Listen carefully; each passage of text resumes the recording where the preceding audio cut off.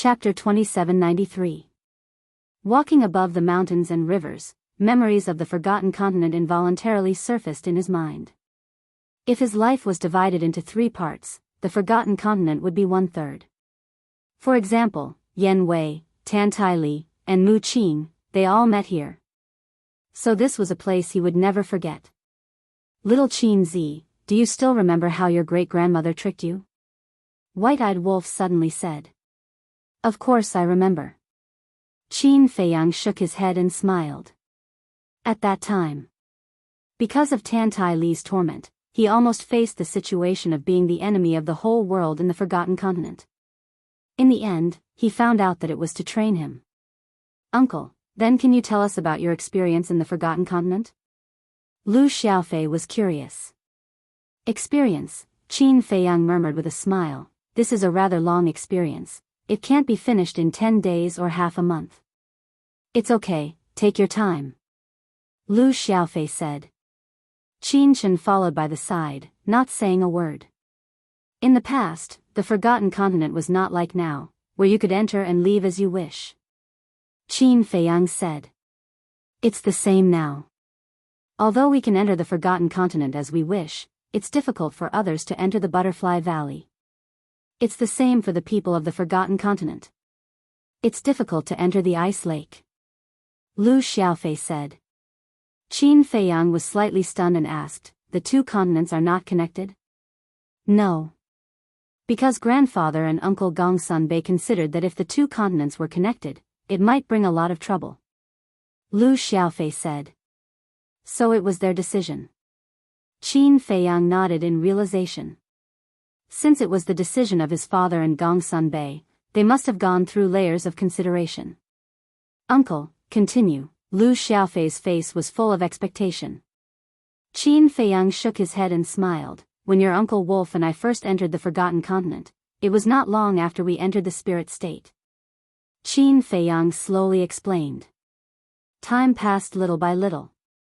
Finally, a city covered in ice and snow entered the line of sight of the group. This was the 9th region, Ice Crystal City. It was also the entrance to the Central Divine Kingdom. I never thought that you would have experienced so much in the Forgotten Continent. Compared to you, my sister and I are really like flowers in a greenhouse. Lu Xiaofei shook his head and sighed. You only know now? Qin Feiyang rolled his eyes at him. Ha, Lu Xiaofei laughed dryly. There are too many problems in a person's life. If you want to grow up, you have to learn to face them alone. Qin Feiyang said.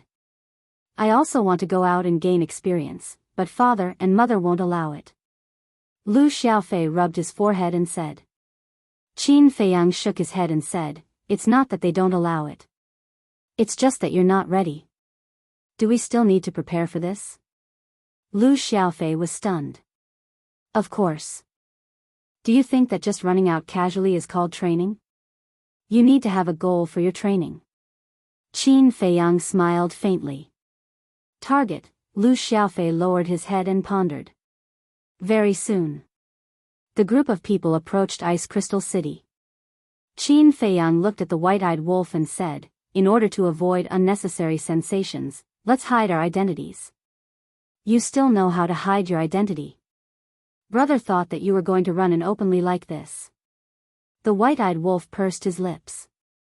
In today's great Qin and Forgotten Continent, who didn't know Qin Feiyang? Once Qin Feiyang appeared in Ice Crystal City, it would definitely cause a huge commotion. Qin Feiyang smiled bitterly and shook his head.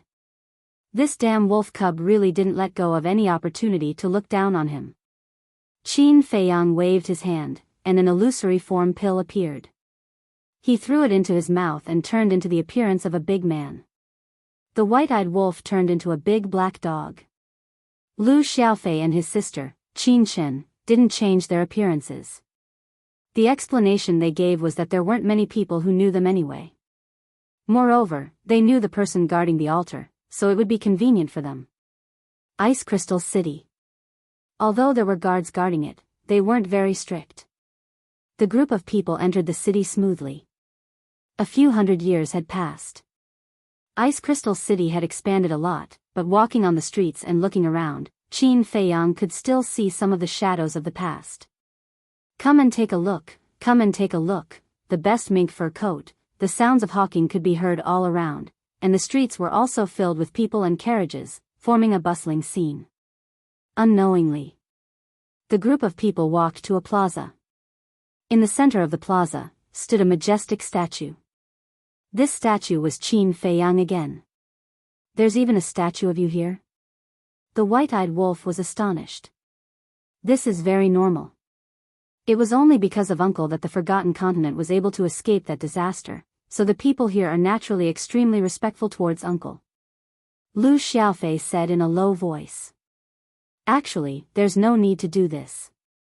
Everyone living well is the best reward for me. Qin Feiyang smiled faintly. That's what you think, but everyone doesn't think so. You saved 2 continents, they should at least show some appreciation for you. And, only in this way will you not be forgotten. Otherwise, after a few hundred years, how many people will still remember you? Lu Xiaofei said. Is it that important whether they remember me or not? Qin Feiyang smiled faintly.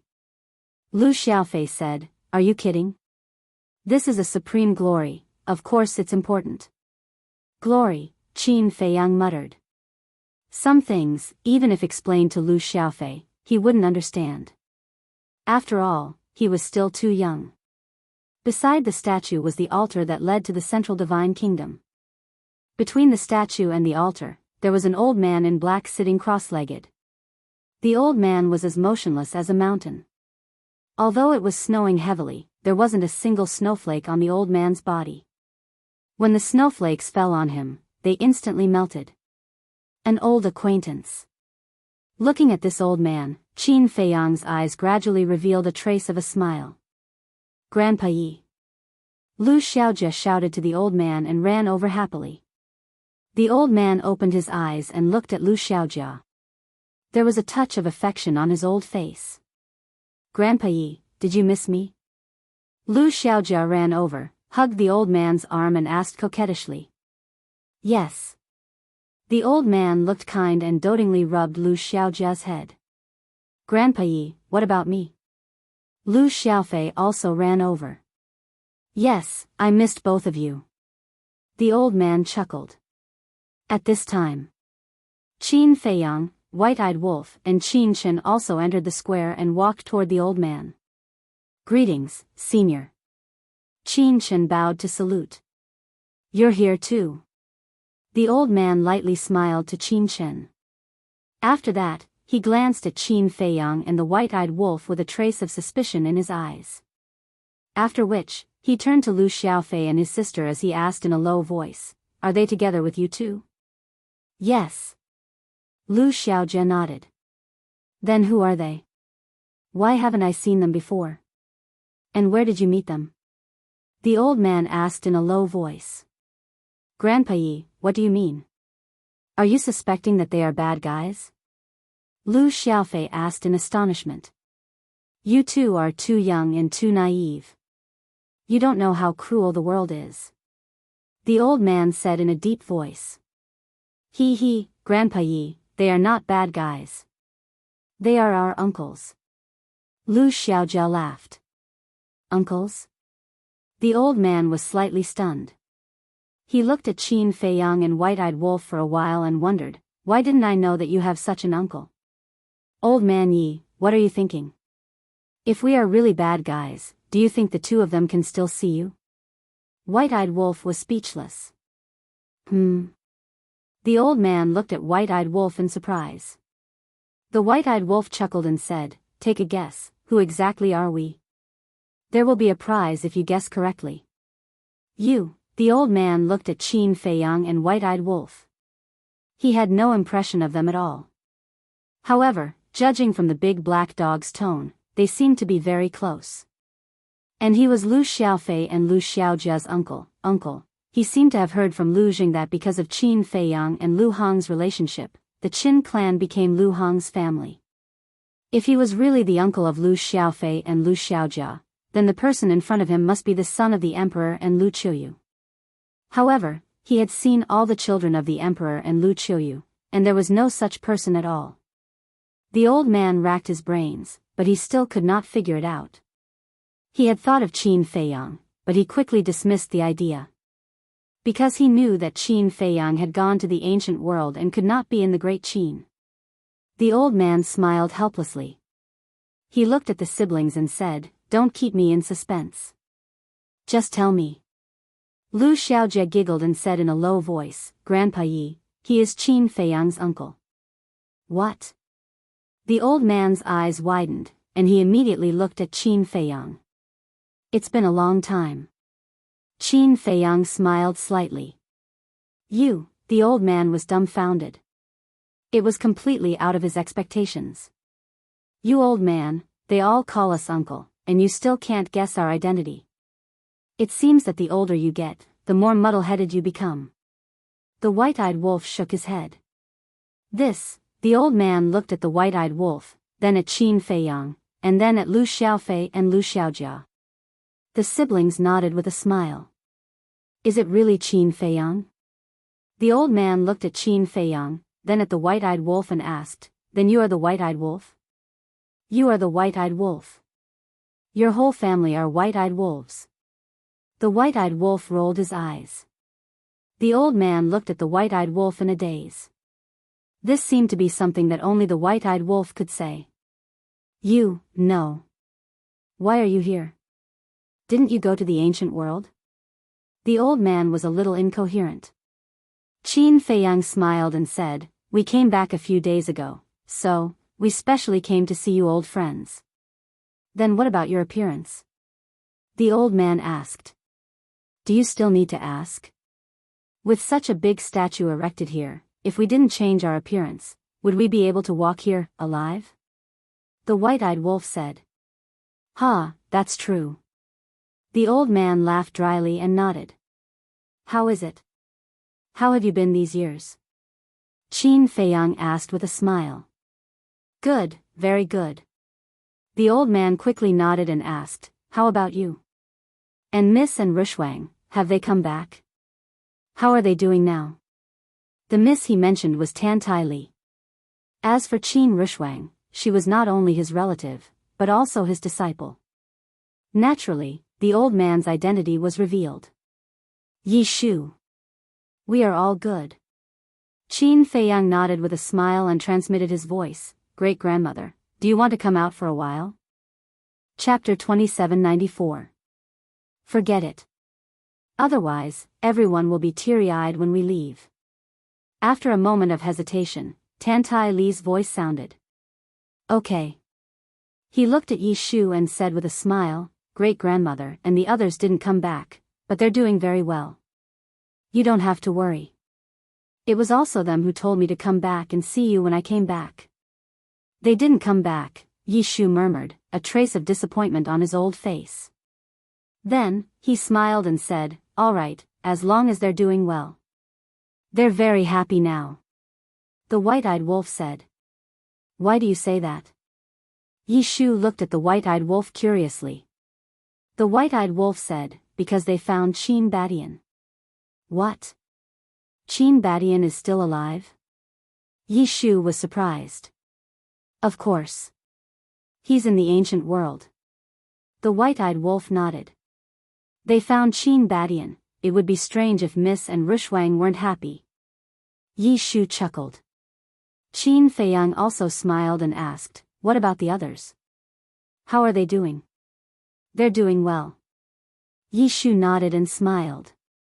"Let's not talk here. Let's go to the Central Divine Kingdom first. Everyone will be happy to see you back. Then let's go." Qin Feiyang smiled. He was also somewhat impatient. Yi Shu waved his hand, and the altar quickly recovered. "Why are you guarding the altar here? Did you do something wrong and Gongsun Bei sent you here?" The white-eyed wolf smiled slyly. "You're still as funny as ever. The world is peaceful now. What mistake can I make? I'm just bored. Gongsun Bei takes care of everything in the Pill Pagoda. I really have nothing to do, so I came here to guard the altar." Yi Shu shook his head. Qin Feiyang smiled and said, "It seems that you admire Gongsun Bei's ability. Gongsun Bei is truly capable. Thank you for being merciful and not forcing him to stay by your side." Yi Shu chuckled. "With Gongsun Bei's ability, if he really followed me to the ancient realm, his achievements would probably be far greater than what they are now." Qin Feiyang's tone was somewhat regretful. "That's for sure. But wouldn't our pill tower lose this talent? Although it's a bit selfish of me to think this way, my pill tower really needs someone like him to lead us. Otherwise, our pill pagoda will sooner or later decline." Yi Shu smiled. "Aren't you exaggerating a bit too much? I don't believe that no one in the Forgotten Continent can surpass Gongsun Bei." The white-eyed wolf pouted. "You don't say, there really isn't. Even Wang Zicheng and the others cannot compare to Gongsun Bei." Yi Shu shook his head. Qin Feiyang asked, "Wang Zicheng and the others are also in the pill tower?" "Yes. All these years, they have been assisting Gongsun Bei and have never left. Although their abilities are slightly inferior to Gongsun Bei's, they are still very outstanding. As for now, whether it's Gongsun Bei or Wang Zicheng, they have all become existences that countless people admire." Yi Shu smiled. "After all, it's been hundreds of years. If they still don't have any achievements, it would be too embarrassing." Qin Feiyang smiled slightly. "Don't say that. Wang Zicheng and the others are working so hard because of you." Yi Shu said. "What does it have to do with me?" Qin Feiyang was suspicious. "They don't want to disappoint you. Because we all know that you will return sooner or later. When you return, how embarrassing would it be to see that there are no achievements? Moreover, they are all your subordinates. Everyone is paying attention to them. Naturally, they have to work harder." Yi Shu said. "These guys," Qin Feiyang shook his head and smiled. Yi Shu looked at the activated teleportation altar and smiled. "Let's go." The group stepped onto the altar one after another. The white-eyed wolf said, "Aren't you afraid that no one will guard the altar and take the opportunity to sneak in?" "Are you kidding? Who would have the guts to do that? Besides, there are people guarding the Central Divine Kingdom. Without our permission, it's impossible to sneak into the Central Divine Kingdom without anyone noticing." Yi Shu smiled confidently. "Is that so? When Brother Xingjing and Little Qinzi entered the Central Divine Kingdom, didn't it mean that no one was there?" The white-eyed wolf looked at him smugly. Yi Shu was stunned. He smiled bitterly and said, "Can the others compare to you freaks?" "Freaks? Old man, you're mocking us." The white-eyed wolf glared at him unhappily. "Huh," Yi Shu laughed. "The Central Divine Kingdom. Pill Pagoda Square." This place had not changed much. Trees lined both sides of the square. Young men and women hid in the trees to flirt. There was also a statue erected in the center of the square. It was another statue of Qin Feiyang. On the other side, there was an altar. An old man sat cross-legged beside the altar. This old man had a monkey face. He was not very tall, but his aura was extremely powerful. He was one of the hidden powerhouses of the Pill Pagoda, the monkey-faced old man. Back then, this person had even hunted down Qin Feiyang. Of course. At that time, the monkey-faced old man was deceived by young Master Hao's father and did not know the truth. There was also an old man with an aquiline nose. He was also a hidden powerhouse of the Pill Pagoda. Back then, when Qin Feiyang was wandering in the Forgotten Continent, they were two fake gods. As for their current cultivation, needless to say, they had already entered the war god realm in the miracle. Behind the monkey-faced old man was a stone staircase. Above the stone staircase was the main pagoda. Buzz! Suddenly, the altar shone brightly. The monkey-faced old man opened his eyes and looked at the altar. There was a trace of suspicion in his eyes. Soon, 4 people and 1 wolf appeared on the altar. "Oldie?" The monkey-faced old man was stunned and said in surprise, Why did you suddenly come back? Can't I come back? Do you really think I was sent to the 9th region? Yi Shu was dissatisfied. The monkey-faced old man laughed and looked at Qin Chen and Lu Xiaofei. He smiled and said, "You guys are here too?" Yes. The three nodded and landed in front of the monkey-faced old man. They said respectfully, "Greetings, senior." No need to be so polite. The monkey-faced old man waved his hand and looked at Qin Feiyang and the white-eyed wolf. A trace of suspicion flashed in his eyes. He said, "Old Yi, who are they? Take a guess. There will be a prize if you guess correctly." Yi Shu chuckled. The monkey-faced old man was speechless. Still keeping him in suspense? He looked at Qin Feiyang and the white-eyed wolf seriously. After a while, he looked at Yi Shu and said, "Are they the young people you took a fancy to and specially brought to the main pagoda? How is that possible?" Yi Shu shook his head. Then the monkey-faced old man frowned and looked at Qin Chen and Lu Xiaofei. He said, "They are from the Great Qin." You guessed half of it.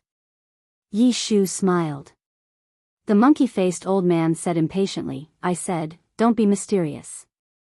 Just tell me." Yi Shu whispered in the monkey-faced old man's ear. "What?" The monkey-faced old man suddenly stood up and stared at Qin Feiyang and the white-eyed wolf. His face was full of disbelief. Yi Shu said, "I knew you would have such an expression. How is that possible?" The monkey-faced old man muttered. "Senior, I didn't scare you, did I?" Qin Feiyang smiled. "You don't say, I was really scared." The monkey-faced old man smiled bitterly and looked at the man and wolf. He shook his head and said, "You guys came back too suddenly." The white-eyed wolf said proudly, "We want to catch you guys off guard." Heard about it? The monkey-faced old man shook his head and laughed. Suddenly, the monkey-faced old man seemed to have thought of something and asked, "What about Miss and Rushwang? Why don't I see them? They didn't come back." Yi Shu shook his head regretfully. Why didn't they come back? The monkey-faced old man was stunned, and his face suddenly changed. Could it be that they don't? Qin Feiyang hurriedly stopped and said, "Great-grandmother and the others are fine now. Don't think too much." The monkey-faced old man asked, "Since they're fine, why didn't they come back together?" I can't explain it clearly in a short time. It's a coincidence that I can come back." Qin Feiyang smiled. "All right, as long as Miss and the others are doing well in the ancient world, that's more important than anything." Yi Shu patted the monkey-faced old man's shoulder. "Are you sure you're not lying to me?"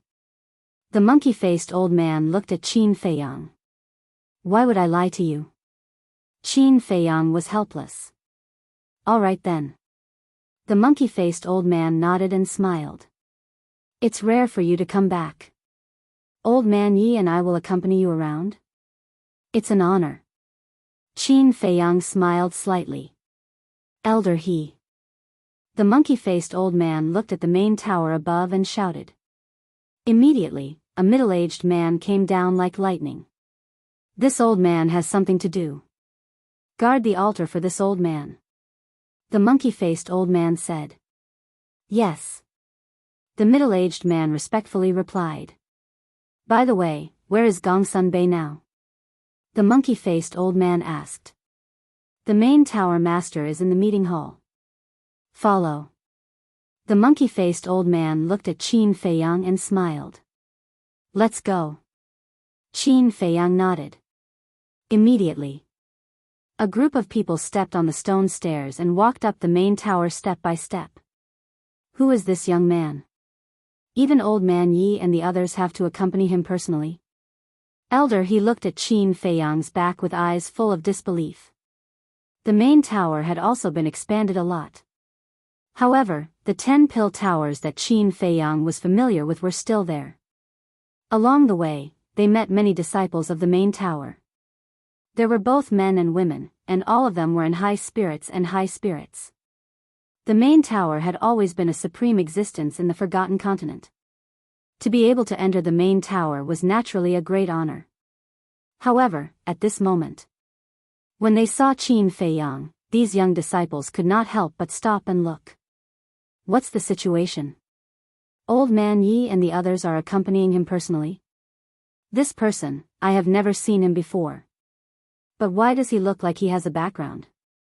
And that big black dog, look, that arrogant attitude, that disregard of its relatives. I feel that Old Man Yi and the others are just small followers in front of it.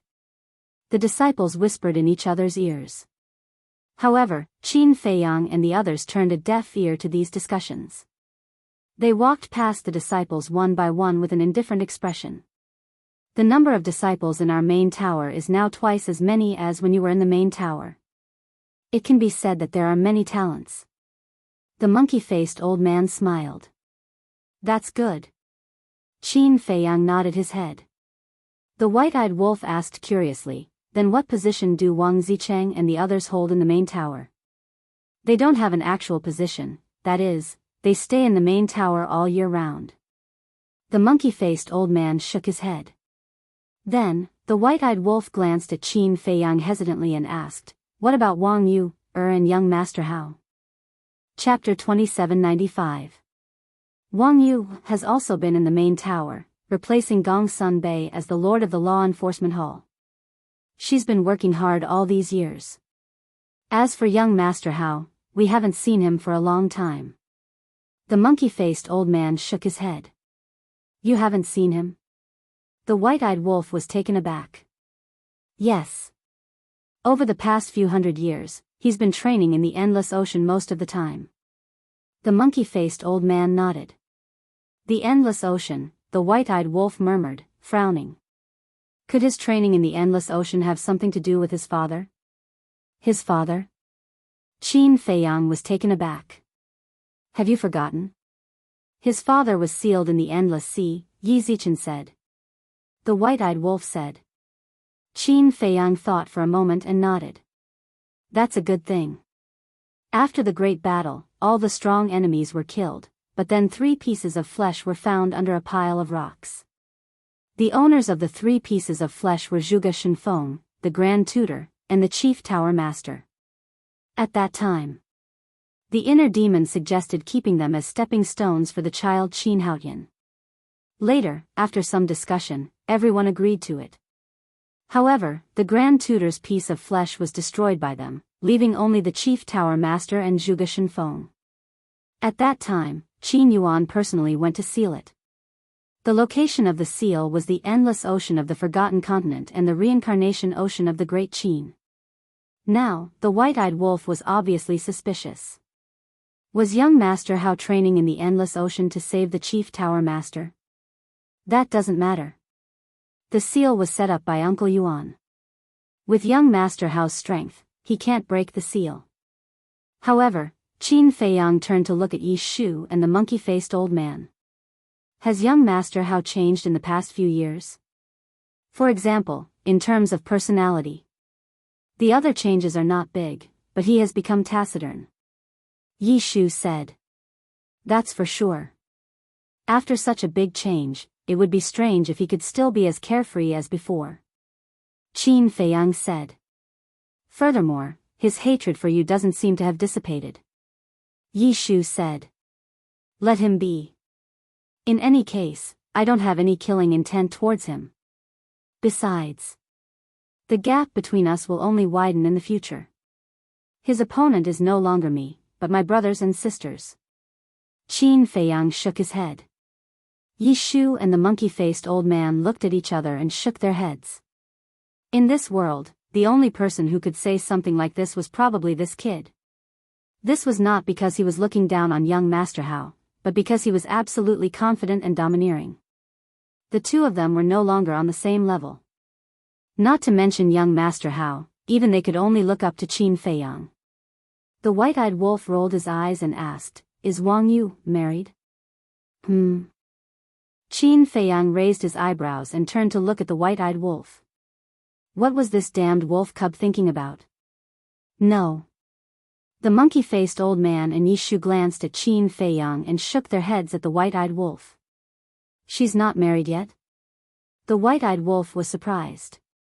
There are a lot of people pursuing her over the years. Her grandfather, Wang Su, and her father have been urging her, but she has always been silent. We think she's probably not going to marry for the rest of her life. Yi Shu shook his head and sighed. In fact, Wang Yu-er was really a good girl. Whether it was her ability or her character, she was 1 in 100. Unfortunately, fate played tricks on people. Wang Yu-er is not wrong, and Wang Su is not wrong either. It's Wang Yuanshan's fault. If it weren't for Wang Yuanshan, maybe Wang Yu-er and I might really be together. Qin Feiyang shook his head. Yes. At that time, you had already tried to accept her. And she had also given a lot to you. At that time, we all thought that you would definitely be together. But we didn't expect Wang Yuanshan to appear halfway. The white-eyed wolf said. This might be fate. Qin Feiyang smiled slightly. Fate was indeed a mysterious thing. Many things were always beyond one's expectations. They chatted along the way. The group stopped in front of a hall. Inside the hall, more than 20 people were sitting at the table, seemingly discussing something. This was the main tower's conference hall. Qin Feiyang secretly checked with his divine sense on the way, so he knew that Gongsun Bei and the others were now in the conference hall. The group stood outside and didn't make a sound. However, the people in the hall noticed Qin Feiyang and the others. Because the door wasn't closed. Sitting at the top was a man in white, about 27 or 28 years old, sitting upright in the chair, exuding a calm temperament. This person was Gongsun Bei. Below, the leader was a woman wearing a long black dress. Her hair was tied up, giving off a cold aura. She was Wang Yu-er. Wang Zicheng, Raging Bull, Viper, the Spirit Empress, and the others were also there. Everyone had shed the frivolity of the past, becoming mature and steady, exuding the aura of a superior. Apart from these people, the rest were the upper echelons of the main tower. For example, the tower masters and peak masters. Among them, Qin Feiyang also saw 2 familiar faces, which were Wang Yu-er's parents. Because Wang Yu-er's parents used to be the peak master of St. Peak and Sacred Tower Master. Gongsun Bei looked at Qin Feiyang and the others outside the door, and a trace of suspicion crept into his eyes. Then, he looked at the people present and smiled. That's all for today's meeting. Everyone nodded, immediately got up, and walked toward the door. Greetings, elders. Walking out of the door, everyone bowed to Yi Shu and the monkey-faced old man. At the same time, they cast a puzzled look at Qin Feiyang and the white-eyed wolf. Like the other disciples, they found it a little unbelievable that Yi Shu and the monkey-faced old man accompanied them. Who was this person? Then, we'll be leaving too. Wang Zicheng and the others also got up and looked at Gongsun Bei. Okay. Gongsun Bei nodded. You guys don't have to leave. Yi Shu walked into the hall and looked at them with a smile. Huh? Wang Zicheng and the others were stunned and looked at Yi Shu suspiciously. The monkey-faced old man, Qin Feiyang, the white-eyed wolf, Qin Chen, and Lu Xiaofei followed into the hall under everyone's puzzled gazes. Wang Yu did not leave either. Her cold face suddenly had a trace of a smile as she walked toward the Lu siblings and said, You too are here. Hee hee. Auntie Yu-er is getting more and more beautiful. Lu Xiaojia hugged Wang Yu-er's arm affectionately. They're quite close.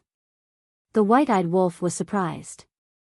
Last year, Auntie Yu made a special trip to Great Qin to celebrate little Jia's birthday. Lu Xiaofei whispered. I see. Then why do you call her auntie?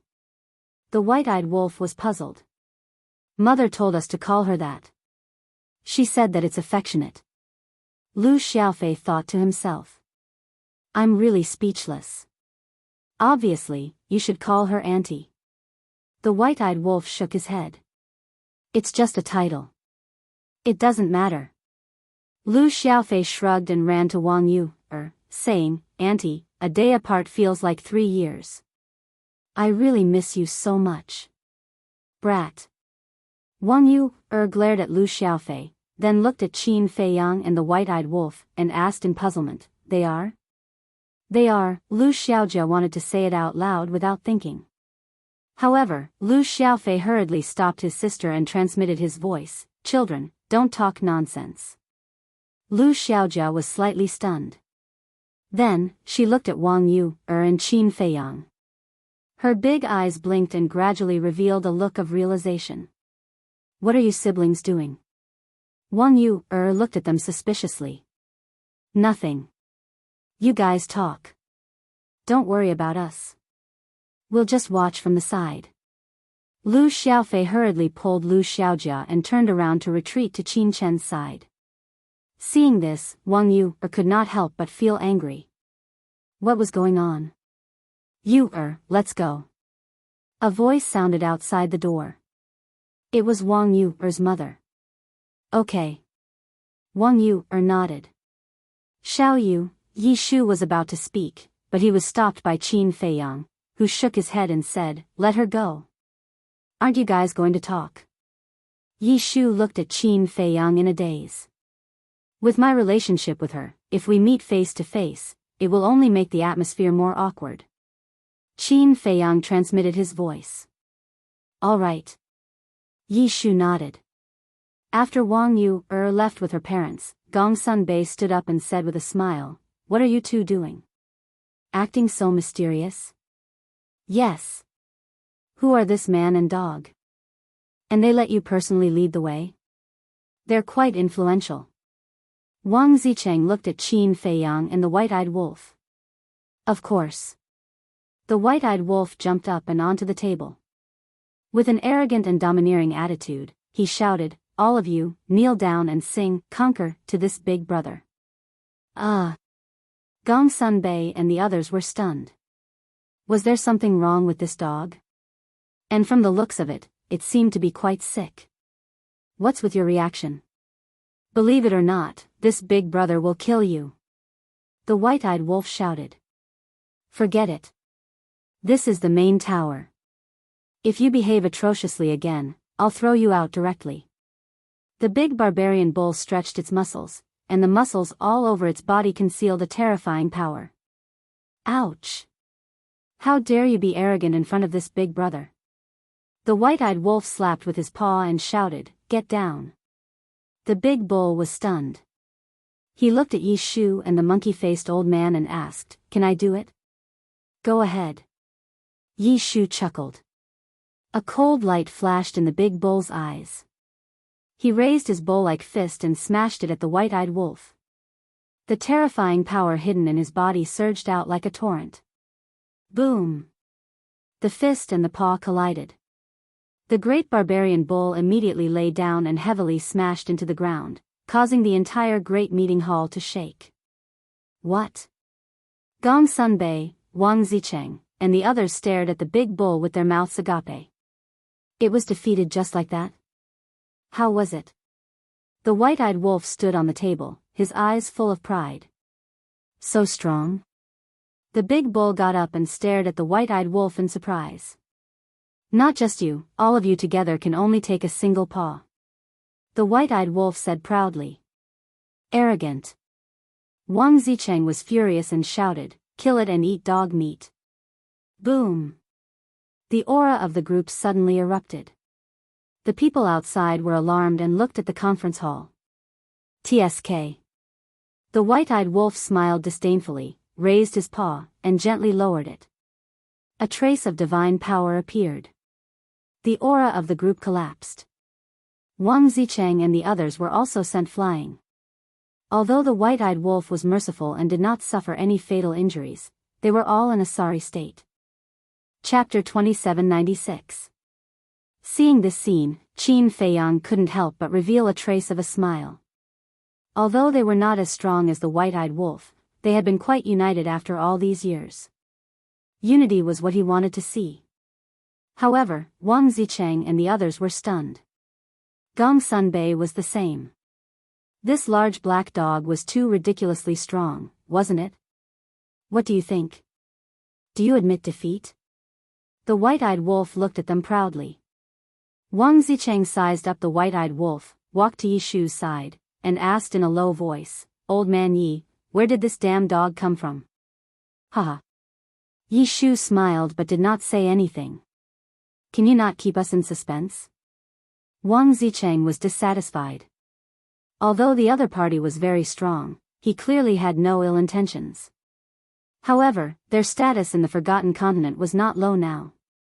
They knew all the slightly famous powerhouses, but they had never heard of this big black dog. "Open your little eyes and take a good look at who I am." The white-eyed wolf grinned, and his appearance immediately began to change.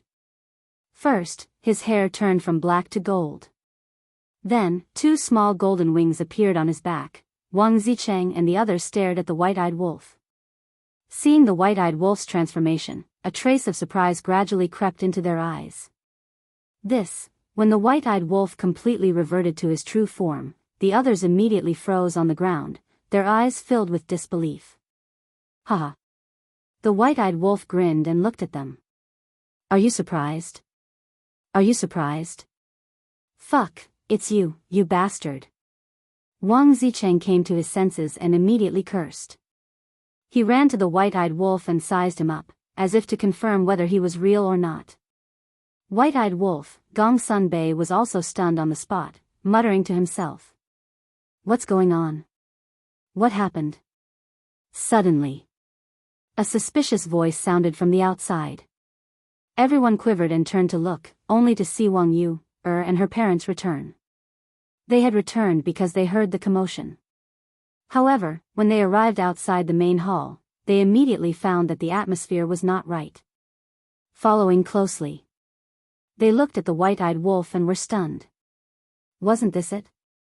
At this moment, the entire hall was dead silent.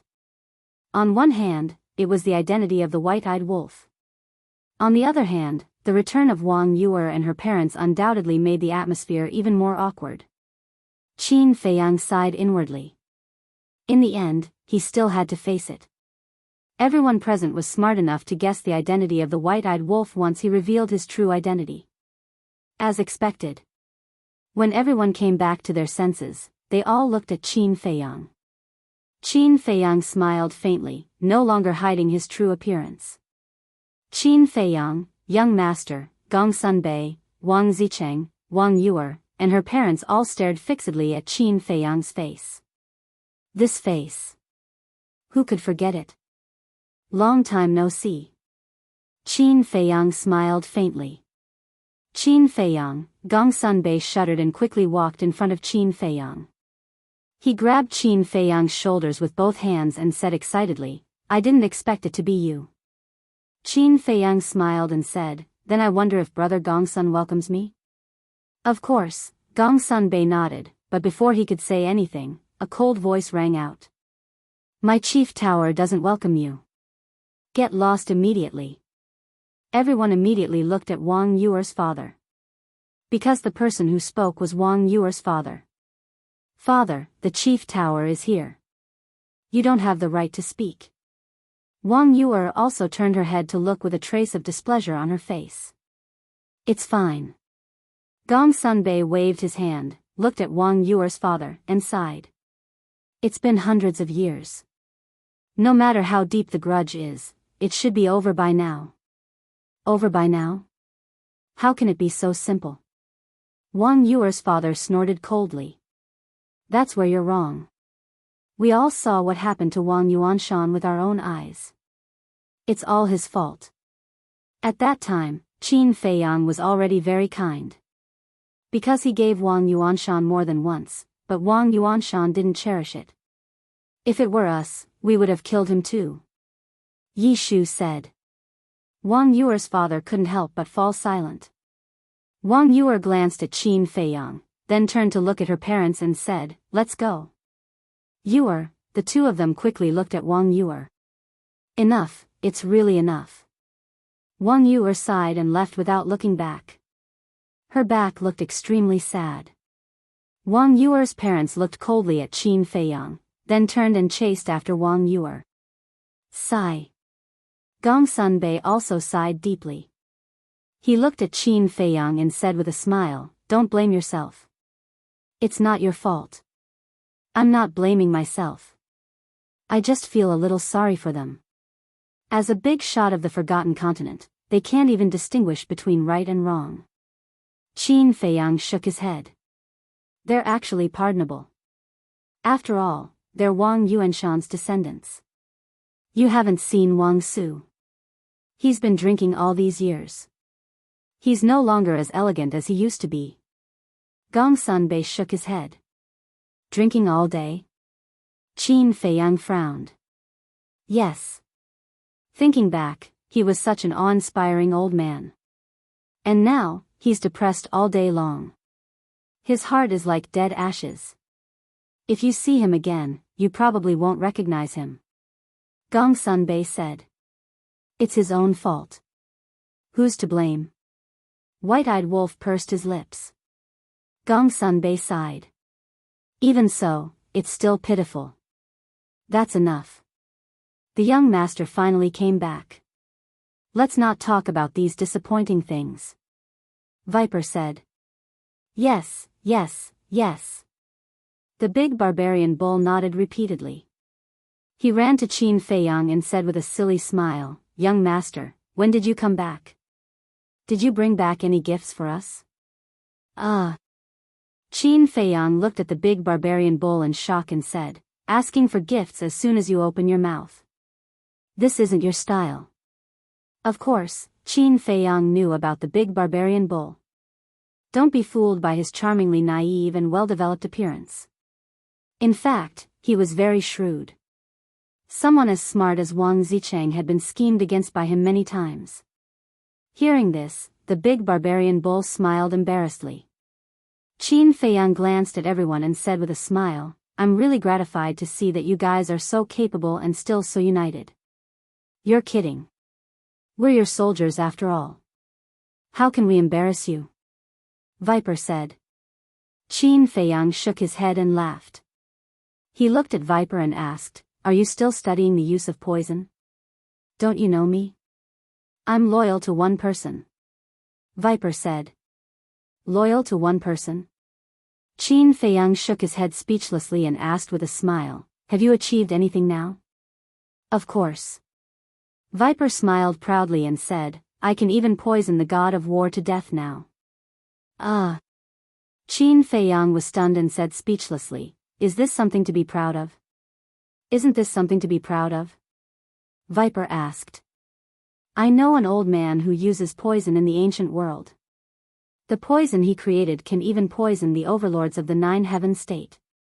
Qin Feiyang was naturally talking about the Grand Elder of the Nine Heaven Palace. The deputy pavilion master of the Ru Bao Pavilion was so strong, but he was still crippled by the Grand Elder. It was obvious. How terrifying was the Grand Elder's use of poison? Nine Heaven State. Viper was stunned. Gong Sunbei, Wang Zicheng and the others also looked at Qin Feiyang suspiciously. Above the god of war is the divine lord, above the divine lord is the paragon god, and above the paragon god is the Nine Heaven State. Think about it, how big is the gap between you and that old man? Qin Feiyang looked at Viper and smiled. Viper was stunned, there are so many realms above the god of war? Yeah. Qin Feiyang nodded. Viper asked, Then what is your and Brother Wolf's cultivation level now? Us. I'm really not talented, I've just stepped into the Nine Heaven State. Qin Feiyang laughed. The group of people looked at Qin Feiyang in shock. After not seeing him for a few hundred years, this guy had also learned how to act cool. However, Qin Feiyang's self-destruction of his cultivation had really scared them quite a bit. Who would have thought that this man and wolf would have already become so strong? It was no wonder that they were no match for the white-eyed wolf's claws when they joined forces. This was an absolute suppression. Are you guys done? Qin Feiyang looked at them and asked. We're done. Everyone nodded. Qin Feiyang laughed, Then let's go to the land of inheritance. Why are we going to the land of inheritance? Gong Sunbei was suspicious. He originally thought that Qin Feiyang would say that everyone would gather at the restaurant, but he didn't expect that they would actually go to the land of inheritance. Qin Feiyang smiled faintly. I haven't been back for too long, I want to take a look. All right then. Gong Sunbei couldn't figure out Qin Feiyang's thoughts, so he didn't ask any more and opened a portal. Immediately after, everyone entered in a single file. The land of inheritance. Qin Feiyang had once obtained the experience of the soul refining technique here. There were a total of 4 statues here. The first statue was of the first-generation Chief Pagoda Master, Tantai Li's father.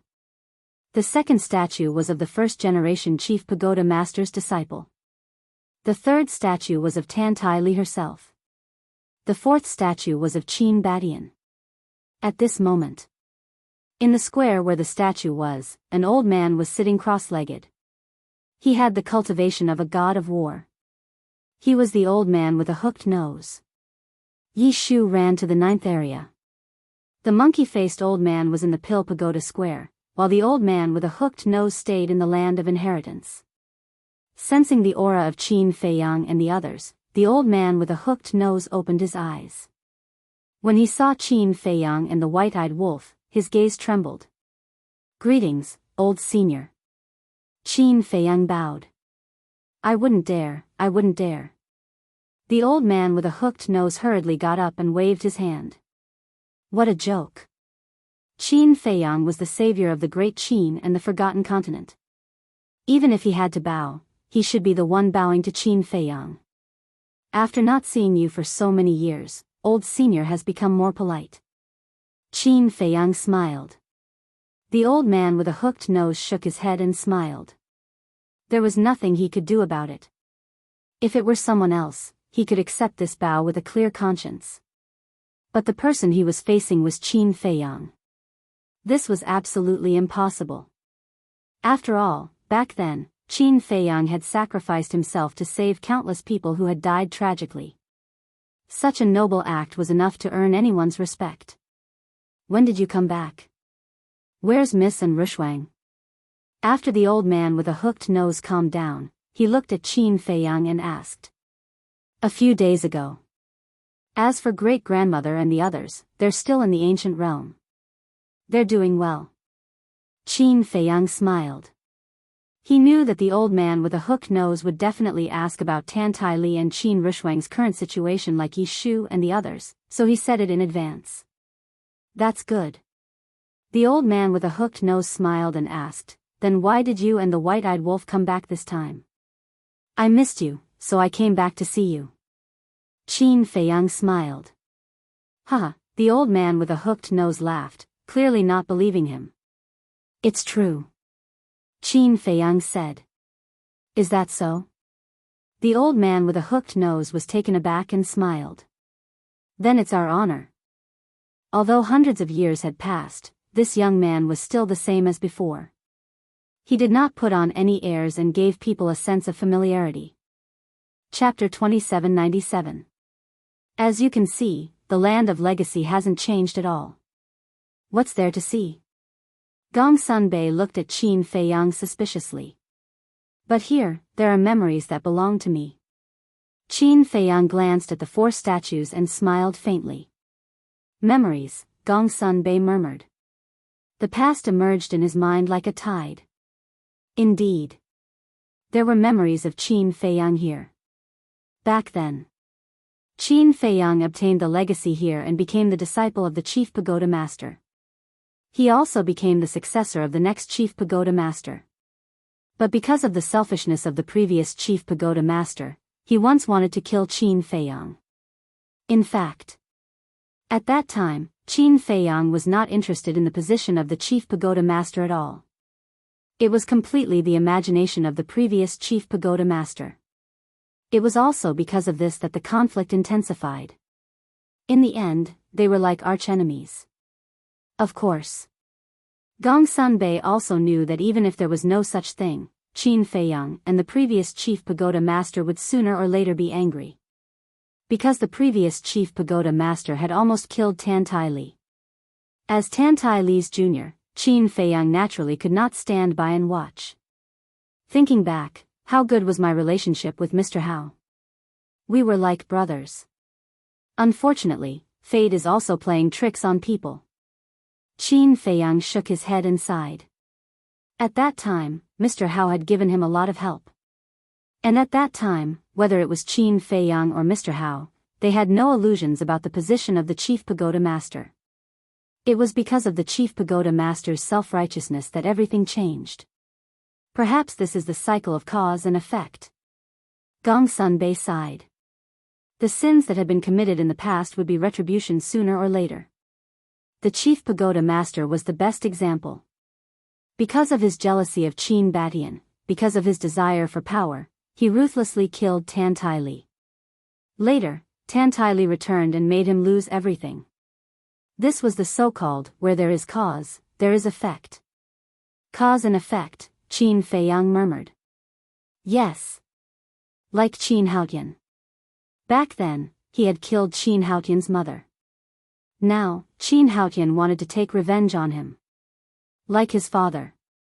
His father had driven him out of the imperial capital and crippled his cultivation. Later, he had entered the imperial capital to seek revenge. And, the dragons wanted to plunder Qin Feiyang and Qin Baishan's bloodline power. Qin Feiyang and Qin Baishan's revenge was the result. Another example, he saved the common people because of karma. Now, the people of the world were grateful to him. This was the result. All of a sudden, Qin Feiyang seemed to have understood something, and his body quietly filled with an obscure aura. The white-eyed wolf was the first to notice Qin Feiyang's abnormality. He looked at Qin Feiyang suspiciously. At this moment, he felt that Qin Feiyang had become very ethereal. He was clearly right in front of him, but he seemed to be unable to capture him. What was going on? That's right. Everything in this world can't escape karma. It doesn't matter if it's a human or a ferocious beast. Every living thing in this world must have a cause and effect. In fact, this cause and effect is also a kind of power. Furthermore, this power seems to be inextricably linked together by thousands of threads. In this way, cause and effect are formed. Qin Feiyang whispered and slowly raised his arm. A wisp of almost transparent flame slowly condensed. This wisp of flame exuded an incomparably mysterious and profound aura. At this moment, the surrounding void began to distort. Gong Sunbei and the others finally noticed Qin Feiyang's abnormality, and they all had a look of surprise. This is the aura of the power of law. The white-eyed wolf stared at the flame, and his eyes suddenly widened. The power of law? Gong Sunbei and the others were taken aback and turned to look at the white-eyed wolf suspiciously. The power of law is a kind of power that surpasses divine power. For example, the time array evolved from the power of time. Little Qin Zi has already comprehended the power of law of light in the ancient realm. And now, he seems to have comprehended another power of law. The white-eyed wolf explained, his eyes full of disbelief. There really wasn't any sign at all. Could this be the so-called epiphany? At a certain point in time, when a person came into contact with a matter or a sentence, they could enter a state of enlightenment. This kind of enlightenment was called epiphany. Where there's cause, there's effect, Qin Feiyang murmured, and seemed to have awakened from the state of epiphany. He lowered his head and looked at the flame in his palm, and a smile crept onto his face. Little Qin Zi, this is? The white-eyed wolf hurriedly asked. The power of cause and effect, it's the law of cause and effect, Qin Feiyang smiled. The law of cause and effect? The white-eyed wolf was stunned. He knew about the law of slaughter, the laws of light and darkness, and even the law of life and death, but this was the first time he had heard about the law of cause and effect. I didn't know about the law of cause and effect before. But when I just had my epiphany, I suddenly realized that everything in this world can't compare to the law of cause and effect. So, this law of cause and effect is also a kind of power. Qin Feiyang smiled. Even if the law of cause and effect really exists, isn't it too simple to comprehend the power of law? The white-eyed wolf was speechless. There's no time or place for epiphany. You'll comprehend it when you come. Qin Feiyang shook his head and smiled. With a thought, the flame in his palm disappeared into his body. Monster. The white-eyed wolf shook his head. Qin Feiyang couldn't help but laugh. He turned to look at Gongsun Bei and said, "Thank you, brother Gongsun." "Why are you thanking me?" Gongsun Bei looked at him in confusion. Every kind of epiphany is stimulated at an unintentional moment. And just now, that law of cause and effect you mentioned is equivalent to a trigger point, which is also the so-called fuse. In other words, if it weren't for your words, I wouldn't have been able to comprehend the law of cause and effect. Qin Feiyang smiled faintly. So that's how it is. Gongsun Bei suddenly understood and smiled. Then, this is also the reason why you're so talented. Epiphany doesn't have much to do with one's talent. It's evolved from rich experience and comprehension of the world. Qin Feiyang said. Rich experience, comprehension of the world, everyone couldn't help but ponder over this sentence. They didn't quite understand it. Don't blindly think about it. With your current ability, you won't be able to understand the true meaning. The white-eyed wolf shook his head. The group smiled bitterly.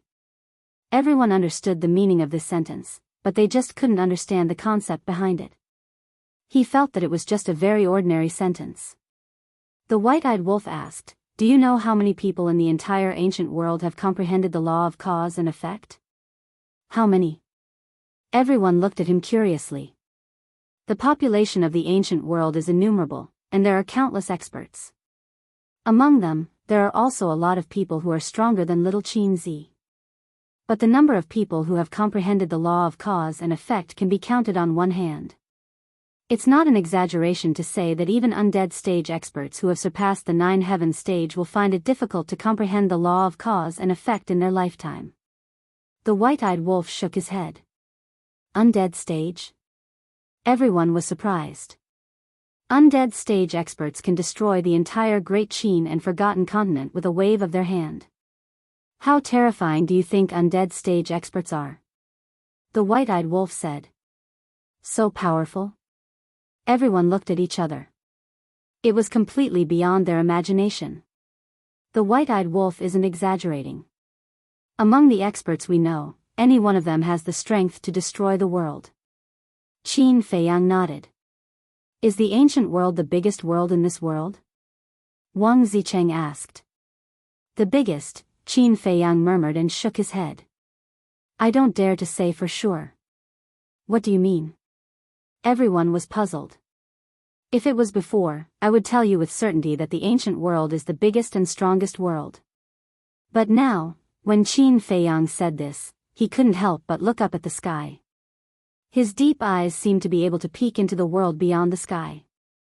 There was a 4th level in the divine level, and the small beast also said that there were as many undead stage experts on the 4th level as dogs. If the small beast wasn't exaggerating, then it was hard to imagine how terrifying the 4th level was. Even the ancient realm was probably just a small world the size of a pellet in front of the 4th level.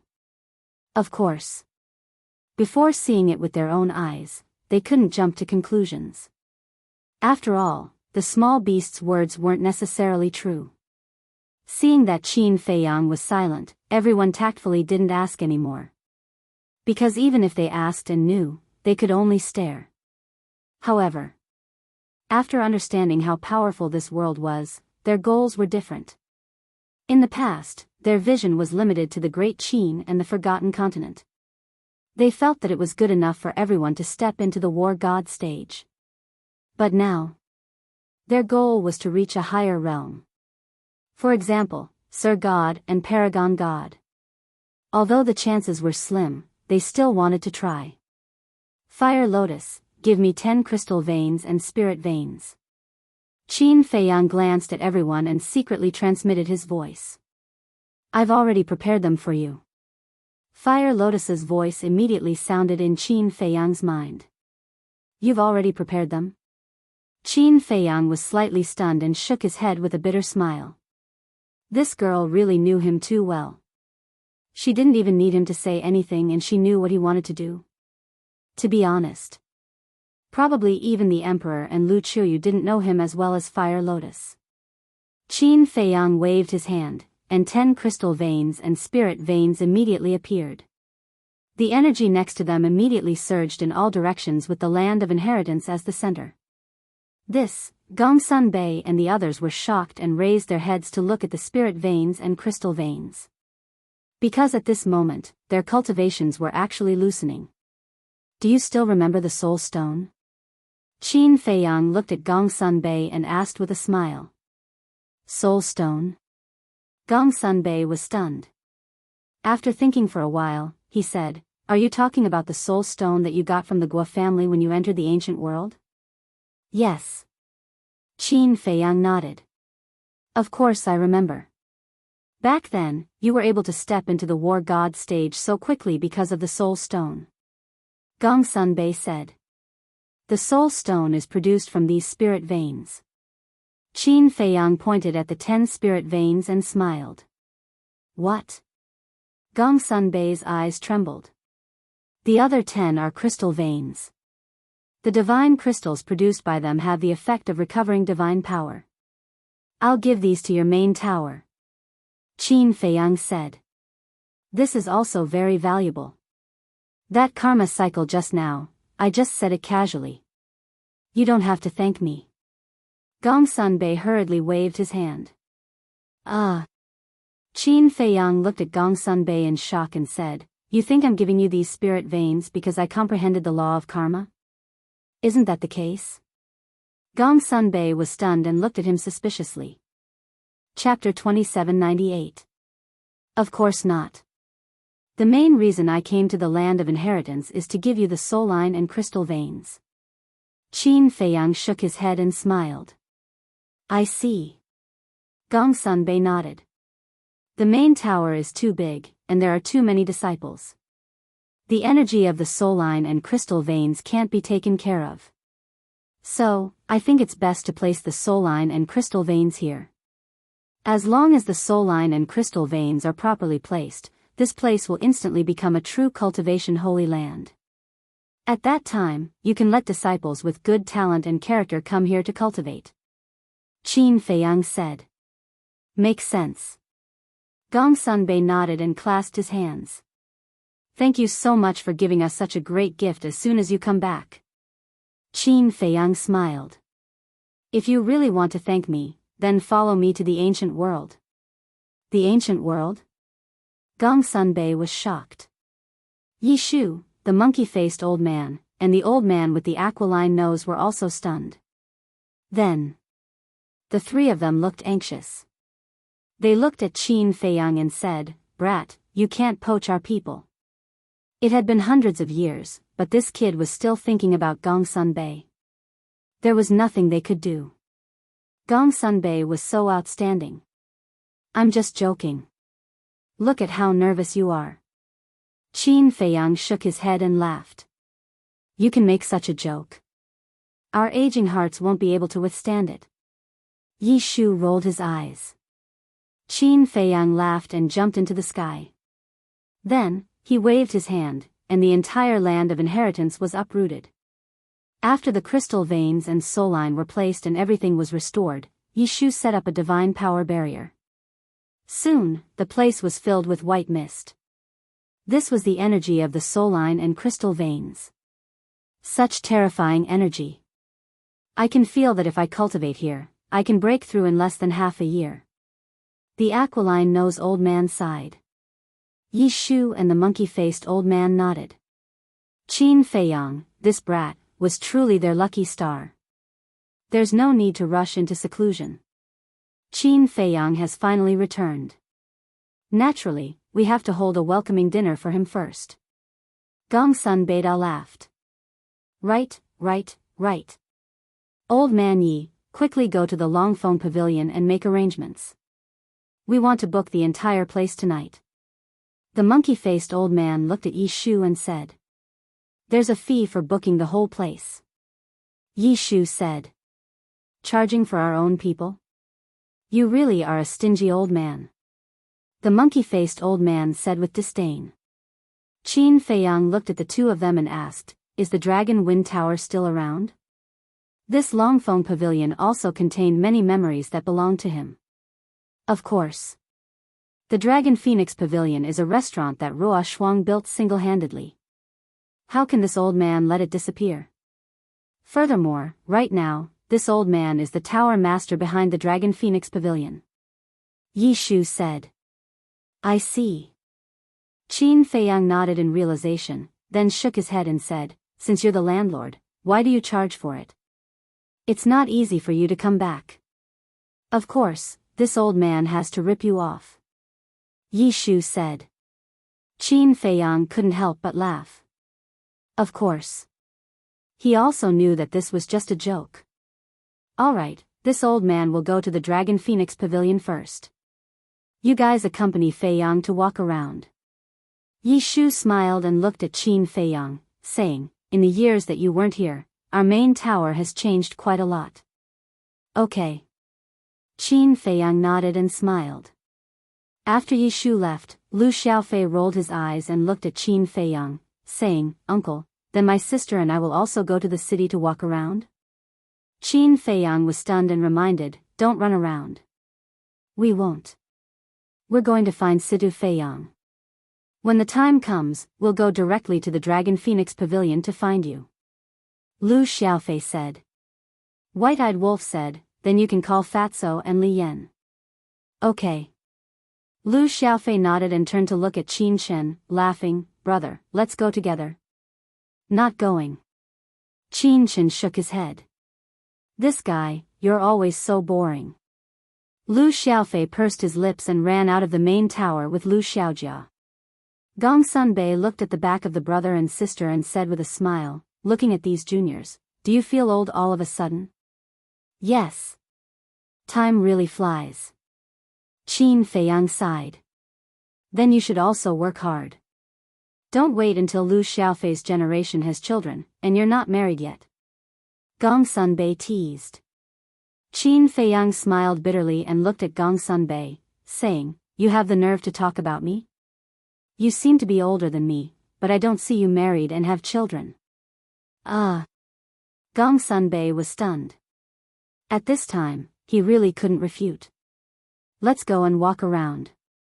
Qin Feiyang smiled, and divine power surged out, forming a mask on his face.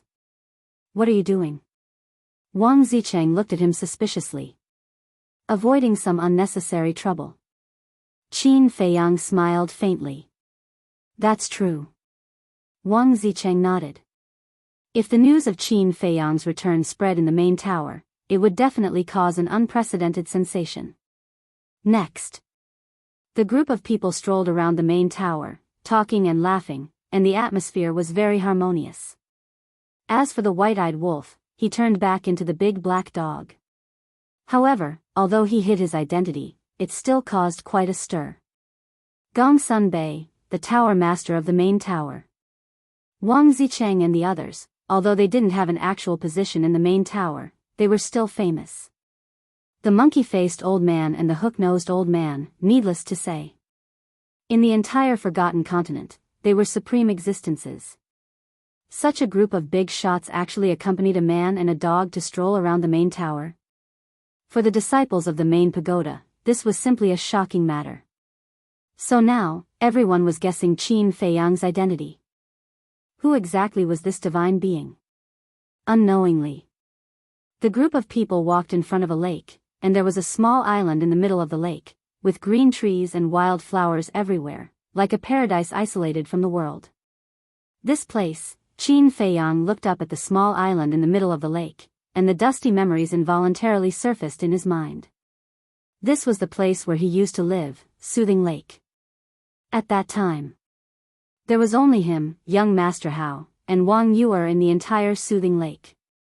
He still remembered that Wang Yuer had snatched a part of the soul refining technique, and in order to snatch back this part, he quietly hid in Wang Yuer's courtyard, because he had activated the concealment technique at that time. Wang Yuer initially thought it was the ghost incident, and she was quite frightened. Now that he thought about it, he couldn't help but want to laugh. Qin Feiyang looked at Gong Sunbei and asked, is there anyone living in Soothing Lake now? No. Gong Sunbei shook his head. Then let's go and take a look. Qin Feiyang took a step forward, walking on the surface of the lake, step by step toward the small island. The white-eyed wolf followed behind. Brother Gongsun, why did you lie to him? Wang Yuer is clearly still living on this island. The Spirit Queen transmitted her voice.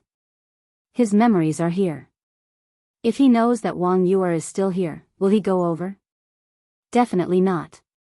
Besides, he and Wang Yuer should have come to an end. Gongsun Bei sighed inwardly. Come to an end? Didn't they already come to an end at Wang Yuanshan's funeral back then? Wang Zicheng frowned. Gongsun Bei transmitted his voice. I'm referring to the knot in Yuer's heart. Not in her heart, the few of them mumbled. Yes. You all know about Yuer's state all these years. Although she looks very strong on the surface, there has always been a hidden pain in her heart. Otherwise, she wouldn't have become so cold all these years. Therefore, when Qin Feiyang returns this time, I sincerely hope that he can help her open up the knot in her heart and walk out of the past. Gongsun Bei said. I see. Wang Zicheng and the others were enlightened. Let's go. Gongsun Bei smiled and slowly followed him. The other places in the main tower had more or less changed. Only this calm heart lake, apart from the flowers and trees, was the same as before. Even the courtyard and pavilion were the same as before. Qin Feiyang scanned the familiar things with a smile on his face. But suddenly, the smile on his face froze. He saw a woman on a blue stone by the lake in front of him. This woman was Wang Yuer. At this moment, Wang Yuer was sitting on the blue stone, hugging her legs with both hands and curling up together. She looked at the lake in front of her with a lost expression. Where is she? Qin Feiyang was stunned and turned to look at Gongsun Bei. Gongsun Bei smiled and didn't explain. He went back the way he came and retreated to the lake shore. Wang Zicheng and the others looked at each other and turned back to the lake one after another. Seeing this, Qin Feiyang couldn't help but shake his head and smile bitterly. Obviously, these guys did it on purpose. This is a little interesting. The white-eyed wolf chuckled and also turned around, leaving Qin Feiyang behind. He didn't even look back as he rushed to Gongsun Bei's side. Brother Wolf, you're not angry with us? Barbarian Bull looked at White-Eyed Wolf and asked. Why would I be angry? To tell you the truth, I just hope that little Qin Zi can be enlightened as soon as possible. White-Eyed Wolf smiled evilly. Everyone was stunned, then shook their heads and smiled helplessly. He was indeed a person who wanted to see the world in chaos. On the lake, Qin Feiyang looked at Gongsun Bei and the others helplessly and then turned back to look at Wang Yuer again. That lonely figure and that melancholy look made one's heart ache. Whoosh! Qin Feiyang took a deep breath, took off the mask on his face and walked over slowly. Although Qin Feiyang didn't hide it, Wang Yuer still didn't notice his arrival. It could be seen that her mind was not here at all. Finally, Qin Feiyang walked in front of Wang Yuer, but even so, Wang Yuer still didn't notice him. It could be seen that she was in a mess now. As for the reason, it was obvious that it was because of Qin Feiyang. Qin Feiyang sighed and walked to the side, standing on a blue stone and looking at the calm lake. He didn't disturb Wang Yuer and kept silent. At this moment, the time and air here seemed to be still. What's going on? On the other side of the lake, White-Eyed Wolf looked at Qin Feiyang and Wang Yuer suspiciously. Why were they just standing there? There was no movement at all. I don't know where Yuer's mind is now. As for Qin Feiyang, Gongsun Bei shook his head and smiled bitterly. With this guy's EQ, he definitely doesn't know how to speak now, so he just stood there and kept silent. That's right, this blockhead's EQ is indeed worrying. Wang Zicheng nodded. Barbarian Bull, Viper, and the others also felt the same. Young Master's talent, strength, means, and intelligence were impeccable, but his EQ was the only thing that made people helpless. Chapter 2799. Time passed quietly. Why? Why did you come back? I've been trying very hard to forget you. Hundreds of years have passed and I think I've almost forgotten you. But why did you appear in front of me now, suddenly? Wang Yuer murmured. Qin Feiyang was slightly stunned. He lowered his head to look at Wang Yuer, thinking that Wang Yuer had noticed him and was talking to him. But when he looked at her, he realized that Wang Yuer was talking to herself. Trying hard to forget me, Qin Feiyang muttered. That was to say, she hadn't forgotten him? But at Wang Yuanshan's funeral, hadn't they already made a clean break? And at that time, it was Wang Yuer who said that she wanted to make a clean break with him. He thought that Wang Yuer had really let go of him, but he didn't expect that she still had him in her heart. At this moment, Qin Feiyang finally understood what Gongsun Bei and the others meant. Wang Yuer had a knot in her heart. And this knot had trapped her for hundreds of years. And he was the key to unlocking this knot in her heart. But then again, hundreds of years had passed and she still hadn't really let go of him. This was really a silly woman. What did Qin Feiyang do to deserve a woman's love? At this moment, Qin Feiyang felt like a scumbag. A good woman had been hurt by him like this. Although all this was not his fault, he couldn't help blaming himself. Alas! Qin Feiyang sighed in a low voice. Although the sigh was very soft, it pulled Wang Yuer back from her daze. Wang Yuer quivered and immediately looked up at Qin Feiyang. Why are you here? Immediately. She stood up, looking very flustered and didn't dare to look into Qin Feiyang's eyes. I've been here for a long time. Qin Feiyang smiled slightly. A long time? Wang Yuer was stunned and hurriedly asked, just now. I heard what you said just now. Qin Feiyang nodded. I heard everything. She lowered her head and retreated, looking even more flustered as she tried to avoid Qin Feiyang's gaze. She was completely unaware that she was currently standing on top of the bluestone. If she continued to retreat, she would fall down. Be careful. Qin Feiyang saw it and hurriedly reminded him. Ah. Wang Yuer looked at Qin Feiyang inexplicably and was still stepping back. In the end, she lost her footing and fell backwards with a cry of surprise. Seeing that the situation was not good, Qin Feiyang quickly stretched out his arm, grabbed Wang Yuer's wrist, and gently pulled her back. Wang Yuer was dumbfounded. She had never thought that she would have the chance to be in close contact with this man, even if he was just holding her wrist. At this moment, her heart was trembling, and her face was distressed. She forcefully shook off Qin Feiyang and shouted, Go immediately, don't appear in front of me again, no. Don't appear in front of me again, and I will never see you again. Was she running away because of love? Or was she running away because of hatred? In fact, Qin Feiyang knew it in his heart. He believed that Wang Yuer was also very clear in her heart. Qin Feiyang sighed secretly and said, Calm down, okay? Qin Feiyang's words completely ignited Wang Yuer's inner emotions. She roared, Tell me, how can I calm down? I know that we can't go back to the past. I don't expect you to forgive me.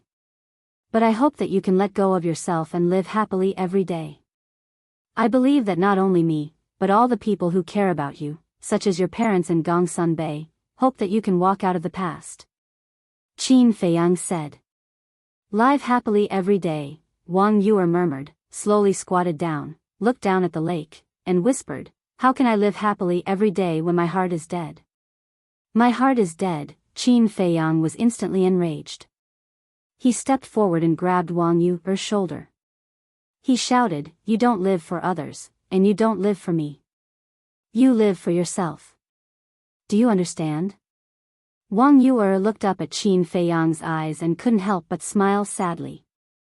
On one side is the family blood is thicker than water, and on the other side is the feelings that can't be let go. Can you understand this despair and powerlessness? In these hundreds of years, I have been forcing myself not to think about it, not to pay attention to it, to forget all of it, but is it really so easy to forget? The more I want to forget, the clearer I remember it. Every bit of it is like it happened yesterday. I want to use indifference to cover all of it, but who knows the real pain and helplessness in my heart? But this is not your fault, nor grandfather and father. I blame myself for being too incompetent. Wang Yuer shook her head, her face full of self-mockery. I'm sorry, I really didn't expect to hurt you so deeply. Qin Feiyang sighed. He didn't expect that Wang Yuer's feelings for him were still as deep as back then. No. It was even deeper than back then. If he didn't stop it, he was afraid that she would continue to sink deeper and deeper. But how could he stop it? Feelings came from one's heart. Other than Wang Yuer herself, who could cut it off? If others tried to persuade her, it would probably be counterproductive. You should go. Over the years, I have long been used to being alone. The more others persuade me, the more frustrated I feel. Let me be alone. I will be able to calm down after a while. Wang Yuer said in a low voice. But in her heart, she didn't want Qin Feiyang to leave. She longed for a warm embrace. But she knew that she couldn't do this. The figures of her grandfather, father, and mother appeared in her mind from time to time. Helplessness, despair, pain. They were like a curse, pressing down on her until she was about to suffocate and collapse. Qin Feiyang looked at her silently. Since all of this started because of him, let him end it completely so that both of them could be free. Phew. Qin Feiyang took a deep breath, stepped forward, took Wang Yuer's hand, and said, "Take me to see your grandfather and parents." "What do you want to do?" Wang Yuer was stunned and quickly asked. "Propose marriage." Qin Feiyang said. "What? Propose marriage?" Wang Yuer was stunned, her face full of astonishment. "That's right. If I miss such a good woman like you, it may be the regret of my life." Qin Feiyang lowered his head, looked at Wang Yuer, and said with a smile. Regret. Wang Yuer stared at Qin Feiyang in a daze. She didn't expect Qin Feiyang to suddenly say these words. Was she happy? Of course. There were countless nights in the past, she had yearned and fantasized about this scene. But in addition to being happy, she also had a trace of hesitation in her heart. It was too sudden and she was not prepared at all. Besides, would her grandfather, father, and mother agree? Let's go. Qin Feiyang smiled slightly. Wang Yuer instinctively got up, but suddenly came back to her senses and shook off Qin Feiyang's hand again, shaking her head, "No." "Why not?" Qin Feiyang was suspicious. "You're just sympathizing with me. Besides, my grandfather and the rest will not agree. In this life, we are destined to be the most familiar strangers." Wang Yuer shook her head. Qin Feiyang frowned and said, "You think I'm sympathizing with you? Aren't you?" Wang Yuer asked. "No. I'm serious. Speaking of which, it's quite funny. I've always thought that I'm a responsible man. But now I realize that I'm not. Because if I'm really a responsible man, I won't leave you alone in the forgotten continent and face all the pressure alone. Although I've been in the ancient realm all these years, looking at you now, I can imagine how you've spent all these years. I really don't want to make you sad again. Let's go and propose marriage. If they don't agree, I'll snatch you away from them." Qin Feiyang lowered his head and looked at Wang Yuer with a gentle smile.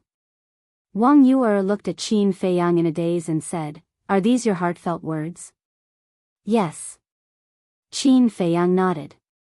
Hearing this, Wang Yuer fell silent. "Why aren't you saying anything? Are you unwilling?" Qin Feiyang asked. No, of course I'm willing. I want to be with you even in my dreams, but I'm just afraid." Wang Yuer hurriedly shook her head. Qin Feiyang asked, "Afraid of your grandfather? Afraid of your parents?" "Yes." Wang Yuer nodded. Qin Feiyang looked at her deeply, and his divine sense rolled out, instantly enveloping the entire tower. Immediately after, 3 formless powers descended on 3 different locations in the main tower. The next moment, 3 figures appeared opposite Qin Feiyang and Wang Yuer. These 3 people were Wang Su and Wang Yuer's parents. Looking at the current Wang Su, Qin Feiyang felt emotional. He was sallow and emaciated, looking extremely sloppy. His white hair was messy, his eyes were dim and lifeless, and his entire body was filled with the smell of alcohol. Indeed, as Gong Sun Bei said, he was no longer as elegant as before. Qin Feiyang. The three of them were suddenly detained here, and they were a little stunned. But immediately after, Wang Yuer's parents rushed to Wang Yuer's side, pushed Qin Feiyang away, and shouted, "What are you doing here?" Qin Feiyang. Wang Su looked at Qin Feiyang, and his turbid eyes were filled with hatred. "I want to marry you, Qin Feiyang looked at the three of them and said. "What?" The three of them froze and couldn't help but turn to look at Wang Yuer. Wang Yuer lowered her head, not daring to look at the three of them. "Don't even think about it. Who do you think you are? What right do you have to touch my granddaughter?" Wang Su came back to his senses and immediately roared. "I know that you still hate me for killing Wang Yuanshan, but that's another matter. Can you bear to see you, suffer like this for the rest of her life?" Qin Feiyang said. Wang Su said angrily, "It's not us who made you sad, it's you. Is that really the case? Think about it, if you didn't force her back then, would she choose to cut off all ties with me? Maybe we've already achieved the right result. In terms of age, you're all my elders. Logically speaking, you should be more sensible. But so many years have passed, what have you been doing? Not only did you not reflect on yourself, but you've been forcing the fault on me. The worst thing is that you've been pressuring you, She's your daughter and granddaughter. She's your closest kin. As parents and grandfathers, shouldn't you hope that she can live better and happier than anyone else?" Qin Feiyang said angrily. Chapter 2800. "Shut up!" Wang Su roared. His eyes were bloodshot as if he wanted to eat someone. "Did I touch your sore spot? Are you angry out of shame? Especially you. You used to be a highly respected old man. How did you become so unreasonable now?" Qin Feiyang looked at Wang Su and shouted coldly without mercy. Wang Su clenched his hands like a wild beast that was about to go crazy. "And you?" Qin Feiyang looked at Wang Yuer's parents again and said, "Which parent in the world doesn't want their children to live a good life? But what about you? Just because of the little hatred in your heart, you forcefully restrained Wang Yuer. Do you think this is good for her? Wrong. You are selfish. To put it more bluntly, you don't deserve to be parents at all." Qin Feiyang looked at the two coldly. To be honest, he was also full of anger in his heart. He had already done his best for Wang Yuanshan's matter, because he had let Wang Yuanshan go several times. It was Wang Yuanshan who was stubborn and kept challenging his bottom line. And the few times he let Wang Yuanshan go, it was for the sake of Wang Yuer and Wang Su. But the result? Not only did these people not appreciate it, but they also hated him to the core. What was this? Don't say that. Seeing Qin Feiyang scolding Wang Su and the other two like this, Wang Yuer was burning with anxiety. "I'm telling the truth. If they really love you, then they shouldn't impose their own wishes on you. Let's talk about it later. I, Qin Feiyang, have always had a clear conscience no matter who it is. I never regret killing Wang Yuanshan." Qin Feiyang looked at Wang Su and the other two and said, "If you insist on blaming me, then I can only say that I overestimated you in the past." The three of them looked sullen. "That's all I have to say. I don't want to say anything more. I'll take you away." Qin Feiyang grabbed Wang Yuer and stepped into the air. Wang Yuer's mother quickly stood in front of Qin Feiyang and said angrily, "What right do you have to take you away? Why? Just because of what she has done for me, I can't let her continue to suffer like this.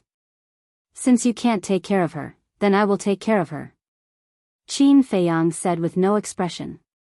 "You don't go too far." Wang Su gritted his teeth as he stared at Qin Feiyang. "It's not that I'm bullying you. You're the ones who have placed your faces on the ground and trampled on them." Wang Su was so angry that he was out of breath. Of course. Whether Wang Yuer's heart knot could be untied or not depended on now. In his heart, Wang Yuer had always been like a sister. So seeing Wang Yuer like this all day, he also felt very sad. Once. He also tried to enlighten her, but it was to no avail. If Wang Yuer and Qin Feiyang could really be together, it would naturally be the most perfect ending. But if they couldn't be together, as long as she could untie the knot in her heart for many years and let her accept and face all this calmly, it would be a good ending. Please step aside.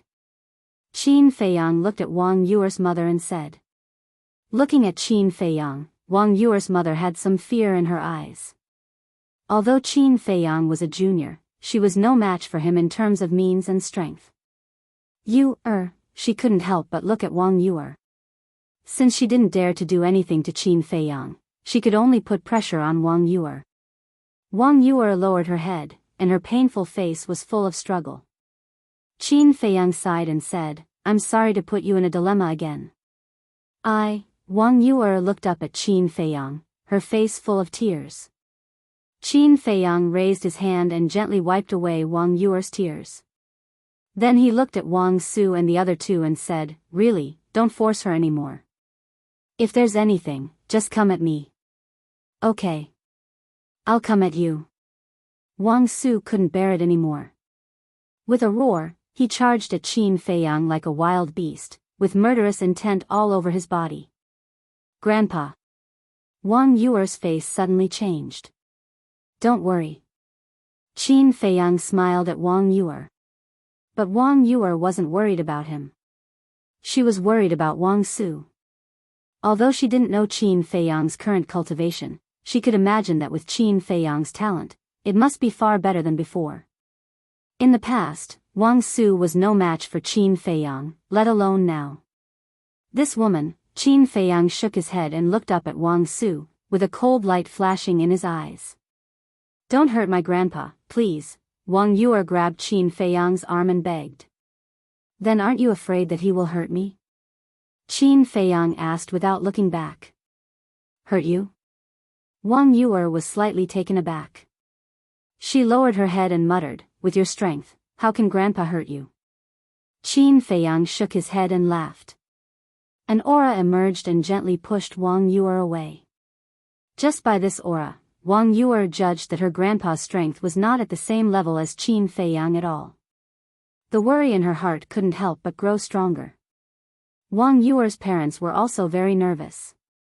They watched Qin Feiyang grow up, so they were very clear about Qin Feiyang's character. If others didn't offend him, he wouldn't offend them. If he was angered, even if the emperor was standing in front of him, he would dare to kill him. They were afraid that Qin Feiyang would be angry and have the intention to kill the old master. This is a bit bad. On the other side. The Spirit Queen whispered. Yes. Who doesn't know the temper of the young master? Wang Yuanshan's matter back then had already given Wang Su and Wang Yuer enough face. After so many years, Wang Su still refuses to let go.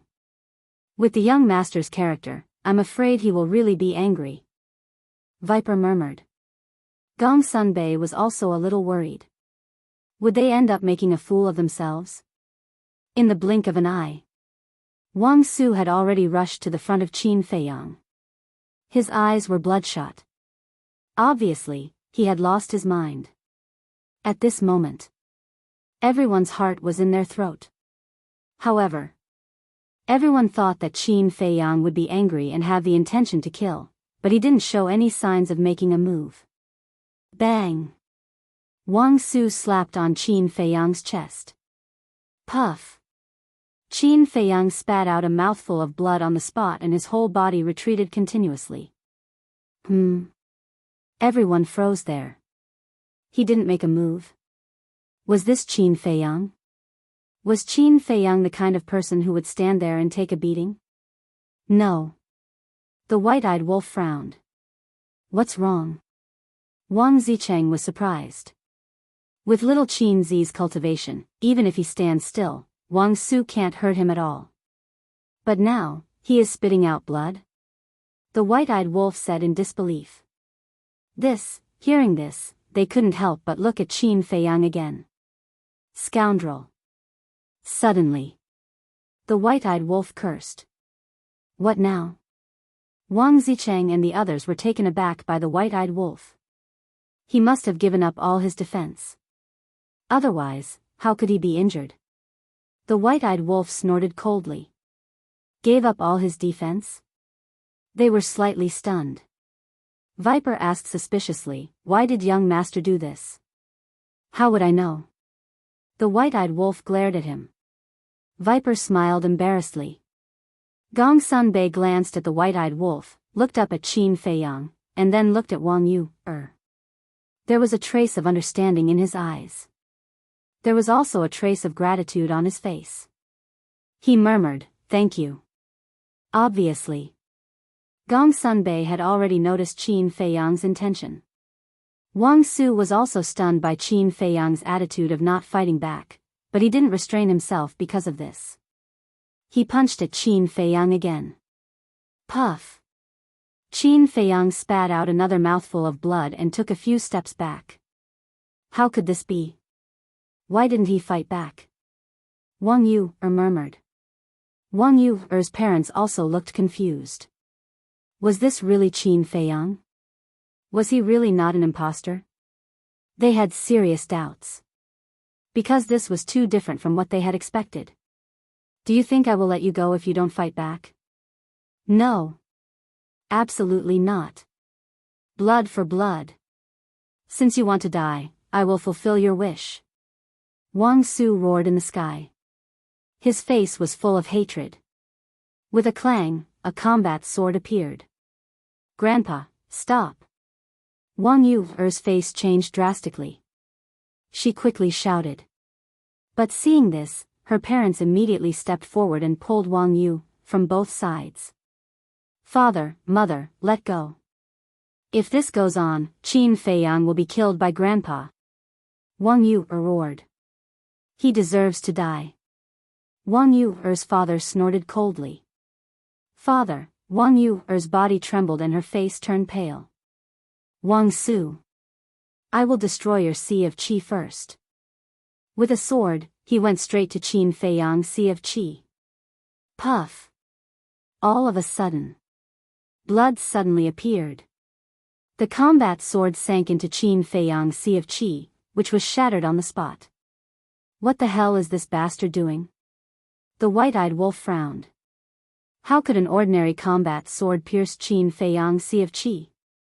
Wasn't he giving up all his defense? One had to know.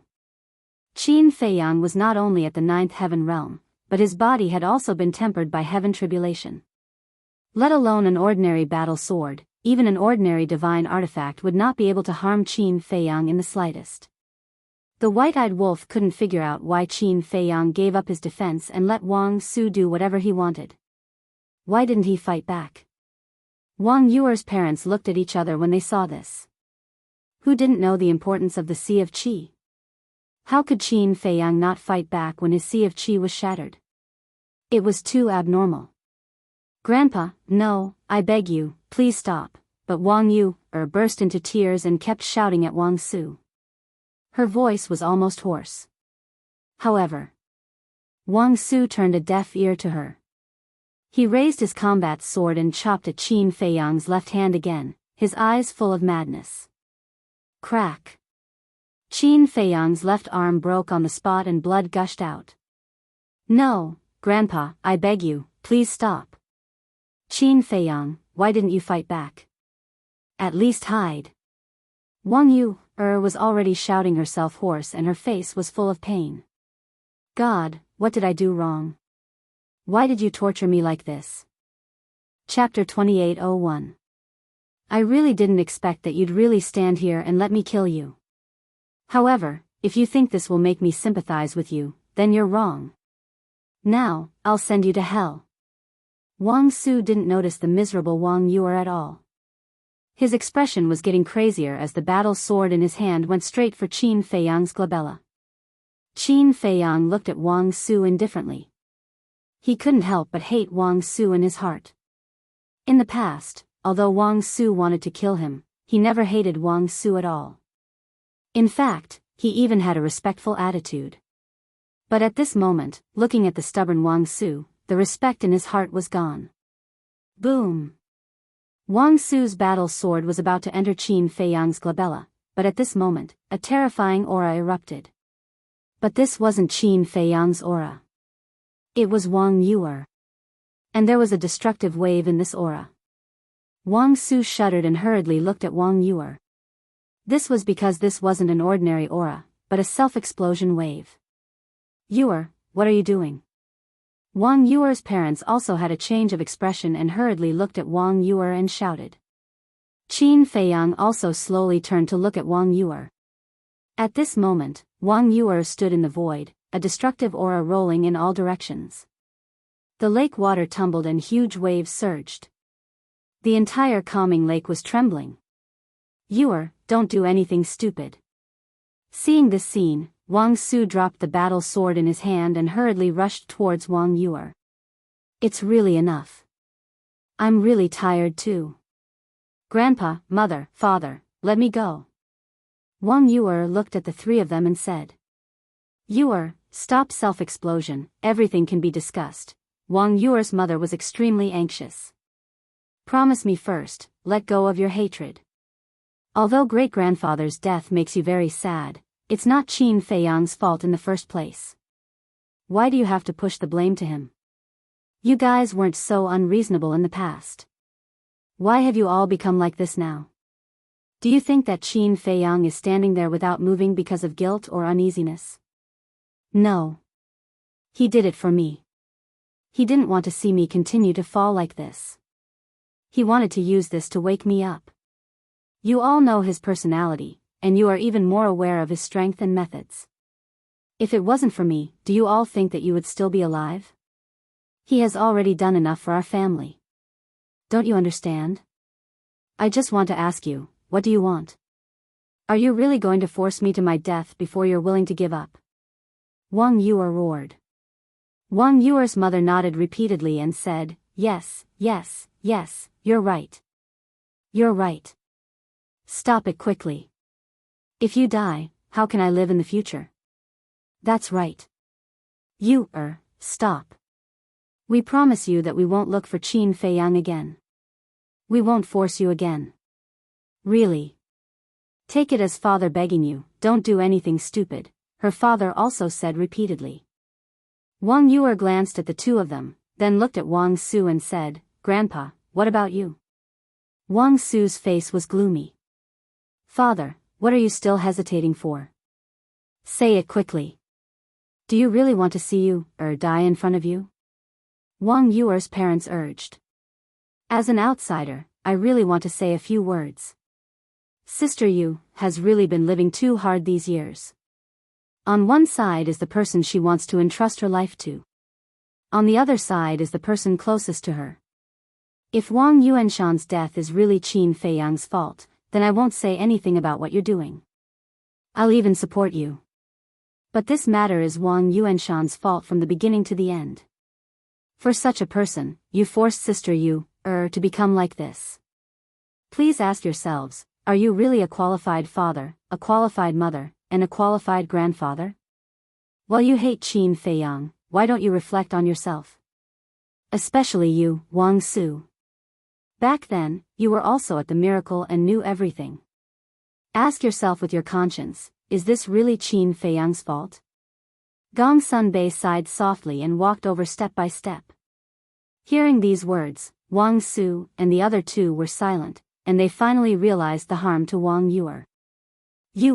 Stop. Gong Sunbei walked to Wang Yuer and smiled. Brother Gong Sun. Wang Yuer's momentum dissipated, and then she lay in Gong Sunbei's arms and cried bitterly. Don't cry.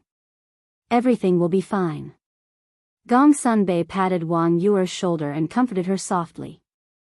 Little Qin Zi, are you stupid? Just these small fries, I can send them to the Western Paradise with a flick of my finger, and they even made her like this. I think you're just itching for a beating. White-eyed Wolf also flew over and scolded Qin Feiyang. Qin Feiyang smiled faintly. What are you laughing at? Just looking at your brother makes me angry. White-eyed wolf glared at him and said angrily, "Why aren't you taking the divine life pill?" Qin Feiyang shook his head, took out a divine life pill and a spiritual sea pill, and threw them into his mouth. His broken sea of qi and broken arm immediately began to repair. White-eyed wolf looked at Wang Su with an extremely unfriendly look and said, "Have you vented enough?" Hearing White-eyed wolf's tone, Wang Zicheng and the other's eyelids suddenly twitched. This brother wolf was not as easy to talk to as the young master. Wang Su looked at White-eyed wolf, his eyes flashing coldly. Boom! A monstrous ferocious aura suddenly rushed out of White-eyed wolf's body and instantly enveloped Wang Su and the other two. The three immediately felt a fatal crisis in their hearts. Enough. Qin Feiyang patted White-eyed wolf's head. "I didn't say I was going to kill them. I just wanted to show them our current strength." White-eyed wolf snorted and looked at the three. "With your poor cultivation, I can kill you thousands of times with just a breath." Speaking of this, White-eyed wolf paused and sneered, "So, not to mention that little Qin Zi is right, even if he is wrong, you can only bear with it." After that, White-eyed wolf withdrew his ferocious aura and looked at the three with disdain in his eyes. Seeing this, Wang Zicheng and the others couldn't help but breathe a sigh of relief. Fortunately, Brother Wolf didn't go crazy, otherwise, who could stop him? Although White-eyed wolf's words were very strong and domineering, Wang Su and the other two didn't dare to do anything. Because White-eyed wolf's ferocious aura had almost cast a shadow on them. Qin Feiyang looked at the three and shook his head. "As you said, you all know me. I have been very polite to you, so I also hope this matter will end here." Wang Su was silent. Wang Yuer's parents looked at each other and also fell silent. In fact, the reason is very simple. You hate me and even want to kill me, but it won't affect me at all, because I can completely ignore it. But I hope that you can live a happier, more relaxed, and more free life. You are all her dearest people. If you really love her, you should think more about her," Qin Feiyang said. Alas! Hearing this, Wang Yuer's mother looked at Wang Yuer, who was crying in Gong Sun Bei's arms, and couldn't help but sigh and say, "Forget it, forget it." Yes. Wang Yuer's father also nodded. Over the years, they didn't realize that some inadvertent restrictions and some self-righteous decisions, which they thought were for their daughter's good, had caused so much harm to her. How could they make up for this harm? "Daughter, I'm sorry, we've never thought about your feelings and made you suffer so much. Don't worry, we won't force you to do anything in the future. Even if you really get together with Qin Feiyang, we won't stop you. As long as you're happy and happy."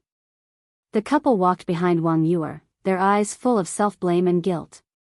"Mother, father," Wang Yuer's delicate body trembled, and she turned to look at the two of them.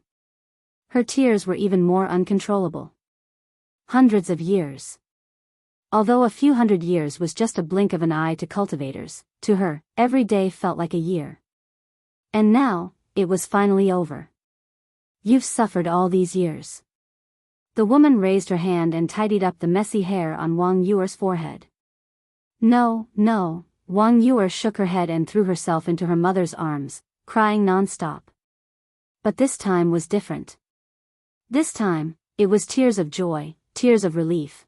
Wang Zicheng looked at Wang Su and said with a smile, "Old Master Wang, it's time for you to say something.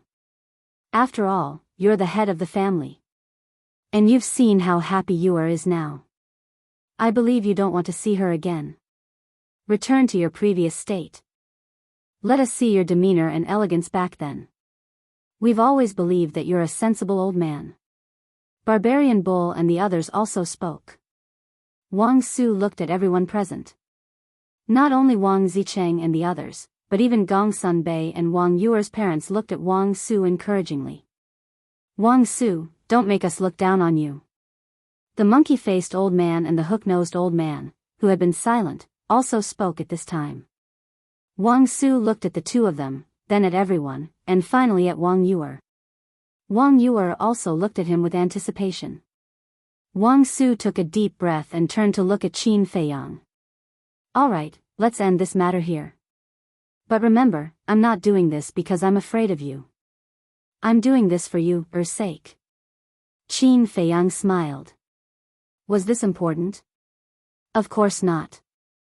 As long as these grudges could be resolved and Wang Yuer could be reborn. And, if you want to get married, it'll never happen unless I'm dead. After saying that, Wang Su turned around and left without looking back. Everything is fine now. Why are you still stopping them? If you want me, we should immediately choose an auspicious day and hold their marriage. Maybe before we leave, we can even give birth to a fat boy for you. The white-eyed wolf was displeased. What are you shouting for? Qin Feiyang secretly glared at it. The white-eyed wolf said in surprise, didn't you say that you wanted to propose marriage? Qin Feiyang was speechless. Gong Sunbei secretly laughed. Brother Wolf, you don't understand this. What? The white-eyed wolf was puzzled. The marriage proposal is just a fuse used to ignite the anger of Wang Su and the others. Gong Sunbei transmitted his voice. Fuse? The white-eyed wolf was stunned. That's right. Wang Su and the others hate Qin Feiyang to begin with. How will they react when Qin Feiyang suddenly proposes to marry you, They'll definitely be very angry. If they're angry, they'll naturally lose control and attack Qin Feiyang. And this is Qin Feiyang's purpose. He wants to make use of this to make Yu's inner emotions completely erupt. After all, Yu has always been deeply in love with Qin Feiyang. Seeing Qin Feiyang being beaten up like this, she definitely can't control herself. And the result is, as you saw, using self-destruction to threaten Wang Su and the other two. Let's talk about Wang Su and the other two. What do they care about the most? Of course, it's you, Can they be indifferent when they see you self-destruct? Definitely not. They'll stop and persuade her. At this time, Yu will also say what she's been hiding in her heart. In the end, when all of us stand out to help persuade them, they can't help but reflect on themselves. Why did they come to this point today? As long as they reflect, they'll naturally be able to find the root of the problem and realize the harm they've caused to you over the years. Then, this grudge can be resolved. Gong Sunbei explained secretly. I see. The white-eyed wolf suddenly understood and asked suspiciously, wait, why do you say it can be resolved? Of course, this depends on Wang Su and the other two. If they insist on having their own way and hate Qin Feiyang to the end, it naturally can't be resolved. Fortunately, the three of them haven't been blinded by hatred and let all of this finally come to an end. Gong Sunbei smiled with relief. This was not only a knot in Wang Yu's heart but also in his. He had always regarded Wang Yu as his younger sister. Seeing Wang Yu getting more and more depressed, he naturally felt uncomfortable in his heart. Now that Wang Yu was free, of course, he was relieved. Chapter 2802. Dust settled? White-eyed wolf pursed his lips and said, what kind of dust settled? Only when they get married will it really be dust settled. Marriage, Gong Sunbei looked at Qin Feiyang and Wang Yuer. If they could really get married, it would really be a perfect ending. However, even if Wang Su agreed, Qin Feiyang probably wouldn't have this idea. Although Qin Feiyang had tried to accept Yu back then and might have some feelings for her in his heart, hundreds of years had passed. Hundreds of years were enough for Qin Feiyang to forget this little bit of feelings. As expected, Qin Feiyang's current attitude towards Yu should only be that of a pure friend. So it was almost impossible for them to get married. He only hoped that Yu wouldn't take Qin Feiyang's marriage proposal too seriously. Thinking of this, Gong Sunbei was inexplicably worried again. If Yu took it seriously, wouldn't Qin Feiyang be in a dilemma? If Qin Feiyang refused, wouldn't it hurt Yu again? Thinking about it carefully, he felt that this matter seemed to have become complicated again. Wang Zicheng and the others noticed Gong Sunbei's expression at this moment and asked suspiciously, what are you thinking about? You look uneasy. Gong Sunbei sighed softly and secretly expressed his worries. Don't say it. There's really this possibility. Wang Zicheng and the others couldn't help but shudder when they heard this. At the same time, Wang Yuer's parents also looked at Wang Yuer worriedly. But the problem they were worried about was different from the problem Gong Sun Bei and the others were worried about. They were worried about Wang Su's attitude. Wang Su directly said that the two were not allowed to get married unless he died. This undoubtedly cut off Wang Yuer's thoughts. Of course, they knew their daughter. She had a soft spot for Qin Feiyang and could even be described as infatuation. Now that Wang Su said this, they were worried that their daughter would take things too hard and do something stupid. In fact, as parents, they didn't intend to object now, as long as their daughter liked it. But facing Wang Su, they had no choice. Wang Yuer looked at her parents and smiled. "Mother, father, you don't have to worry." The couple was stunned. At this moment, the smile on his daughter's face was as bright as when she was young. Obviously, his daughter had already untied the knot in her heart and regained a new life. But that's not right. Hearing Wang Su's words, shouldn't his daughter be discouraged and sad? Why did it seem like he didn't care at all? Wang Yuer smiled at the couple and then looked at Qin Feiyang. The smile on her face was like a spring breeze. Her entire body was glowing, and her charm was even greater than before. This was the real Wang Yuer. One was devastatingly beautiful, while the other was an enchantress. However, Qin Feiyang did not have any evil thoughts in his heart. Indeed, as Gong Sun Bei had thought, after hundreds of years, he only had friendship with Wang Yuer now. Wang Yuer suddenly said, "Do you think I will pester you?" Ugh! Qin Feiyang was astonished. Isn't this too direct? If I take your words seriously, and if my grandfather doesn't object, will you really marry me? Wang Yuer asked. Qin Feiyang said with a wry smile, "You're asking a question that will kill you." Wang Yuer couldn't help laughing at the moment. After thinking for a while, she said, "Well, I'll change a question that's easier to answer. Have you ever liked me before?" Qin Feiyang pondered for a while and nodded, yes. He didn't want to say something against his will. Although he had been moved by Wang Yuer at first, as time went by, he did have feelings for Wang Yuer in his heart. After all, love grows with time. Besides, in the face of such a good woman, even a stubborn stone would be moved. Is there really one? Wang Yuer asked. Yes. Qin Feiyang nodded. That's enough. Let's get along like good friends in the future. Wang Yuer smiled. Okay.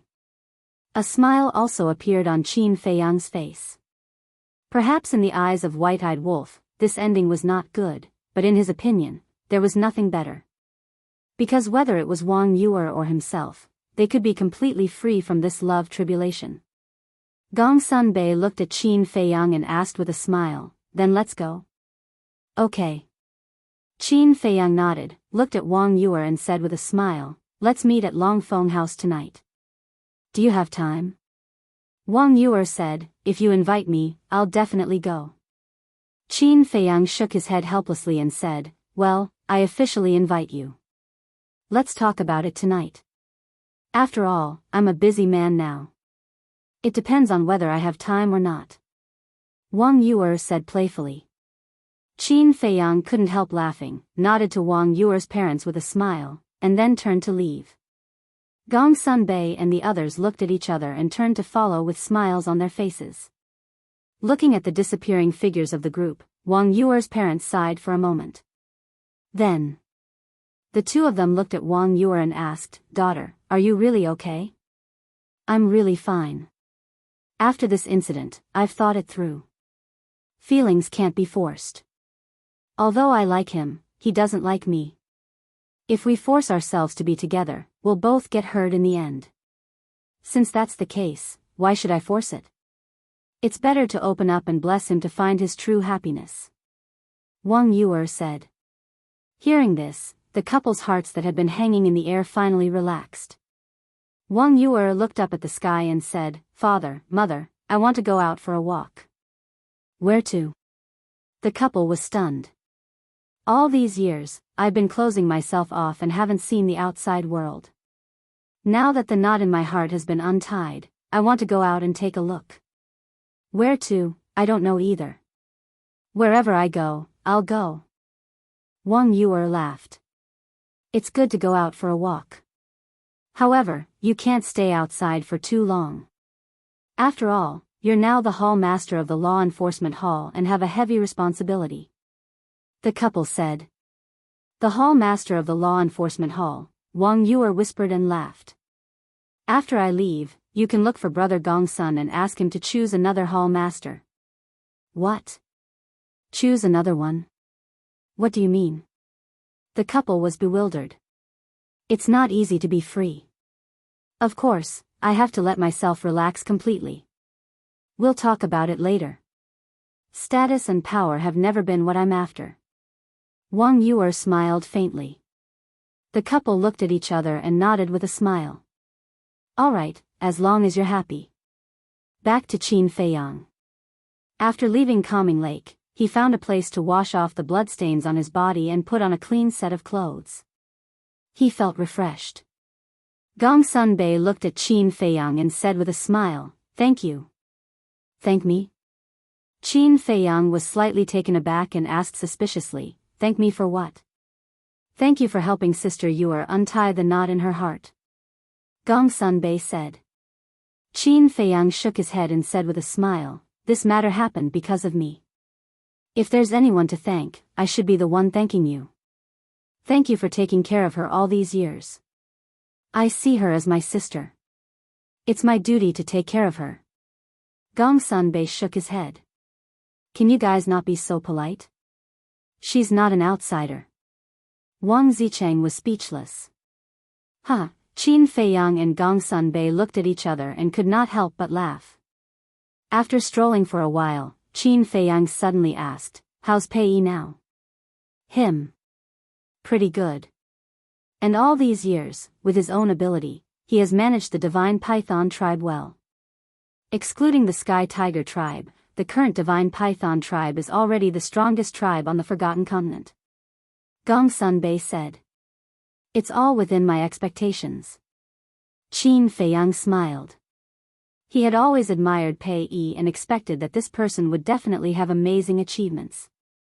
As for the Sky Tiger tribe, needless to say, Yan Wei used to be his subordinate, and because of this, the Sky Tiger tribe's status rose. No matter how strong the other tribes were, they would not dare to be presumptuous in front of the Sky Tiger tribe. To be honest, I want to kidnap this kid to the main tower now. If he joins, I believe that the main tower will definitely become stronger in the future. Gongsun Bei smiled. That shouldn't be possible. After all, the Divine Python tribe is his home. Qin Feiyang said. That's what I'm thinking. But sooner or later, we have to find time to talk to him. Gongsun Bei said. Qin Feiyang pondered for a while and asked, "Why don't we go and see him now?" Now? Gongsun Bei was stunned. Although I know many people on the Forgotten Continent, there are only a few who left the deepest impression. Pei Yi is one of them. It's rare for me to come back.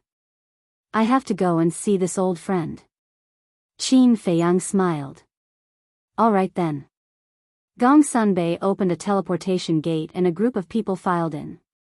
The next moment, they descended above a mountain range. In the mountains, ancient trees towered into the sky and ferocious beasts ran rampant. There was a huge city in front that emitted an ancient aura. That was the Divine Python tribe. The monkey-faced old man said, "If you don't want to cause a commotion, let Wang Zicheng go and get Pei Yi here." Why me? I'm not an errand boy. Wang Zicheng was displeased. You have a problem with me just going to get Pei Yi? The monkey-faced old man was stunned. Of course. Viper is here and so is Barbarian Bull. Why don't you let them go? Old man, do you think I'm easy to bully? Wang Zicheng said angrily. The monkey-faced old man was speechless. Calling someone over is bullying me? What logic is this? You have so many opinions. Seems like I haven't taught you a lesson in a long time. You're itching for a beating. The white-eyed wolf went forward and slapped him with his paw. There was no suspense. Wang Zicheng wailed and flew towards the divine python tribe like a shooting star. When Big Barbarian Bull and the rest saw this scene, they all had gloating faces. Why don't you take a look at who's here? How dare you be so arrogant? You're just asking for it. Humph. You're just relying on the fact that you're stronger than me. Just you wait. Once I catch up to you and surpass you, I'll teach you a lesson. Wang Zicheng muttered under his breath, his face full of displeasure. Chapter 2803. Whoosh. Soon.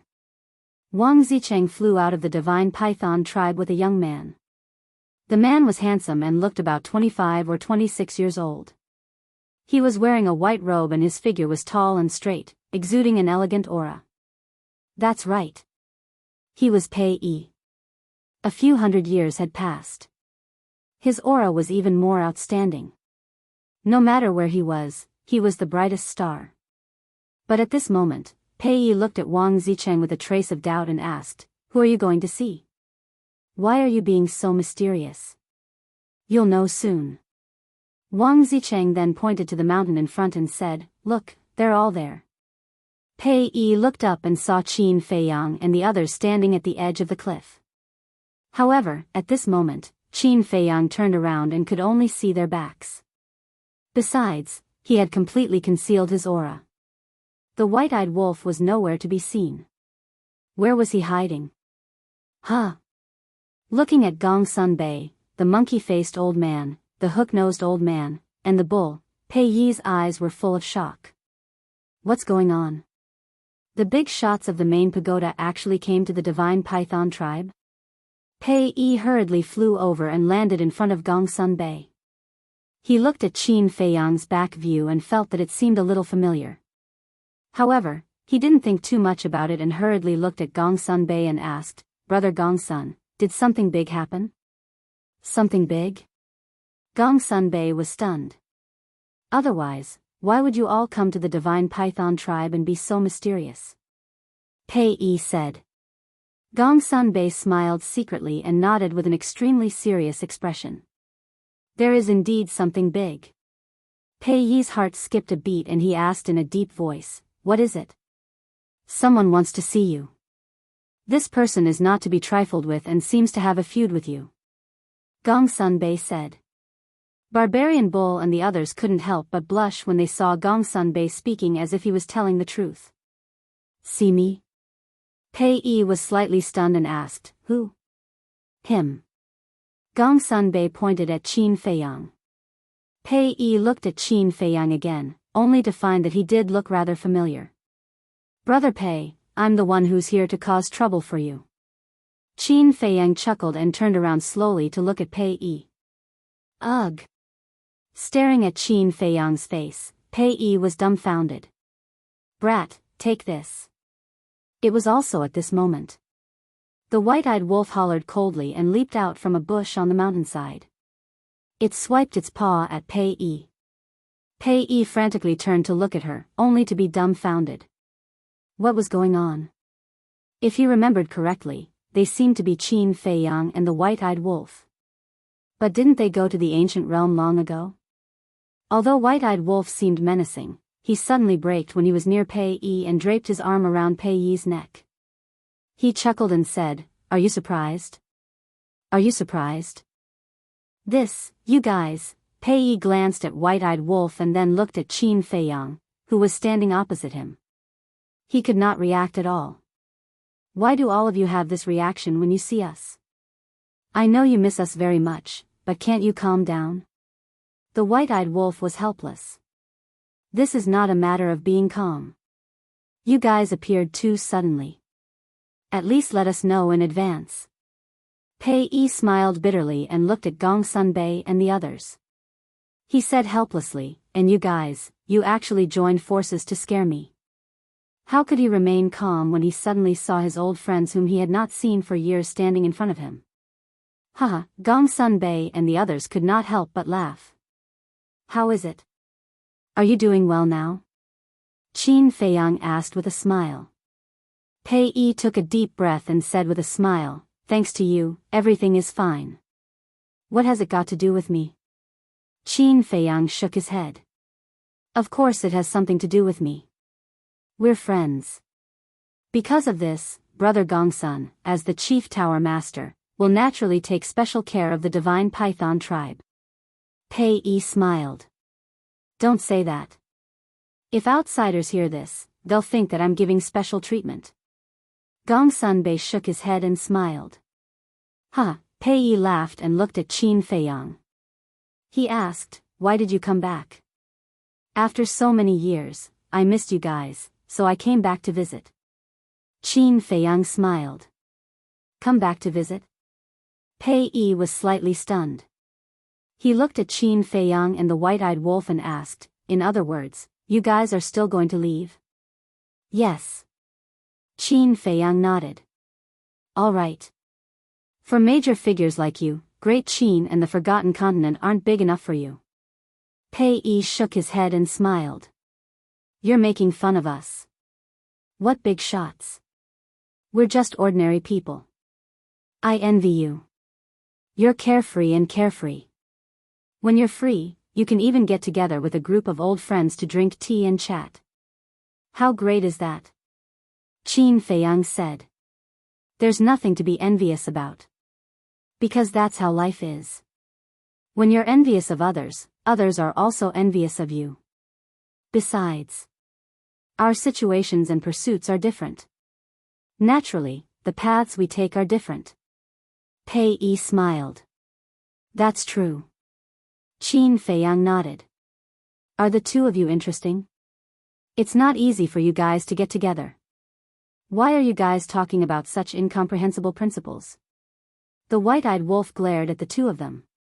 "Huh," Qin Feiyang and Gongsun Bei looked at each other and laughed. Pei Yi asked, "How about it? Shall we take a walk in the tribe?" "Forget it, I don't want to cause a stir." Qin Feiyang waved his hand. "What should we do then?" "I still want to talk to you and have a few drinks." Pei Yi said. "We'll have a gathering at Longfeng House tonight." "Let's have a few drinks then." Qin Feiyang said with a smile. "So you've already made plans?" Pei Yi nodded in realization. Qin Feiyang said with a smile, "That's why I specially came to invite you. I wonder if Brother Pei will do me the honor?" "You rascal," Pei Yi shook his head and laughed. Even if he didn't, he would still take the initiative to visit Qin Feiyang when he knew that he would be at Longfeng House tonight. This was because he had always treated Qin Feiyang as a true friend, one that didn't have any beneficial relationship with him. This kind of friend was the purest. "All right then, we'll go to other places and wait for you at Longfeng House tonight," Qin Feiyang said with a smile. "Okay." Pei Yi nodded. "Also," Qin Feiyang said again. "Go ahead." Pei Yi smiled. Qin Feiyang waved his hand and a crystal meridian and a spirit meridian appeared. "What's this?" Pei Yi was surprised. "This is a crystal meridian and a spirit meridian. It'll be of great help to your cultivation. Take it as a token of appreciation between friends." "Don't mind," Qin Feiyang said with a smile. "Mind?" Pei Yi smiled bitterly and shook his head. "How can I mind what you give me? However, although I don't know what the crystal meridian and spirit meridian are for, I can tell at a glance that they're not ordinary items.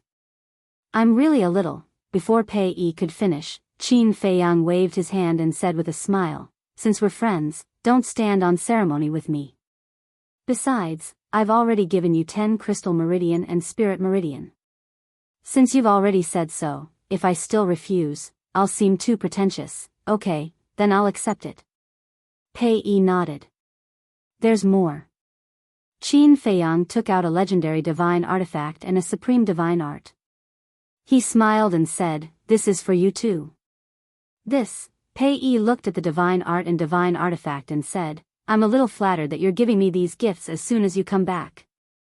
"Enough. Don't be like a girl. This is a legendary divine artifact and a supreme divine artifact. It's more than enough to be the most precious treasure of the divine python tribe. White-Eyed Wolf said. Okay, okay. Pei Yi nodded and took the divine artifact and the divine art. He said with a smile, I won't say any words of gratitude. I'll keep it in mind. Qin Feiyang smiled and said, also, when I leave, I'll leave behind all the pills that can unlock the door of potential. When the time comes, you can go to the great Qin Empire and get them from my father. Then I definitely won't stand on ceremony. Pei Yi smiled. Pei Yi's door of potential was not fully opened because Qin Feiyang couldn't open the last few pages of the Pill Sutra at that time. Okay, let's meet again tonight. Qin Feiyang said. Okay. Pei Yi nodded. Gong Sunbei looked at Qin Feiyang and asked, then where are we going next? Let's go to the city, but let's keep a low profile and not cause a sensation.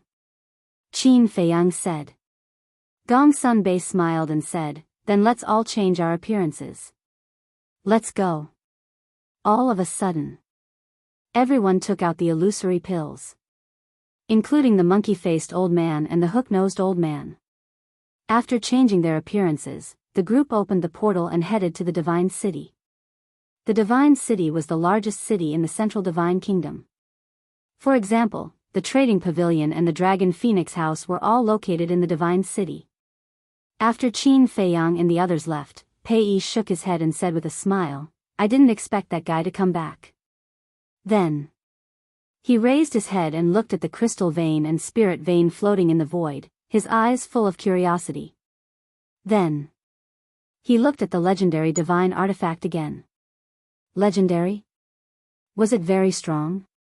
He was curious and dripped blood on it to claim ownership. Then he grabbed it in his hand and tried to swing it at the mountains and rivers in front of him. Boom! Crack! The mountains and rivers in front of him immediately began to collapse and sink. It was like a scene of doomsday. This, Pei Yi was greatly taken aback by the sight. This was too terrifying. It had such power even before it was awakened. If it was awakened, wouldn't it destroy the world? Patriarch, what's going on? The commotion also alarmed the people of the Divine Python tribe. A group of people flew out, thinking that it was a strong enemy, but when they saw that only Pei Yi was there, they were all puzzled. It's okay, it's okay. Pei Yi hurriedly waved his hand, looked down at the divine artifact in his hand, and muttered, this is really a big gift. To be honest, although he had known Qin Feiyang for many years, he had never really helped Qin Feiyang with anything. In other words, the relationship between the two of them was very ordinary. If it was someone else, they could only be considered as a very ordinary friend at most. But Qin Feiyang first gave him the pill to unlock the door of potential, and now he gave him these divine artifacts. Their friendship was really higher than the sky and thicker than the earth. It was rare to have such a close friend in life. This friendship must be cherished. Chapter 2804. Although the Divine City had changed a bit over the years, they could still find familiar shadows in some places. Qin Feiyang and his group were like ordinary people. They walked on the streets of the Divine City and looked at their surroundings. Don't say it.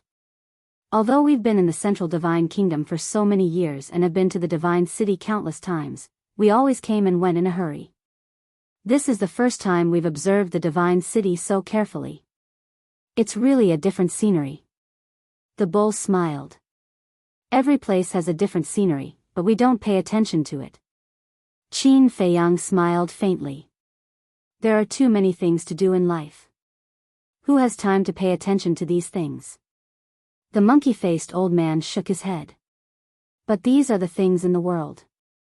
Sometimes, I can inadvertently comprehend something from it. Qin Feiyang smiled. The monkey-faced old man was dazed and shook his head. It seems that our state of mind is indeed different. That's because you haven't reached that level yet. When you enter the nine heavens state or even the imperishable state in the future, you'll find that some things are in the most ordinary places. Qin Feiyang said. Us? The group smiled bitterly. Not to mention the nine heavens state or the imperishable state, they didn't even dare to think about the nine heaven state or the imperishable state. Trust me, with the spirit vein and the crystal vein, you'll reach that level sooner or later. Qin Feiyang said. The hook-nosed old man smiled. Okay, then we'll look forward to that day. Time flew. The sun gradually set. The red lanterns on both sides of the street lit up. The divine city was even more lively at night. The white-eyed wolf said, "We should go to the Dragon Phoenix Pavilion." Qin Feiyang looked up at the sky. The night had already fallen. He smiled. Let's go. I'm looking forward to seeing Fatso's reaction when he sees us. The white-eyed wolf smiled. Him? Qin Feiyang shook his head with a smile and said, I'm sure that once he sees us, he will definitely complain to us with tears and snot. Then, when we sympathize with him, he will ask us for gifts. Huh, you really know him well. Gongsun Beida laughed. Qin Feiyang said, we've been brothers for so many years. How could I not understand? Half an hour later. A luxurious restaurant came into the sight of Qin Feiyang and Qin Feiyang. That was the Longfeng Pavilion. At this moment, there were many people surrounding the Longfeng house. Among these people, there was no lack of outstanding young people. Everyone looked at the tightly shut doors of the Longfeng Pavilion, their faces filled with suspicion. What's going on today? The Longfeng Pavilion actually closed its doors and rejected guests. Don't you know? At noon, the steward of the restaurant announced that the Longfeng restaurant has been reserved for the night and no one is allowed to enter. Reserved? Who's so rich? You can book the entire Longfeng Pavilion? Then I don't know. I heard that this was personally instructed by old Senior Yi Shu? Yes. It can't be, Yi Shu personally instructed. Doesn't that mean that even Yi Shu has to respect the person who booked the Longfeng Pavilion? Isn't that so? But we didn't manage to find out the identity of this person.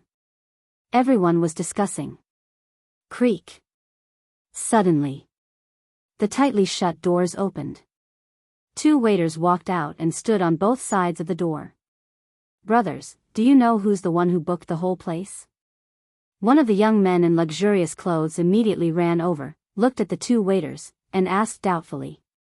We don't know either, so don't ask. Also, I'll have to trouble everyone not to surround this place. The attitude of the two waiters was not bad as they smiled warmly. So mysterious. Everyone was even more curious. All right, don't block the way. Quickly get out of the way for this young master. Suddenly, behind the crowd, a loud shout sounded. Everyone turned their heads and saw 1.7-meter-tall Fatso, who was wearing a purple robe and had a big belly, walking over with his head held high and his chest puffed out. This Fatso looked to be around 20 years old, but his face was full of arrogance. Moreover, although he looked a little arrogant and domineering, the aura he exuded was very strong. A 5-star war master. Situ Feiyang. When everyone saw Fatso, their expressions changed slightly as they hurriedly retreated to the side. Beside Fatso, there was a man and a woman. This man and woman were Lu Xiaofei and Lu Xiaojia. Behind the three of them, there were 10 guards. They were all wearing cold black armor and their faces were expressionless. They looked extremely cold. Their cultivation was even stronger, and they were all 9-star war emperors. At the same time, Qin Feiyang and the others also walked to the back of the crowd and immediately looked at Lu Xiaofei and the others. Isn't that Xiaofei and Xiaojia? The white-eyed wolf muttered. Qin Feiyang looked at Lu Xiaofei and his sister, then looked at Fatso and said, from the looks of it, that little Fatso is Situ Feiyang. Damn, look at his smug look. He's exactly the same as his father. The white-eyed wolf was speechless. Qin Feiyang laughed. Not only are their personalities the same, their figures are also similar. This is what you call a biological son. I only hope that when they have a daughter in the future, she won't look like Fatso. Otherwise, how will she get married in the future? The white-eyed wolf laughed sinisterly. Is there anyone who talks like you? Qin Feiyang was speechless. But then again, Fatso must have accumulated good karma in his previous life to get such a capable and beautiful wife like Li Yan. Didn't I already say so? This long phone house has already been booked for tonight. What are you all still doing here? Looking at the monkeys? Situ Feiyang walked through the crowd and slowly turned around to look at the people around him as he shouted. Damn Fatso, are we hindering you by standing here? A well-dressed young man said angrily. Of course you're hindering this young master because you'll affect this young master's mood. Situ Feiyang said arrogantly. Mood? Can you go in? Looking at his smug look, many people couldn't help but look at him in disdain. Are you all stupid? If I can't go in, why would this young master come to the long phone house? Situ Feiyang's face was full of disdain. What? You can go in? So, you're the one who booked the whole place? Everyone was stunned. Me? Situ Feiyang was stunned and shook his head. Although this young master is very familiar with Old Man Yi, I don't have the ability to book the entire long phone house. Then why did you say, fart? Everyone immediately rolled their eyes. Fuck. Although this young master can't book the whole place, this young master is still one of the invited VIPs. What about you guys? You can only stand outside and stare. So, you guys are not on the same level as this young master. Situ Feiyang raised his head and his nose to the sky. That posture was really carved from the same mold as Fatso. He's indeed a little arrogant and domineering. Qin Feiyang shook his head. That's his personality. However, he's quite a good person. He's also very respectful to us old people. The monkey-faced old man smiled. It's fine as long as he's not a playboy. Qin Feiyang smiled. Does he dare to?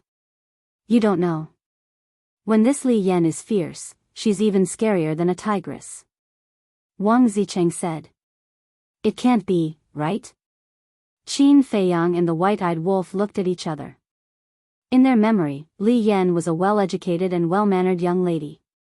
Why not? I remember that a few years ago, Situ Feiyang went to a brothel and fooled around with a group of bad friends. Li Yan found out. After Li Yan learned about it, she immediately sent someone to capture him. Later, this kid was so miserable that he was directly beaten up and had to lie in bed for half a month before he could get up. Wang Zicheng said. Ah. Qin Feiyang was stunned. This was really valiant. So, even if this kid was given 100 guts, he wouldn't dare to be a playboy. At most, he would just flaunt his power with his mouth. Wang Zicheng shook his head.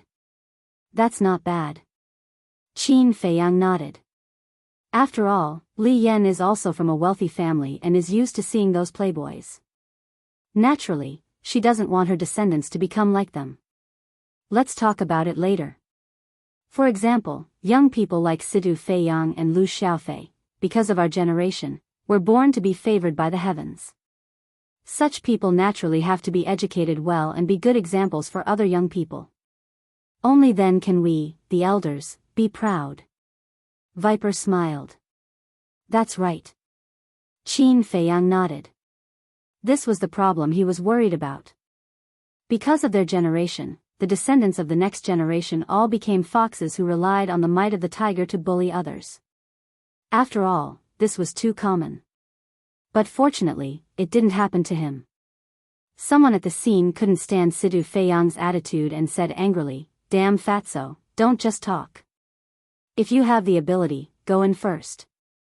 I'll go in. Situ Feiyang smiled proudly and turned around, leaving the back of everyone's head behind. Brother Xiaofei, Sister Xiaojia, don't lower yourself to the same level as these people. Let's go in. Lu Xiaofei and his sister shook their heads and smiled bitterly. This brother, couldn't he keep a low profile? Welcome, young masters and young mistresses. The two waiters at the door looked at each other and smiled bitterly. They hurried forward to welcome them. They seemed to be a little helpless against Situ Feiyang's character. So be it. Was there a need to stand at the door and show off to these irrelevant people for half a day? Damn, they can really go in. When the people who went to question them saw the three of them enter the long phone pavilion, their faces were filled with shock. How is it? Are you convinced now? All of you, get lost. Don't block the door. We have important guests coming. Situ Feiyang turned to look at the people outside the door and smiled smugly. As for the 10 bodyguards that Situ Feiyang brought along, they were stopped outside by the 2 waiters. The 10 guards were also quite tactful. They stood on both sides of the door and obediently guarded outside. We have important guests? Everyone was stunned. Ha! There are so many people. Accompanied by a faint laughter, a young man in white landed at the entrance of the restaurant. Uncle Pei, long time no see. I missed you so much. Situ Feiyang's eyes lit up and he immediately scurried towards the young man in white. It's the chief of the Divine Python tribe, Pei Yi. He's here too. Everyone was shocked. Yes, that person was Pei Yi. Pei Yi was now a famous figure in the Central Divine Kingdom. It was difficult for ordinary people to see him. But now, he actually came to Longfeng Pavilion personally. What was going on? At the same time, staring at the fawning Situ Feiyang, Pei Yi couldn't help but chide, "Rascal, you actually miss me too? I swear to God." Situ Feiyang exclaimed. "Hello, Uncle Pei." Lu Xiaofei and his sister also stepped forward to bow. They were not very close to Pei Yi, but they had met him several times. You guys are here too. Pei Yi looked at the siblings and smiled gently. Yes. The siblings nodded. Pei Yi scanned the empty hall and asked apprehensively, "Are you guys the only ones here? Where are the others?" "We just arrived too. The others should be on their way here too," Lu Xiaofei said. "Seems like I'm early then." Pei Yi shook his head and smiled. "It's getting late, hurry and come in." At this moment, accompanied by the sound of an old man's laughter, Yishu walked out of the back hall of the restaurant. "Greetings, Mr. Yi." Pei Yi hurriedly bowed. "How many times have I told you not to bow so casually? We're not strangers anyway." Yishu looked at him in displeasure. "You're an elder while I'm a junior. I still have to show you the proper etiquette." Pei Yi smiled. Yishu shook his head and chuckled. "Okay, come in." "All right." Pei Yi smiled and entered the restaurant. Yishu smiled and asked, "He invited you here, right?" "Yes." Pei Yi nodded and smiled again. "Even if he didn't invite me, I still have to take the initiative to come and join in the fun since he's back." "That's true. After all, you guys are close." Yishu smiled. "Him? Who exactly is this him?" Even Yishu personally stayed at Longfeng Pavilion to entertain him. The people outside the door were even more bewildered after hearing their conversation. Chapter 2805. Let's go in too, Qin Feiyang said with a smile. Okay. Everyone nodded. But before they could take a step, another woman arrived at the door. Isn't she the hall master of the law enforcement hall, Wang Yu? I didn't expect her to come too. The Central Divine Kingdom. No, the entire Forgotten Continent, who doesn't know this ice beauty? It's usually difficult to even see her, but now she actually came to the Longfeng Pavilion in person. Everyone was in disbelief. Wang Yu naturally wouldn't show off like Situ Feiyang and directly entered the 9th floor. You're here too. Yishu looked up at Wang Yu and smiled. Yes. Wang Yu nodded. Pei Yi glanced at Yishu and then at Wang Yu and said, Old Master Yi, why aren't you surprised by her arrival? You still don't know. Qin Feiyang has already put an end to this matter. Yishu smiled secretly. Ended? Pei Yi was stunned and asked suspiciously, how did it end? I've only heard about it, I don't know the details. But what I can be sure of is that the feud between Qin Feiyang and Wang Yu has indeed ended. Otherwise, she wouldn't have come to the long phone pavilion now. Yi Shu smiled secretly. That's true. But the root of this feud is still Wang Su, he has to say it. Pei Yi said. Wang Su has already said it. Yi Shu smiled faintly. It seems that it has indeed been completely ended. Pei Yi smiled secretly. What are the two of you muttering secretly about? Wang Yu looked at the two of them suspiciously. Of course, I'm saying that you're beautiful and capable. Especially now, you can charm people with a smile. Pei Yi said with a smile. Ah. Wang Yu was stunned and speechless. Why didn't I realize before that you're so glib? That's because you were too cold in the past, I didn't dare to get close to you. Pei Yi said. Wang Yu was helpless. This is truly a joyous occasion that makes one feel refreshed. Suddenly, another hoarse laughter rang out, and a white-haired old man appeared out of thin air in front of the restaurant. Greetings, elderly. Wang Yu and Pei Yi immediately stepped forward to greet him. Grandpa. Great-grandfather. Situ Feiyang and Lu Xiaofei also ran up to the old man. You three little fellows run faster than anyone else. The old man rubbed their heads affectionately before turning to look at Wang Yu and Pei Yi. You're all powerful figures in the Forgotten Continent now, and you've all been entrusted with important responsibilities. I'm just a nobody, and I can't accept such a great gift from you. Pei Yi shook his head and chuckled. You must be joking. No matter what, we're still your juniors. Brat, you have a conscience. The old man laughed and walked into the restaurant. He asked, Elder Yi, is the banquet ready? I don't think I invited you. Yi Shu looked at the old man with displeasure. Can't I come without an invitation? The old man was not angry at all, and his face was pleasant. Yi Shu shook his head and said with a smile, everything is ready. We're just waiting for the main character to appear. The old man asked, where is the main character now? I don't know. Yi Shu shook his head. The old man then looked at Wang Yu and Pei Yi. I don't know either. Pei Yi said. Wang Yu shook her head too. The old man looked at Lu Xiaofei and the other two and asked, you guys don't know either? No. The three of them shook their heads. This kid likes to be mysterious. The old man was stunned. Oh my God, he's actually here too. Yeah. This is too shocking. Who is he? He doesn't seem to be very powerful, but why does he seem to have a powerful background? You mean you're not from the Divine City? Yes. It's my first time here. No wonder. This old man may have a weak cultivation level, but he was still very famous a few hundred years ago. A few hundred years ago, he was the supervisor of the Divine City's trading pavilion. His name is Li He, but he has retired in recent years and rarely appears in public. Hence, not many people remember him. However, that's not the most important thing. The most important thing is his granddaughter and grandson-in-law. Granddaughter? Grandson-in-law? Yes.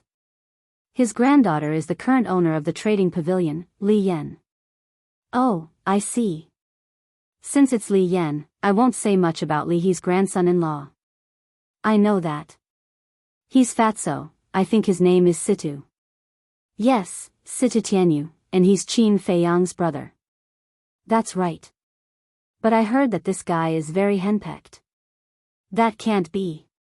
He's Qin Feiyang's brother. Why would he be henpecked? Isn't Qin Feiyang's brother afraid of his wife? I reckon that even Qin Feiyang is a henpecked husband. The people murmured softly. Who said that Fat Lord is henpecked? Come out and see how Fat Lord will deal with you. Suddenly, an angry shout came from the back of the crowd. Everyone turned their heads to look and their faces suddenly changed. A fat man with a big head and big ears strode over. That big belly looked like it was pregnant for 10 months. He was wearing a loose golden robe and looked like a nouveau riche. However, such a fatso was followed by a petite woman. The woman was about 27 or 28 years old. She had fair skin and a slim waist, exuding the charm of a mature woman. The woman was holding Fatso's arm like a little bird. No matter who saw this scene, they would have the same thought. A flower was inserted in a pile of cow dung. Damn, the gap is too big. It's too unreasonable. Such a man can actually marry such a capable and beautiful wife. The people were indignant. You little guys only care about appearance. You're too shallow. Do you know what a beautiful heart is? A beautiful soul, that's what Grandpa Fatty is talking about. You can torture him slowly. Wife, let's go. Fatso glanced at the group of people with disdain and went straight into the restaurant. A beautiful heart? On the other side. Qin Feiyang and White-Eyed Wolf were speechless when they heard this. Since when did Fatso have anything to do with a beautiful heart? Sigh. What kind of world is this now? I really can't figure it out. Look at me. I'm so handsome, but I still don't have a girlfriend. Are women nowadays blind? Someone lamented in their heart. Brother, didn't you just say that he's afraid of his wife? But why doesn't it look like it now? What do you know? This is a sensible woman. A sensible woman will leave enough face for her man outside. It's hard to say when they get home. When Qin Feiyang and the others heard these discussions, they couldn't help but shake their heads and laugh. Back home? Of course, they would be served with a washboard. Let's go. Qin Feiyang smiled faintly. Thank you, please excuse me. Gong Sunbei walked in front, smiling apologetically while gently pushing the crowd in front. Why are you pushing? Do you think you can go in? Someone looked at Gong Sunbei with dissatisfaction. But Gong Sunbei just smiled faintly. In the end, the group of people finally got through the crowd and came to the entrance of the restaurant. At that moment, everyone looked at them in surprise. Everyone, I'm sorry. Tonight, our Longphone restaurant is entertaining distinguished guests, so please choose another place. The two waiters also blocked in front of Qin Feiyang and the others, saying apologetically.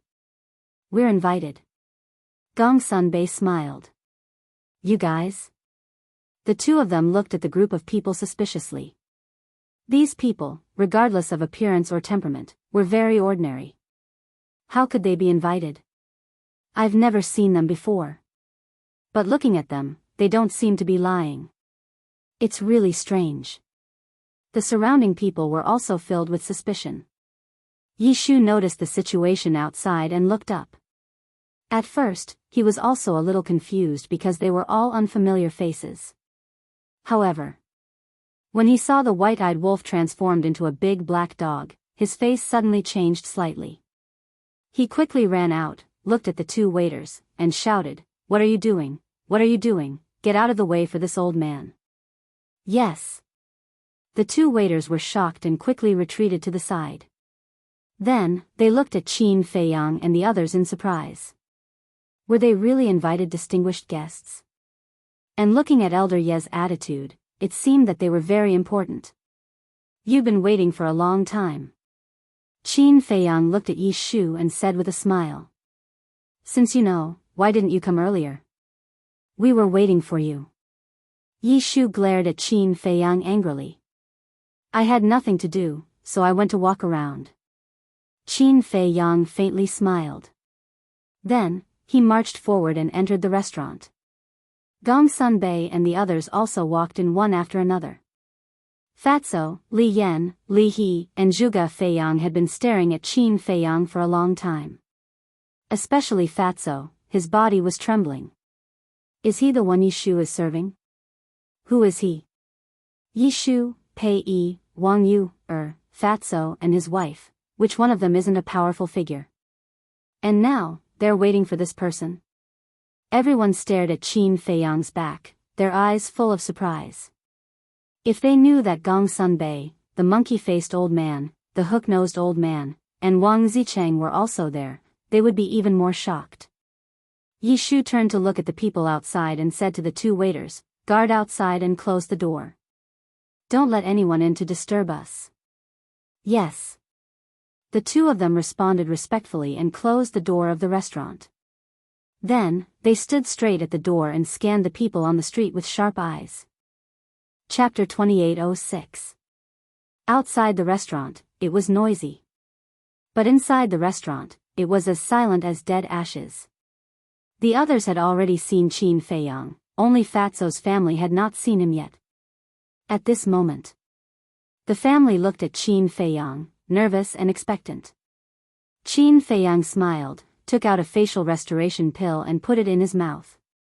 The others also changed back to their original appearances. Boss, Brother Wolf, looking at the familiar faces of the man and the wolf, Fatso's eyes suddenly moistened. Long time no see.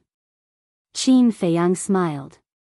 Boss, Fatso immediately pounced on Qin Feiyang and hugged him tightly, saying, Boss, do you know how much I've missed you all these years? I've missed you too. Qin Feiyang smiled. Damn. What's the use of just missing? Don't you have to compensate me for the mental damage? All these years, I've been thinking about you day and night, and I've been in a daze all day. Look at me now, I've lost a lot of weight thinking about you. Fatty exclaimed with tears and snot running down his face. Sure enough. Gong Sun Bei and the others looked at each other. Qin Feiyang and the white-eyed wolf were right. They complained as soon as they met and asked for a greeting gift. Lost a lot of weight? The corner of Qin Feiyang's mouth twitched, and he kicked Fatso away, saying, Go and look at yourself in the mirror. Have you lost weight? You've obviously gained a lot of weight. Have I? Fatso was stunned. Qin Feiyang rolled his eyes, looked at the couple, and said with a smile, But I'm really happy to see you guys living so well. We're also very happy to see you back. Li Yan smiled. Relatively speaking, Li Yan was calmer. Boss, I'm not happy at all. You don't know, I've been bullied by this tigress all these years, mentally and physically exhausted. Boss, no matter what, you have to make it up to me. Fatso looked at Qin Feiyang pitifully with a bitter face. Who are you calling a tigress? Li Yan's face suddenly darkened as she shouted. This, Fatso immediately panicked. He hurriedly hid behind Qin Feiyang and said, Boss, did you see that?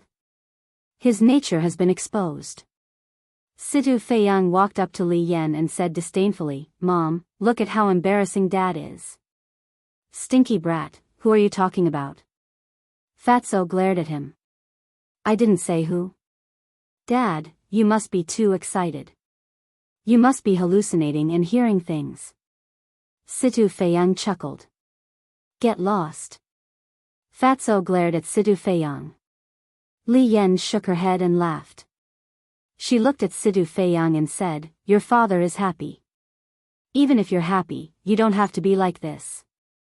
Situ Feiyang pouted. You brat, do you understand? Do you know how I got along with your Uncle Qin back then? We were brothers who went through life and death together. You, on the other hand, have no manners at all at your age. Don't you know how to greet Uncle Qin when you see him? Fatty stepped forward and smacked Situ Feiyang's head hard on the head. It hurts. Situ Feiyang immediately rubbed his head and looked at Fatso with dissatisfaction. You know pain. Do you still need me to do it? Fatso said angrily.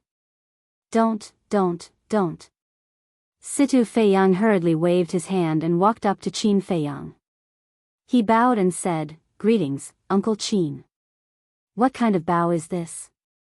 Fatso kicked Situ Feiyang's butt. Situ Feiyang immediately staggered and knelt on the ground. That's enough. Besides, it's not like you don't know that I don't like this.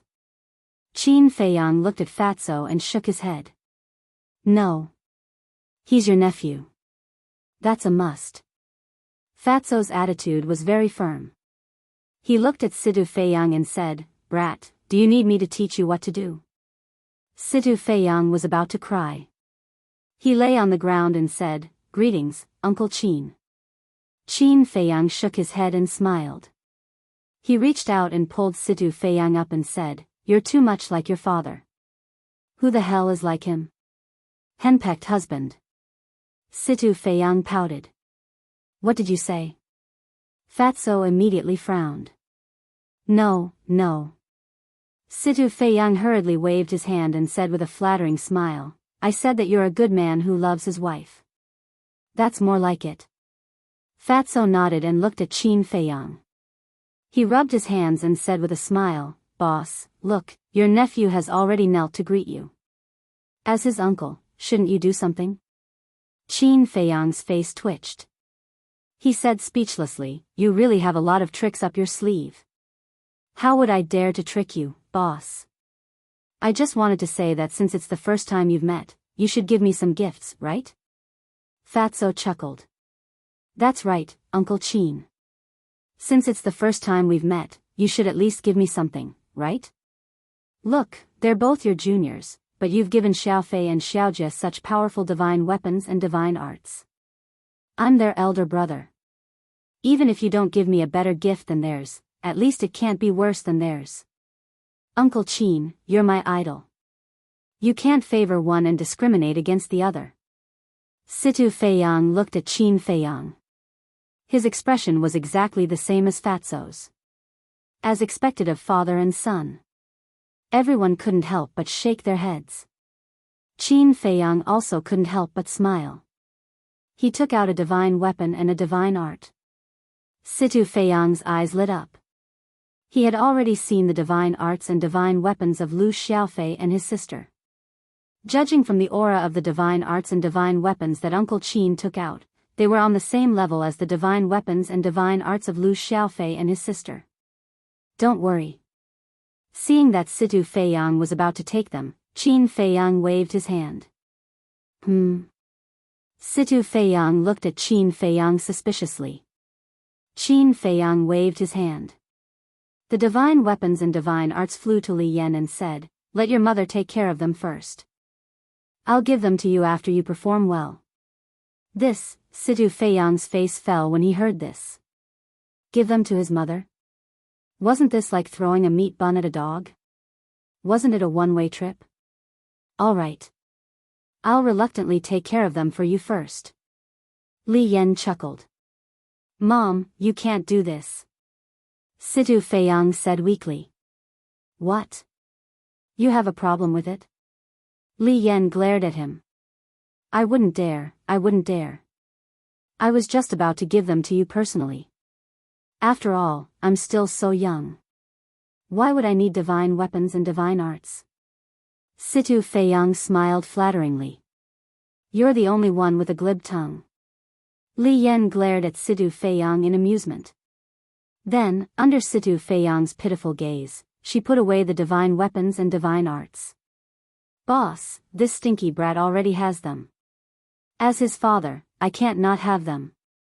Fatso rubbed his hands and said with a smile. "All right." Qin Feiyang nodded and took out another divine weapon and divine arts. Fatso didn't hesitate to snatch them. Qin Feiyang's eyes were sharp and his hands were fast. The divine weapons and divine arts flew to Li Yan in an instant. He said with a smile, "Here. Then I'll work a little harder and take care of them for him." Li Yan said with a smile. "Don't. My lord wife." Fatso hurried over, but he didn't have time. He could only watch as Li Yan put them away. Fatso was also stunned. The father and son looked like frosted eggplants. What was the difference between giving them and not giving them? Why was their life so hard? "Dad, why did you fall in love with Mom back then? Why didn't you change?" Situ Feiyang sighed. "Maybe it was because your eyes were blinded by shit back then." Fatso shook his head. Everyone didn't know whether to laugh or cry. Li Yan and Li He were also used to it. Because this kind of situation happened almost every day. Don't say it. It was quite happy to live in such a family. All right, the banquet is ready. Let's go up." Yi Shu said with a smile. Lu Xiaofei looked around and asked, "Where is it? Why don't I see it?" Look at how impatient you are. Come with me. Yi Shu shook his head with a smile, turned around, and walked upstairs. It's all because the food in Dragon Wind Restaurant is too delicious. Lu Xiaofei followed and chuckled.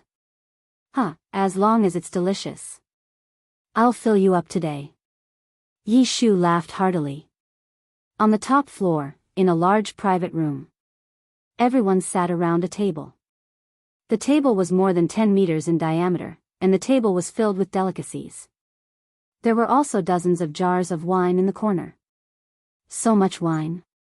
Old man Yi, are you going to drink until you're drunk? The monkey-faced old man was stunned. Of course. Yi Shu nodded, then looked at everyone and said, I'll make it clear in advance. No one can use battle chi or divine power to dissolve the alcohol. Bring it on. Do you think I'm afraid of you? The hook-nosed old man said with a provocative look. Arrogant? Don't beg for mercy later. Yi Shu sneered. Let's see who's going to beg for mercy later. The monkey-faced old man said. Ah. Look at the two of you. Are you planning to join forces to deal with me? Yi Shu looked at the two of them and frowned. Of course we'll deal with whoever's the most arrogant first. The hook-nosed old man said. Yi Shu said, all right, I'll accompany you to the end today. As he said that, Yi Shu carried a few jars of wine and placed them on the table. Since you're so happy, I'll join in the fun too. Li He said with a smile. I've been waiting for you to say that. Yi Shu directly picked up a jar of wine and threw it to Li He. Since everyone is in such a good mood, let's try the wine I brought back from the ancient realm. Qin Feiyang suddenly smiled.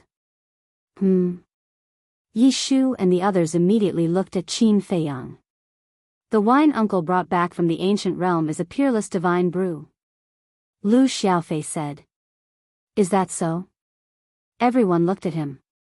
Of course. My sister and I have already tried it. Lu Xiaofei nodded. Fatso looked at Qin Feiyang and urged, Boss, don't hide it. Take it out.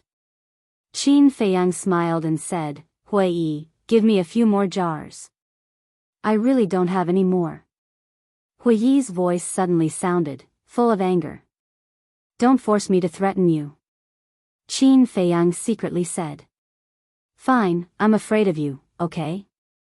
Hui Yi was extremely helpless and had no choice but to take out 50 jars of heavenly immortal wine. Straightforward. Qin Feiyang secretly smiled. With a thought, 50 jars of heavenly immortal wine immediately appeared on the ground next to him. A peerless divine brew, is it really that exaggerated? Fatso walked over with a skeptical attitude and opened the lid of one of the jars. An intoxicating wine fragrance immediately wafted out. This wine fragrance, the eyes of Yi Shu and the others immediately lit up. They knew that this wine was definitely a divine brew. Chapter 2807. Come on, let's have a jar each. Fatty carried the wine jars and placed them in front of everyone. Dad, where's mine? Situ Feiyang asked. Uncle, me too. Lu Xiaofei raised his hand. Lu Xiaojia was also eager to join in. Why are all of you kids drinking? Go down and get some juice for yourselves. Fatso said. Dad, you're discriminating against us. Situ Feiyang was immediately displeased. That's right. Xiaojia is only in her teens. She's not an adult yet. But my brother and I are already adults. Why can't we drink? Lu Xiaofei was indignant. Adults? Take off your pants then. Let me see if your hair is fully grown. Fatso glanced at the two of them. Cough, cough. Pei Yi, who was drinking water, choked on it. He looked up at Fatso speechlessly and said, There are female compatriots here.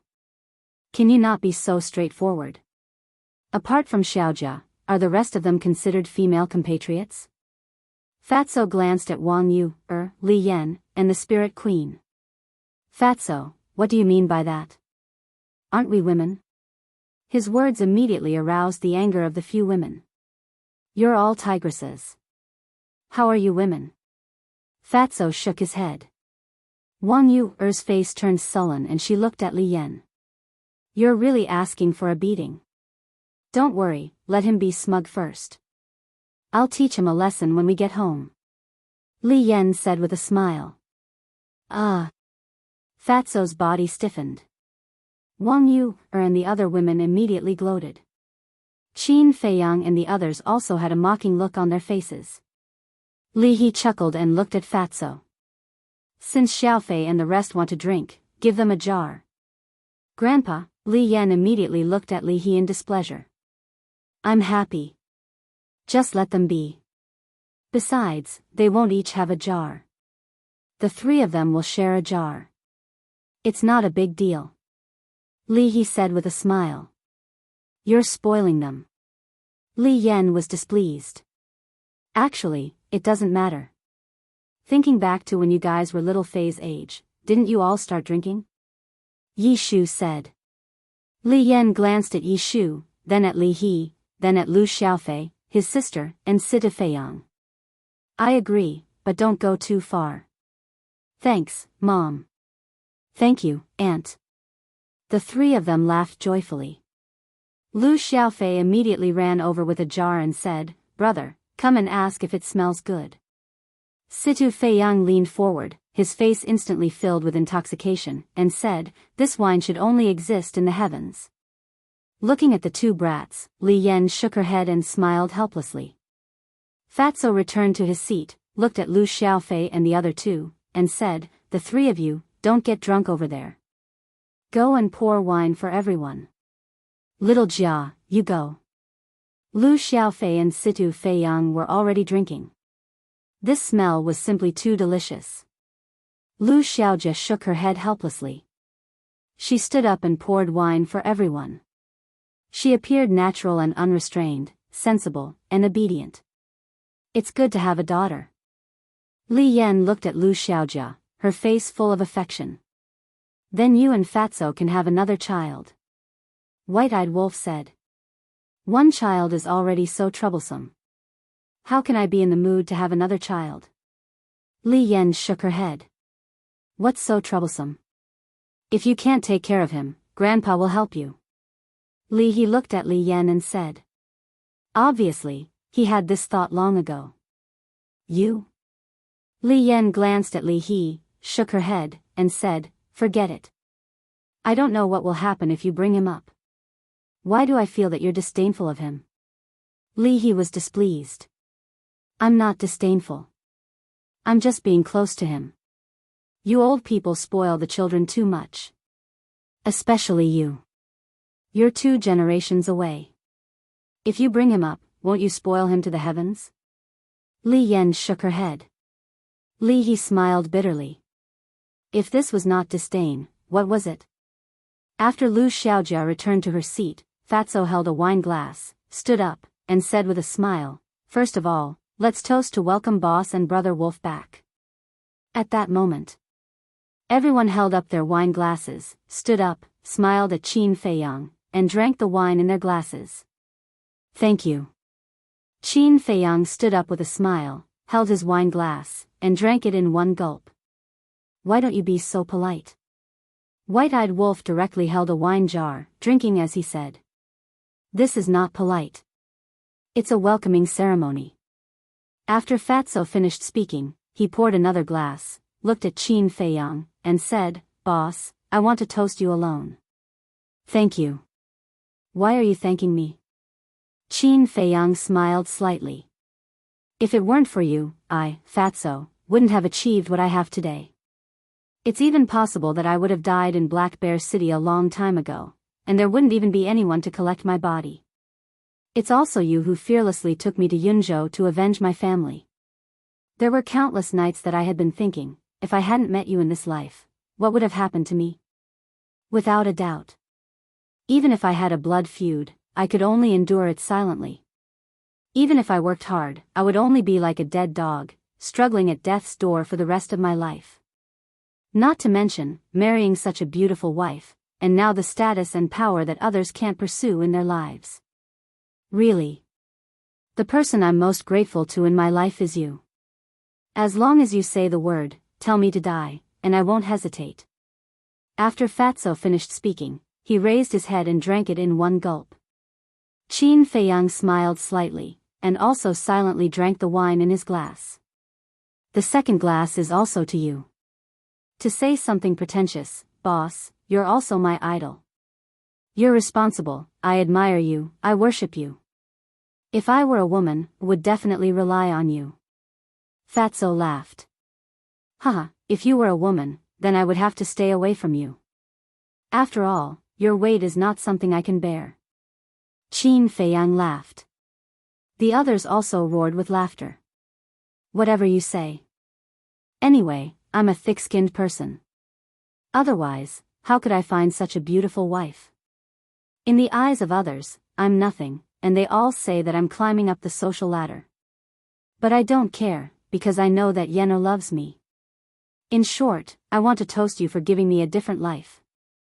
After Fatso finished speaking, he raised his head and drank it in one gulp. Actually, I also want to thank everyone who used to be around me. For example, Lu Hong, White-Eyed Wolf, Ling Yunfei, Luo Qingzhu, it's because of your help, your encouragement, that I can be strong and walk to this day. Qin Feiyang said with a smile as he drank the wine in his cup. Fatty smiled and poured another cup of wine for him. As for the third glass, it's to our friendship. Although now, I didn't accompany you to the ancient world, in my heart, I've always silently supported you and prayed for you. I sincerely hope that the relationship between us brothers can always be like this, never depreciating or changing. In short, no matter how time changes, no matter what happens, you'll always be my boss. Fatso smiled from the bottom of his heart. You'll always be my brother. Qin Feiyang smiled slightly. Then let's toast to our rare brotherhood. Fatso laughed. Cheers. Qin Feiyang smiled. The two raised their heads and drank it in one gulp.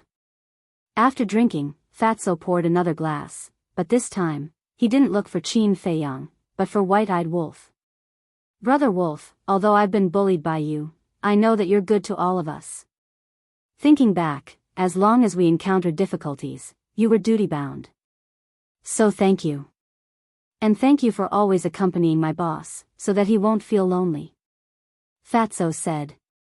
Since you know that I'm good to you, why don't you drink a few more glasses? White-Eyed Wolf said. Okay.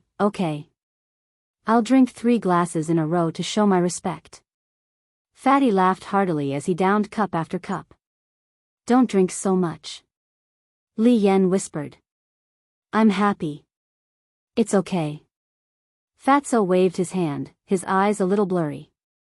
A few hundred years, for Qin Feiyang and White-Eyed Wolf, was just a snap of the fingers, but for Fatso, it was too long. Now that they finally gathered together, the joy in his heart was hard to extricate. Everyone looked at Fatso, and for a moment, they couldn't help but feel emotional. Although life became longer as one's cultivation increased, the time they spent together became less and less. So they should cherish every opportunity to get together. Because no one knew when the next time would be. Okay. Don't say sentimental words, just drink, I have more if it's not enough. Qin Feiyang smiled.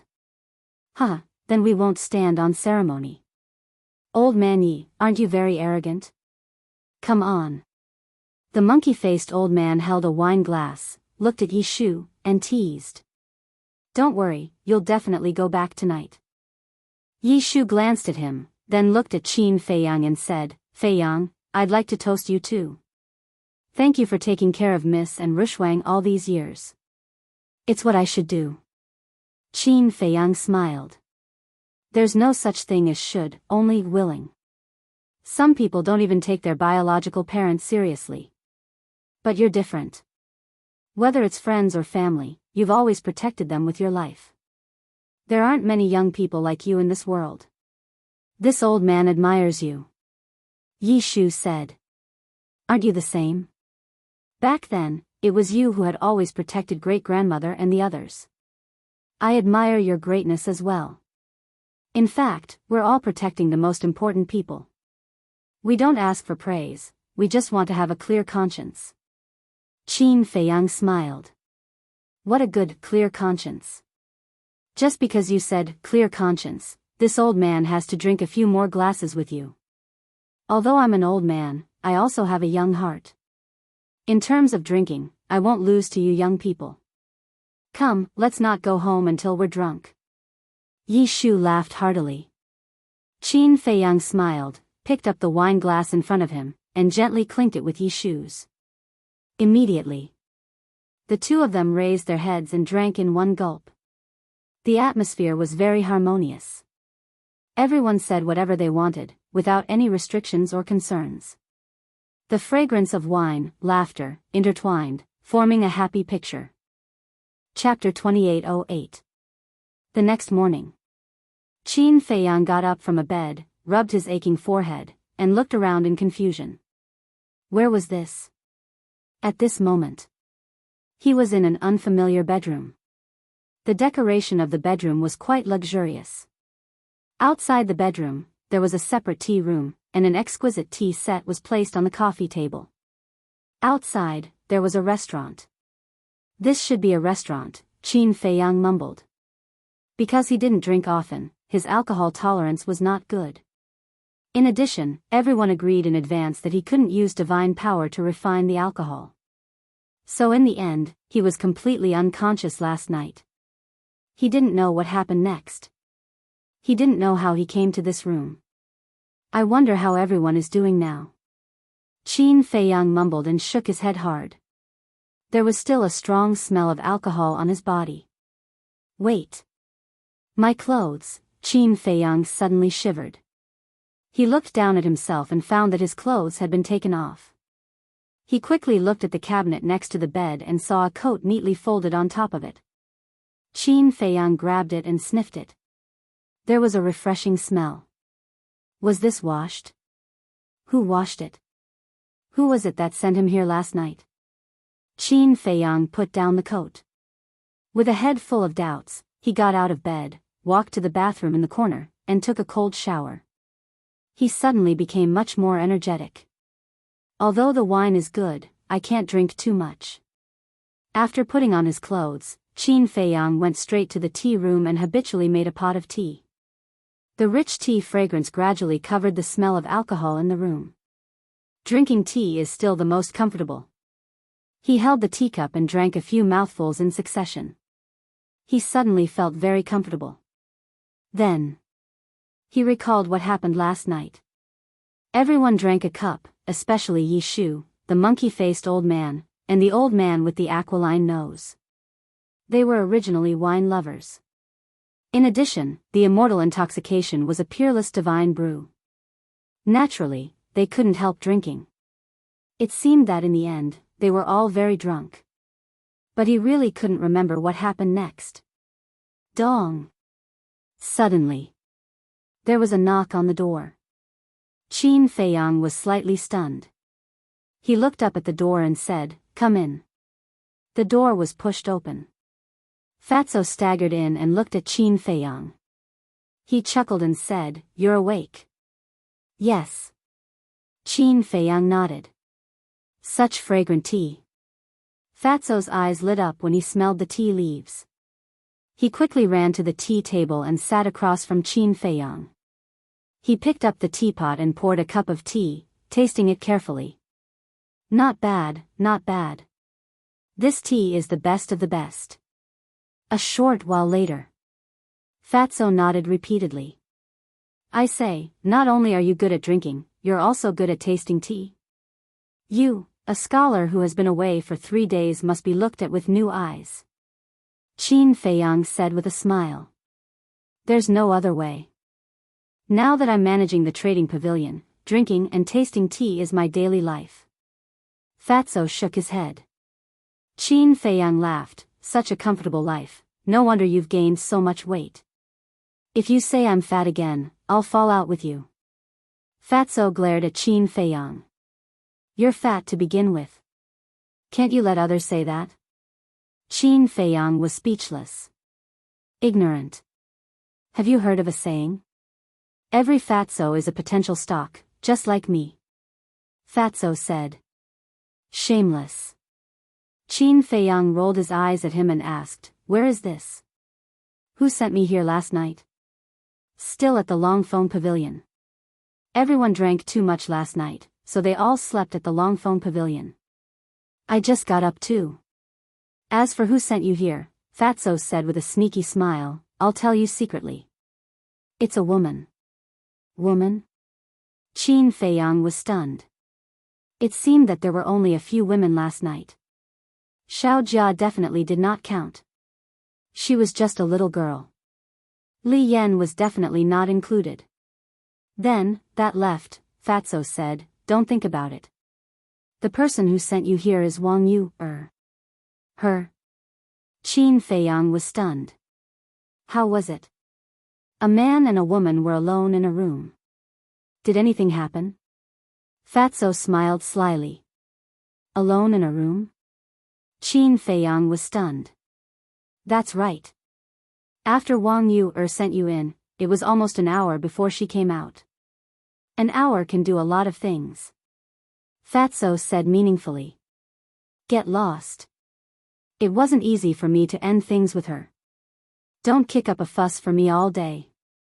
Qin Feiyang glared at him angrily. I didn't kick up a fuss. At that time, she was also a little drunk. Think about it. A man and a woman alone in a drunken state. They even stayed together for an hour. Who would believe that they didn't do anything else? Fatso said. Hearing Fatso's words, Qin Feiyang's expression stiffened slightly. Did something happen? Qin Dage, don't listen to his nonsense. You didn't do anything last night.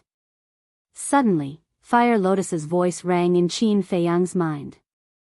Qin Feiyang was slightly stunned and quickly asked, how did you know? I was in the castle and could hear the sounds outside. At that time, Wang Yu, just said a lot to you. Fire Lotus said. What did she say? Qin Feiyang was suspicious. Nothing more than some words between a man and a woman. But the last words she said before she left made me very concerned. Fire Lotus said. What words? Qin Feiyang secretly asked. She said that she was leaving, and she might leave forever. When she said goodbye to you, she also said, see you never again. Fire Lotus said. See you never again, Qin Feiyang murmured. Fire Lotus said, do you think she would do something stupid? Qin Feiyang's expression stiffened. Fatso, who was sitting opposite, looked at Qin Feiyang suspiciously. Boss, what are you doing? Where is Wang Yu now? Qin Feiyang came back to his senses and looked at Fatso and asked. She returned to the main tower last night. Fatso said.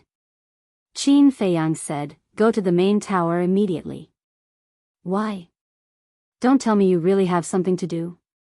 Boss, I was just joking just now, don't really get drunk, and do that. Fatso stared at Qin Feiyang in shock. Why are you talking so much nonsense? Hurry up and go. Qin Feiyang said angrily. Okay, I'll go now. Fatso shrunk his neck, hurriedly got up, opened a teleportation door, and ran in. Don't do anything stupid. Qin Feiyang murmured, his face full of worry. But wasn't Wang Yu fine yesterday? And during the gathering last night, there was nothing unusual. Could it be that he and Fire Lotus were thinking too much?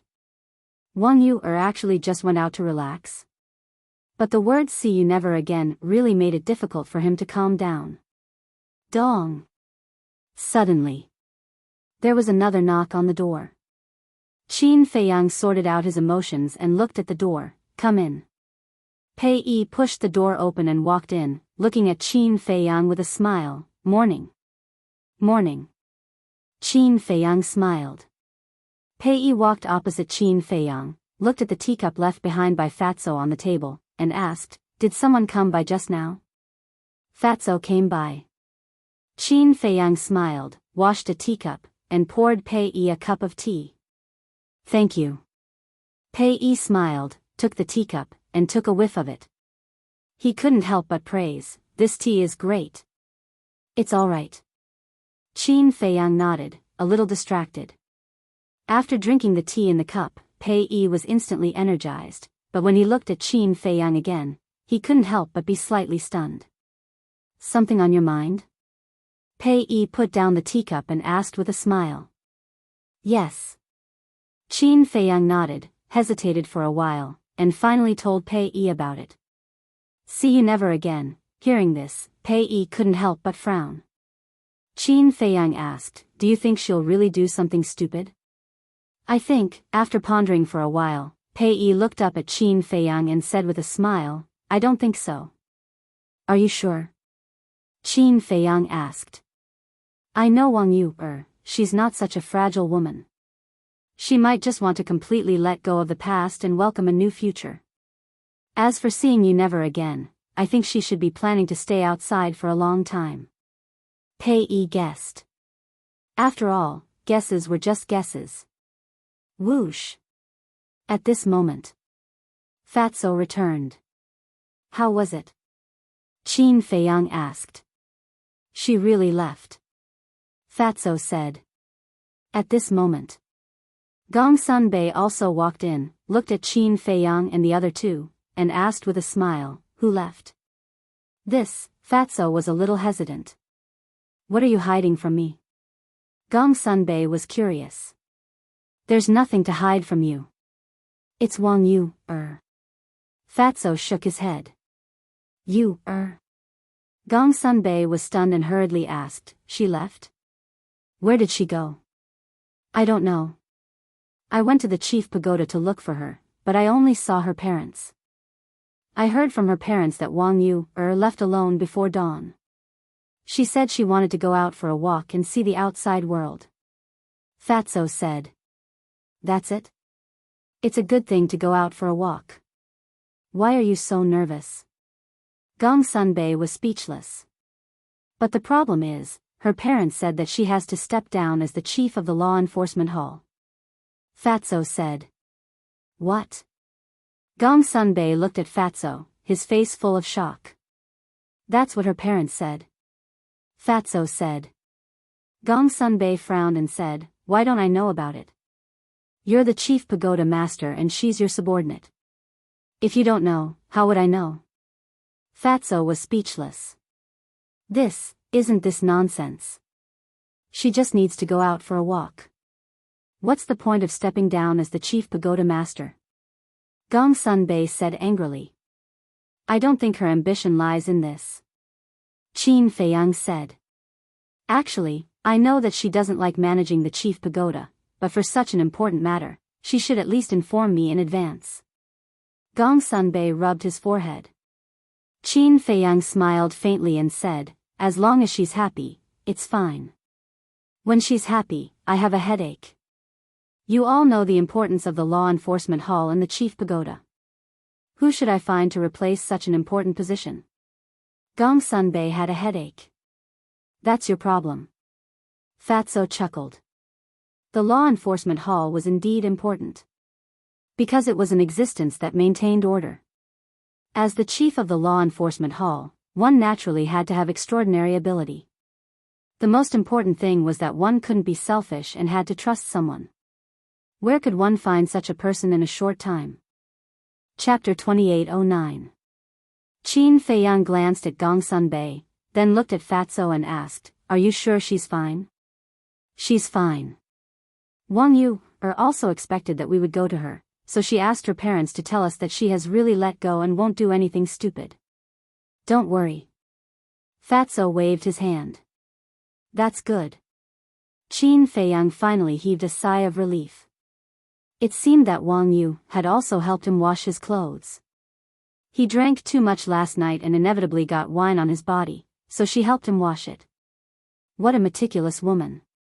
If he had met Wang Yu before meeting the mermaid princess, he might have really gotten together with Wang Yu Because such a good woman was really hard to turn down. It could only be said that they were not fated to be together. Are you all up? Come down for breakfast if you're up. Li Yan's voice sounded in the hall below. Let's go then. Let's go for breakfast. Fatso called out and turned to run outside. Pei Yi chuckled and followed him out. Qin Feiyang finished the last sip of tea and walked to Gongsun Bay. He smiled and said, "Brother Gongsun, what's there to think about? Isn't there a ready-made candidate in front of you?" "Huh?" Gongsun Bei looked up at him suspiciously. "Isn't he?" Qin Feiyang looked at Pei Yi in front of him and said in a low voice. Gongsun Bei looked up and a bright smile appeared on his face. "Let's have something simple for breakfast. We'll have some millet porridge and some light dishes." Li Yan, who was busy going downstairs one after another, said with a smile. "Something light is good. I drank too much last night. I really can't eat greasy food." The monkey-faced old man smiled bitterly. "That's it? I'm still preparing. Let's compete in the morning." Yishu walked down and looked at the monkey-faced old man with a smile. "Fine. I admit defeat." The monkey-faced old man waved his hand. "Look at you. You're all so old. Why are you still so childish?" The hook-nosed old man shook his head and came to the main hall. "It's true that you're old, but your mentality must be young. But then again, the strength of the celestial immortal intoxication is truly terrifying. Even old men like us, who have experienced hundreds of battles, ended up drunk to the point of unconsciousness." Yi Shu shook his head. "It's not that the strength of the immortal wine is terrifying, it's that you guys drank too much. You guys finished all the dozens of jars. It would be strange if you guys didn't get drunk." Li Yan came out with a few dishes. She was wearing an apron and looked very virtuous. "You did all this?" Yi Shu asked. "Yes." Li Yan nodded. Yi Shu said, "Don't I have a chef in my restaurant? You only need to give an order. Why do you have to do it yourself? It's just breakfast. There's no need to trouble them." Li Yan smiled. Yi Shu smiled. "All right, it's still early in the morning. Thank you for your hard work." "It's nothing." Li Yan shook her head. Yi Shu turned to look at Fatso and said, "Look, what a good wife. Cherish her. Do I need you to tell me that?" Fatso pursed his lips. "Huh," Yi Shu laughed and said, "Then let's eat." The group of people looked at each other and smiled. They sat around the table and enjoyed the delicious morning meal. After eating, Fatso leaned back in his chair calmly. He looked at Qin Feiyang and asked, "Boss, what are we going to do next?" "Next," Qin Feiyang pondered for a moment and said with a smile, "I came to the Forgotten Continent this time to visit all of you. Now that I've seen how well all of you are doing, I should go back and accompany my mother. You should also accompany her. Because the person who has missed you the most all these years is your mother." Fatso nodded. Li Yan asked, "When are you going back?" "Now." Qin Feiyang said. "Now? That's too fast." Fatso was stunned. "I'm not leaving the great Qin Empire. If there's time in the future, we can meet at any time," Qin Feiyang said. Fatso was slightly stunned and nodded with a smile, "That's true. All right then." Qin Feiyang stood up and looked at everyone with a smile, "Let's meet again another day. We'll send you off." Everyone also stood up. Qin Feiyang glanced at the group of people and nodded, "Okay." At that moment, Fatso, Pei Yi, and Wang Zicheng each opened a teleportation door. Qin Feiyang and the white-eyed wolf changed their appearances again. Very soon, a group of people descended above the Pill Pagoda Square. The disciples on the square sensed their auras and immediately looked up. Their pupils suddenly shrank. "It's this man and dog again. Who are they?" Not only did the chief pagoda master and the others personally accompany them, but even the pavilion master and Situ Tianyu are also present. "I heard that the Longfeng Pavilion closed for business last night. Could it be that they were entertaining them?" The disciples were bewildered. "Greetings, Chief Pagoda Master." "Greetings, Lords." Elder He, who was guarding the altar, also hurriedly stood up and bowed to the group of people. You can go about your business. The monkey-faced old man waved his hand. Yes. Elder, he replied respectfully. Then, he looked suspiciously at Qin Feiyang and the white-eyed wolf, turned around, and walked up to the chief pagoda. Pei Yi cupped his hands and smiled. Brother Qin, I'll send you off here. Come visit the great Qin Empire when you're free. Qin Feiyang smiled slightly. I'll definitely go. Pei Yi smiled. Qin Feiyang swept his eyes over them one by one. He wanted to remember all these familiar faces in his heart forever. Go. Yi Shu waved his hand. You're not going to the 9th region with us? The white-eyed wolf asked. No, no. Later, let Gong Sunbei choose another person to guard the altar in the 9th region. As for me, with the spirit vein and crystal vein, I naturally have to hurry to the land of inheritance to cultivate in seclusion. Yi Shu smiled. You're the only one who's anxious. The white-eyed wolf despised him. Yi Shu's face darkened. He said impatiently, cut the crap and get lost. You're burning the bridge after crossing it. How heartless. The white-eyed wolf shook his head and sighed. Seeing this, everyone burst into laughter. Then I'll take my leave. Qin Feiyang also shook his head and smiled. Then, he cupped his hands at everyone and stepped onto the altar with the white-eyed wolf, Lu Xiaofei, and Qin Chen.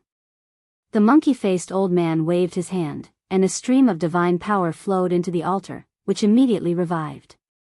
Wait. Suddenly, Qin Feiyang seemed to have thought of something and looked at Situ Feiyang. Situ Feiyang chuckled and said, Uncle, you won't miss me, right? Don't be like this, I'll be shy. The corner of Qin Feiyang's mouth twitched. He looked at Fatso and Li Yan and said, Give this kid to me. Give him to you for what? Li Yan was suspicious.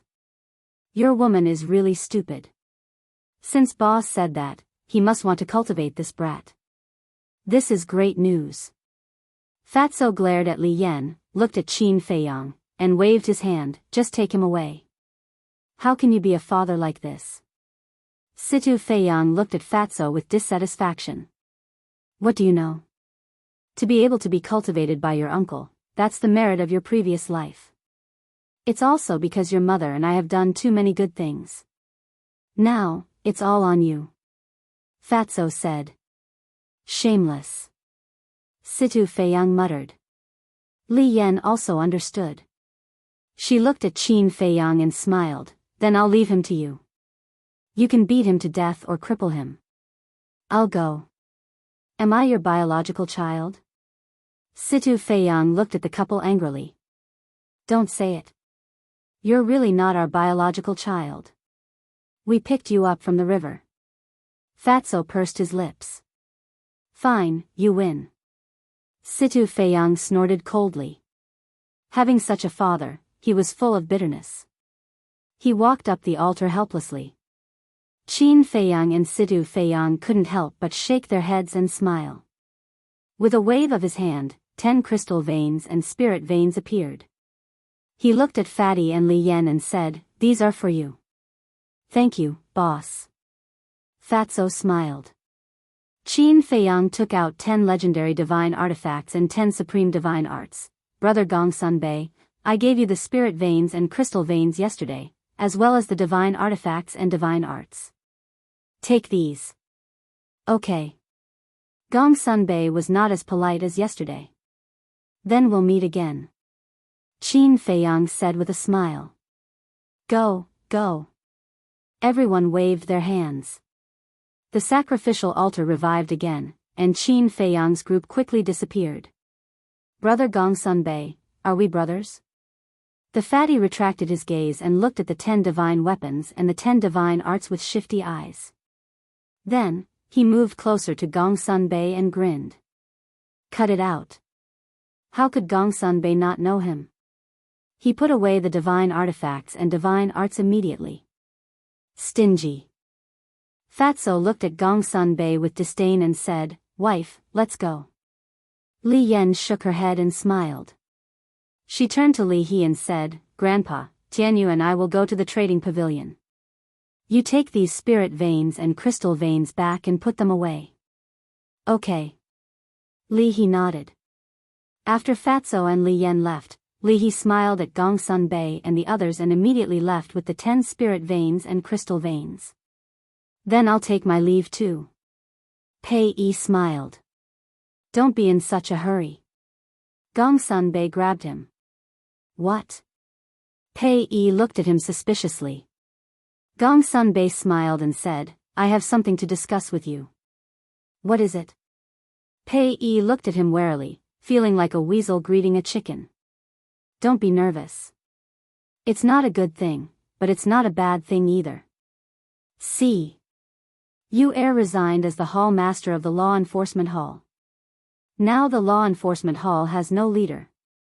And Wang Zicheng and the others don't have the time to manage this, so, Gongsun Bei looked at Pei Yi with a smile. Pei Yi looked at Gongsun Bei in shock.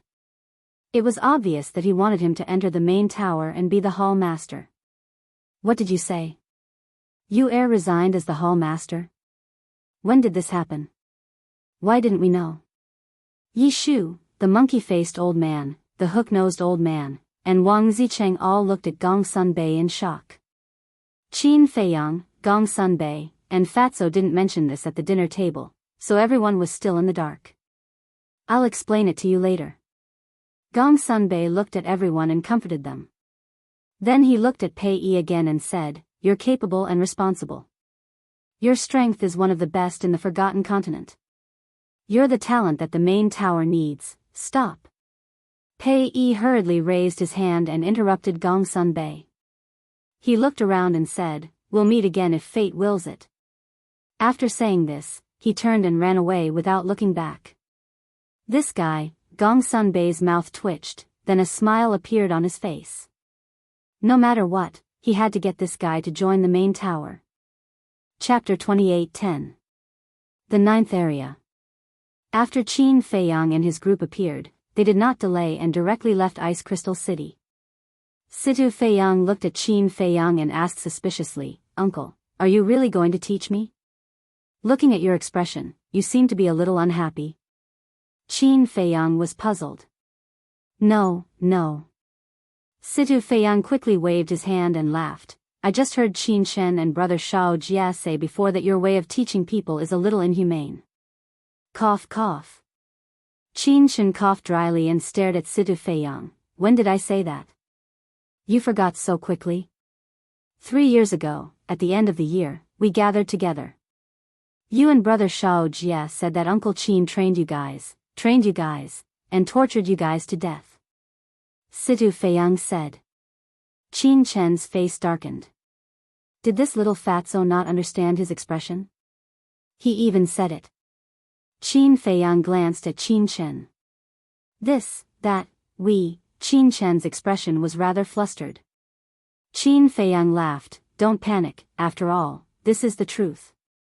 Don't panic? How was that possible? Looking at the smile on Qin Feiyang's face, he knew that something bad was about to happen. Suddenly, Qin Feiyang stopped and looked at Qin Chen. Do you know why I brought you along? Qin Chen shook his head. The reason is very simple. I just want you to understand how strong the white-eyed wolf and I are now. You should understand it well now. Qin Feiyang said. Qin Chen nodded.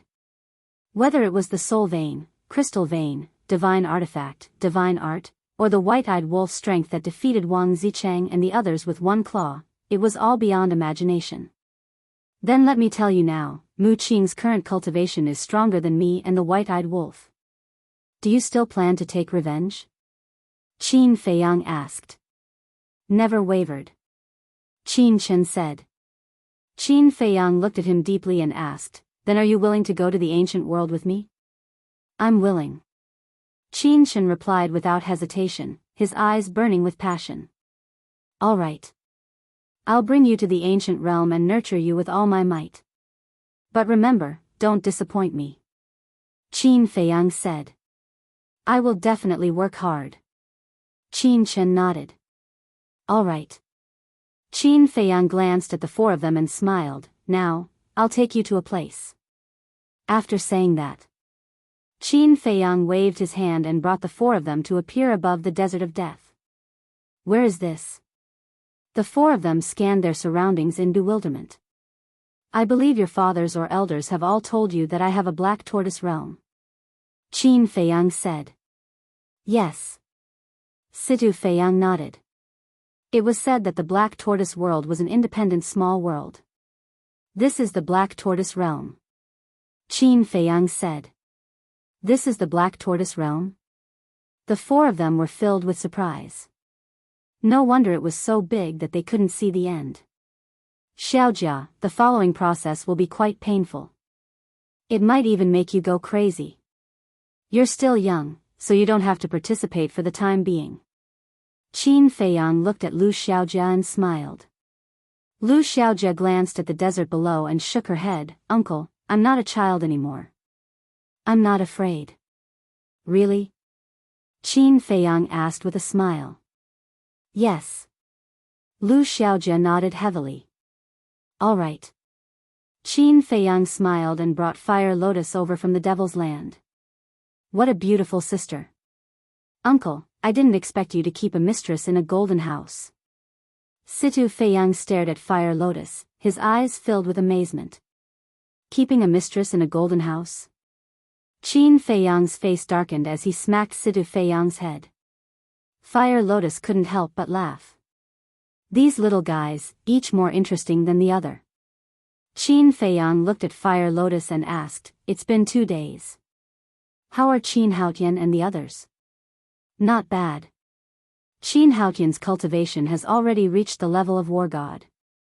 Qin Yun, Qin Ji, Qin Xian, and Qin Wan have all reached the level of 9-star combat emperor. Qin Yi, the twins have also reached the level of 9-star combat saint.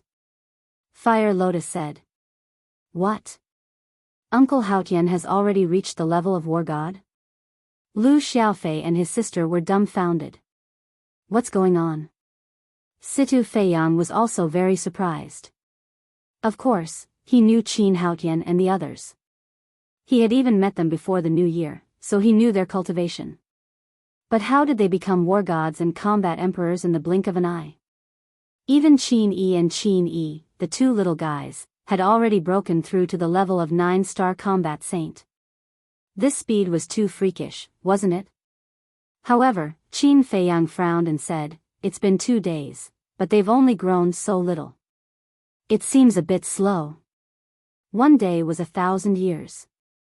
2 days was 2,000 years. And there were so many pills and resources. 2,000 years was enough to cultivate a monarch god. Slow. Qin Shen and the others heard this and the corners of their mouths twitched. If this was slow, then what was fast? I slowed them down on purpose. Fire Lotus said with a smile. Why? Qin Feiyang was suspicious. They're still young. I'm afraid that if they break through too quickly, their mental state will be unstable. So every time they break through a level, I will let them leave the Devil's Land and go out to explore. Otherwise, Qin Haotian would have already become a monarch god. Fire Lotus said. So it's like that. Qin Feiyang nodded and said with a smile, I really didn't think about this problem. You're different from me. I'm the palace master of 9 Heaven Palace. I know how to teach people how to cultivate. Although we've given them the best cultivation environment and resources, they still have to fight steadily. Fire Lotus said. All right. Qin Feiyang nodded and pointed at Qin Shen and the others, then these 4 little ones, I'll leave them to you. No problem. Fire Lotus nodded. Qin Feiyang turned to look at the 4 of them and said with a smile, Then you guys, take care of yourselves. After saying that, he and the white-eyed wolf disappeared without a trace. Where did Uncle and Uncle Wolf go? Lu Xiaojia immediately looked around. Fire Lotus said, They should have gone to the Devil's Land. Devil's Land? What is that place? The 4 of them were curious. The Devil's Land is not a place you can set foot in. Hand over the Qingquan bag and let's begin. Fire Lotus said. Devil's Land. Somewhere in the southern mountain range, 7 young men and women sat cross-legged on the ground. They were all handsome and had a dignified appearance. The 7 of them were Qin Haotian, Qin Yun, Qin Wan, Qin Xian, Qin Ji, Qin Yi, and Qin Yi. Shua. Suddenly, a man and a wolf appeared in the void above. It was Qin Feiyang and the white-eyed wolf. They had also recovered their true appearance. Qin Haotian and the others also noticed their auras at the first moment. They opened their eyes and looked up. The changes are quite big. Qin Feiyang looked down at the 7 of them. After 2,000 years in the Black Tortoise world, Qin Haotian, Qin Yun, Qin Wan, Qin Xian, and Qin Ji had all become mature and steady. Especially Qin Haotian, he was like a natural emperor with an extraordinary temperament. Qin Yi and Qin Yi were no longer the 2 brats from before. Qin Yi's height was now 1.8 meters. His figure was tall and straight, and there was a shocking sharpness between his eyebrows. As for Qin Yi, she was also about 1.75 meters. Her black hair draped over her shoulders, and her exquisite figure revealed a breathtaking beauty. Big brother. Seeing Qin Feiyang appear, Qin Yun and the others quickly stood up and bowed. Qin Haotian also stood up, but did not speak. He stared at Qin Feiyang, and a trace of fighting spirit burned in his eyes. Qin Feiyang nodded and said with a smile, "Seeing that you are all still alive, I am quite gratified." They looked at each other, their faces full of wry smiles. Although only 2 days had passed outside, they had already cultivated here for 2,000 years. Especially in the beginning, crossing the desert of death, it was simply a narrow escape. To be able to survive until now, even they themselves felt that it was not easy. Of course. They also knew. If Qin Feiyang really did not care about their lives, then they would have died in the desert of death long ago. Because countless times when they faced death, it was Fire Lotus who saved them. And with these 2,000 years in the Black Tortoise world, they had long had a new understanding of Qin Feiyang. Their big brother was a godlike figure. So, right now, they respected Qin Feiyang even more than before. Qin Feiyang smiled faintly, looked at Qin Haotian, and said, "Looking at your eyes, do you want to challenge me?" "That's right." Qin Haotian took a step into the sky and stood opposite Qin Feiyang. "All right. Let me see how much you've grown over the years." Qin Feiyang smiled slightly, suppressing his cultivation to the level of a war god. "Who do you think will win?" Qin Xian asked in a low voice. "Needless to say, it will definitely be Big Brother." Qin Yun said. "Sister Yun, I think it might be Brother Haotian. After all, he works so hard. And now, Big Brother has also suppressed his cultivation to the same level as Brother Haotian." Qin Yi said, losing her childish and mischievous attitude from before, appearing natural and unrestrained. "No matter how hard he works, he won't be able to defeat Big Brother. Big Brother, that is the undefeated legend." Qin Ji opened his mouth and raised his head to look at Qin Feiyang. He had absolute confidence in Qin Feiyang. "Let's begin." High up in the sky, Qin Feiyang looked at Qin Haotian and said with a faint smile, "Boom." Qin Haotian's aura suddenly erupted. He took a step forward and blasted towards Qin Feiyang. But in this regard, Qin Feiyang didn't dodge at all, nor did he have any intention of fighting back. Boom. Qin Haotian's punch landed solidly on Qin Feiyang's chest. But Qin Feiyang didn't even take a step back.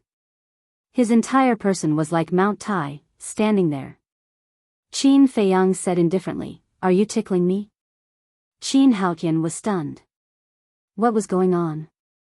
Didn't he already suppress his cultivation to the same level? Why couldn't he cause any damage to the other party with his full strength? What a naive kid. White-eyed Wolf shook his head. With the strength of Qin Feiyang's physical body, not to mention the same level, even if Qin Feiyang suppressed his cultivation to the pseudo-god realm, Qin Haotian wouldn't be able to hurt him at all. Strong indeed. Qin Ji clenched his fists. This big brother was the goal he wanted to pursue. Let's continue. Qin Feiyang looked at Qin Haotian and said with a faint smile. Roar. Qin Haotian formed a seal with both hands, accompanied by a loud dragon roar. The first, second, and third moves of the Dragon God technique appeared one after another. Not bad. Qin Feiyang nodded. Not only did he inherit the Dragon God technique, but he had also upgraded it to the mid-tier divine technique level. Emperor Prison. Qin Haotian roared again. A purple gold dragon soul roared out from behind him. Purple gold dragon soul? Emperor Prison? Qin Feiyang was stunned. He even activated the purple gold dragon soul. No wonder this kid could awaken his bloodline. And this Emperor Prison. Qin Haotian actually obtained this innate ability. Interesting. Chapter 28:11. Forgive me for the mistakes I made back then. Qin Haotian let out a low roar. The three moves of the divine dragon art and the purple gold dragon soul, carrying a powerful aura, charged towards Qin Feiyang. Forgive me?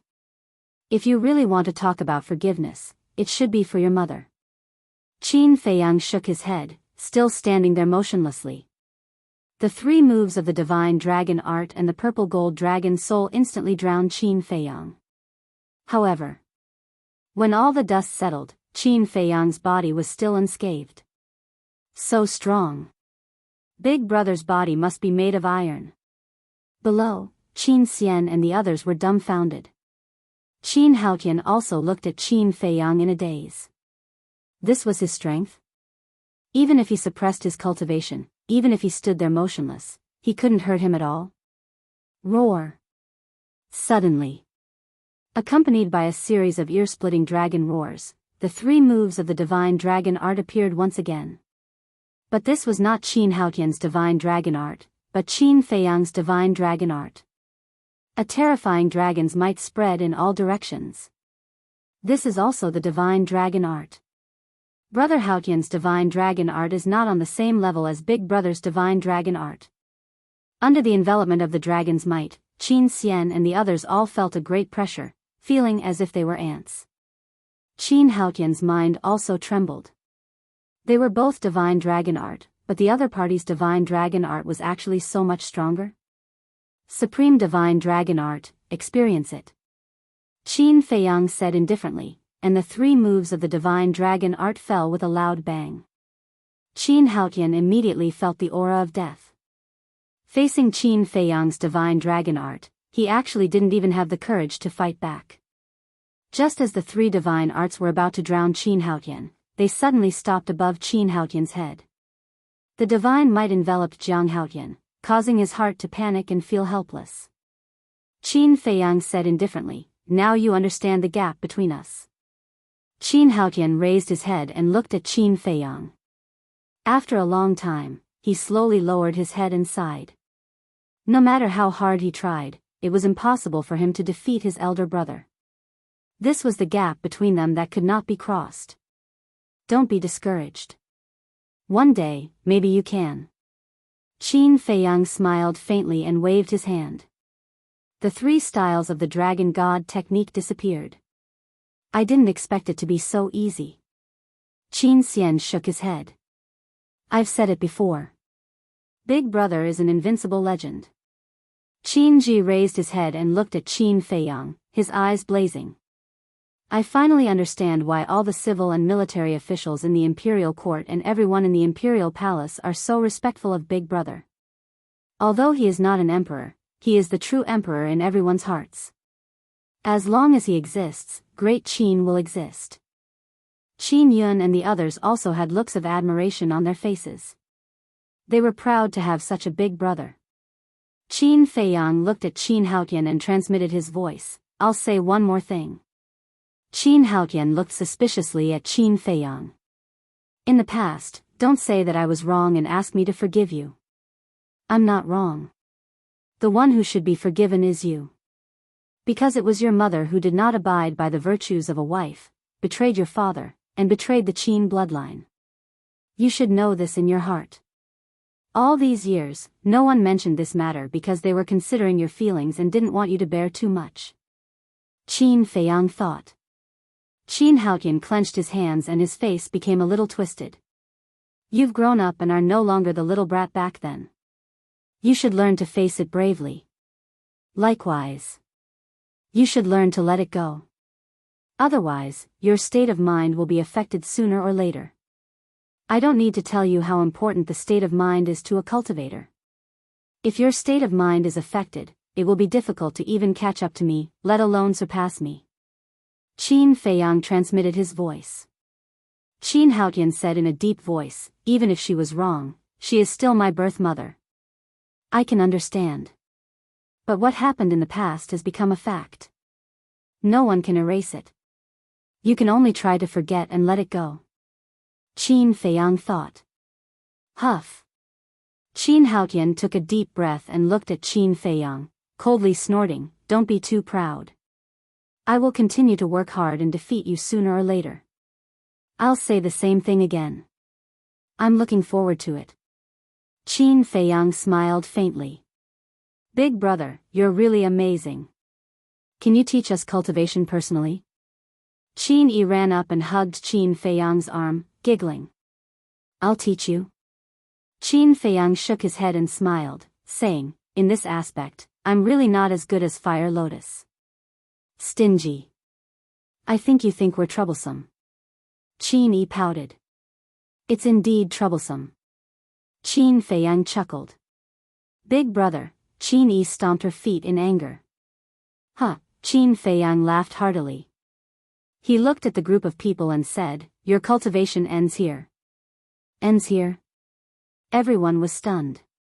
I'll be responsible for laying a good foundation for you. The rest will depend on your luck. Qin Feiyang smiled faintly. Qin Xian frowned, big brother, are you chasing us out? You can say that. In short, you can't rely on me too much. After all, I'll leave sooner or later. Let's talk about it later. Your current cultivation is enough to establish a foothold in Great Qin and Forgotten Continent. Qin Feiyang laughed. Don't, big brother. It wasn't easy for us to pass Sister Fire Lotus's test and come to the Devil's Land. Just let us stay for a few more days. At least wait for us to break through to the War God realm. Qin Yi hurriedly opened his mouth, his eyes full of pleading. Qin Yi, Qin Xian, Qin Yun, Qin Ji, and Qin Wan were the same. Initially, in the Desert of Death, they really wanted to escape. But now, they had already fallen in love with this place. Not for anything else, but for the cultivation environment and resources here. For example, this time formation. 1,000 years in a day. If it was in the past, this was something they wouldn't even dare to think about. Not to mention Qin Xian and the others, even Qin Haotian was reluctant to leave now. Qin Feiyang looked at the few of them, smiled helplessly, and nodded, all right, I'll give you 2 more days. Thank you, big brother. The few of them were wild with joy. Qin Haotian was also secretly delighted. 2 days of time was completely enough for him to break through to the Divine Lord realm. Divine Lord, in the entire Great Qin and Forgotten Continent, only Yuan Bo and the Snow Python were at this level. At that time, he would be the 3rd person. Young Master. Suddenly, along with a shout, Dan Wangkai hurriedly ran over. Qin Feiyang looked at Dan Wangkai, and waved to Qin Haotian and the others, you guys go and cultivate first. The few of them nodded, looked at Dan Wangkai suspiciously, and flew down. Look at how anxious you are. Did something happen? Qin Feiyang looked at Dan Wangkai and asked. Dan Wangkai lowered his head and looked at Qin Feiyang and the others, then pulled Qin Feiyang to the other side and said in a low voice, young master, do you still remember the disaster crossing Heavenly Pill? What is the disaster crossing Heavenly Pill? The one who spoke was the white-eyed wolf. Dan Wangkai was so mysterious, of course it would be interested, so it followed him. Dan Wangkai said, Brother Wolf, just listen, you'll understand later. Qin Feiyang pondered for a moment, then asked, Are you talking about the disaster-crossing heavenly pill recorded in the pill scripture? Yes. Dan Wangkai nodded. Qin Feiyang laughed and asked, then how is your research going? According to my research, I came to a conclusion that this disaster-crossing heavenly pill has the ability to break all curses. Dan Wangkai said excitedly. The ability to break all curses? Qin Feiyang was stunned. Yes. Dan Wangkai took out a jade box from his arms and handed it to Qin Feiyang. Qin Feiyang opened the jade box and looked inside. Surprisingly, there were 3 dazzling golden pills inside. There were also 3 dragon-shaped pill chi lingering around them. This is the disaster-crossing heavenly pill? Qin Feiyang was surprised. Yes. When I went to the medicine field to check, I found that there were ready-made medicinal herbs, so I refined 3 pills. Dan Wangkai nodded. Qin Feiyang looked at the 3 pills curiously. A pill to break the curse? What was the use of this? Dan Wangkai said, young master, isn't the snow python cursed? Yes. Qin Feiyang patted his head. Dan Wangkai said, I want to see if this disaster-crossing heavenly pill is useful or not. Break the curse, Qin Feiyang muttered. In that case, could the curse on Yuanbo's body also be broken? Immediately. Qin Feiyang realized the importance of the disaster-crossing heavenly pill, and said, let's go find the snow python now. Qin Feiyang waved his hand and left the Black Tortoise realm with the White-Eyed Wolf and Dan Wangkai, immediately rushing to the glacier forest. With their speed, they could cross the 9 regions in a dozen breaths, so there was no need to open a portal or something like that. Beside the frozen lake, Dong Xingyang sat on the snow. The snow python had become half a meter long, and half of its body was lying on Dong Xingyang's lap. It looked extremely harmonious. The White-Eyed Wolf joked, I haven't seen you for hundreds of years, and you're just like this? Dong Xingyang and the snow python were stunned. They raised their heads and looked at the White-Eyed Wolf, speechless. Then what do you think we should do? Do you need me to remind you? Of course, let the snow python transform into a human form and find a place to do something that a man and a woman should do. The White-Eyed Wolf said. Dong Xingyang immediately smiled bitterly. This wolf cub was getting more and more improper. Cut the crap. Qin Feiyang landed in front of Dong Xingyang and the snow python, looked at the snow python, and then looked at Dong Xingyang, and said, I might be able to break the curse on her body. Dong Xingyang was stunned, and then suddenly stood up and asked in surprise, what did you say? Qin Feiyang said, I might be able to break her curse. Can break the curse, Dong Xingyang muttered, and suddenly came back to his senses. He stared at Qin Feiyang and asked, really? The snow python also stared at Qin Feiyang in surprise. Breaking this curse was what she had been longing for and looking forward to. It could be imagined. Now that she heard Qin Feiyang's words, she was nervous and expectant. Qin Feiyang hesitated, I just said. Maybe. No need to explain, Dong Xingyang waved his hand and said, even if there is only a little hope, I want to give it a try. All right. Qin Feiyang opened the jade box in his hand, took out a crossing disaster heavenly pill, and handed it to Dong Xingyang, saying, this pill is called Crossing Disaster Heavenly Pill, and it was refined by Dan Wangkai. It has the effect of breaking all curses, but, speaking of which. Qin Feiyang paused and sighed, you also know that the curse in the snow python's body was, after all, left by a small beast, so I don't have much confidence. Understood. Dong Xingyang nodded, took the pill without hesitation, turned around and handed it to the snow python's mouth. Chapter 28:12. However, looking at the elixir in front of it, the snow python hesitated. Don't worry. If Qin Feiyang wanted to harm you, he wouldn't use such a trick. Dong Xingyang laughed. We helped you out of kindness, but you still suspect us? The White-Eyed Wolf raised his eyebrows. No. The snow python quickly shook its head and sighed. I'm not suspecting this elixir. With Qin Feiyang's current strength, it was too easy to kill her. Besides, she knew Qin Feiyang's character. He didn't bother to do anything to the elixir. Then why are you hesitating? Dong Xingyang was suspicious. The snow python said, I'm afraid it won't work. So that's the case. Dong Xingyang nodded and laughed. If you don't try it, how do you know it won't work? But what if it doesn't work? The snow python asked. It doesn't matter, because there's still me. I'll keep looking for a way. Dong Xingyang laughed. The snow python pondered for a while and resolutely took the disaster-crossing heavenly pill. At that moment, everyone stared at the snow python. Especially Qin Feiyang. If this disaster-crossing heavenly pill was really useful, then not only the snow python, but also Uncle Yuan could break the curse. Puff. Suddenly, the snow python's body shook violently, and it spat out a mouthful of blood. What's going on? Dan Wangkai was surprised. Was it useless? Don't worry. Qin Feiyang waved his hand and stared at the snow python. Puff. In less than 3 breaths, the snow python spat out another mouthful of blood. Boom. Then, her aura burst out uncontrollably. But this was not the point. The point was that as the aura burst out, her body began to crack. Blood flowed like a waterfall, instantly dyeing the snow on the ground red. Qin Feiyang, this, Dong Xingyang turned to look at Qin Feiyang, looking extremely anxious.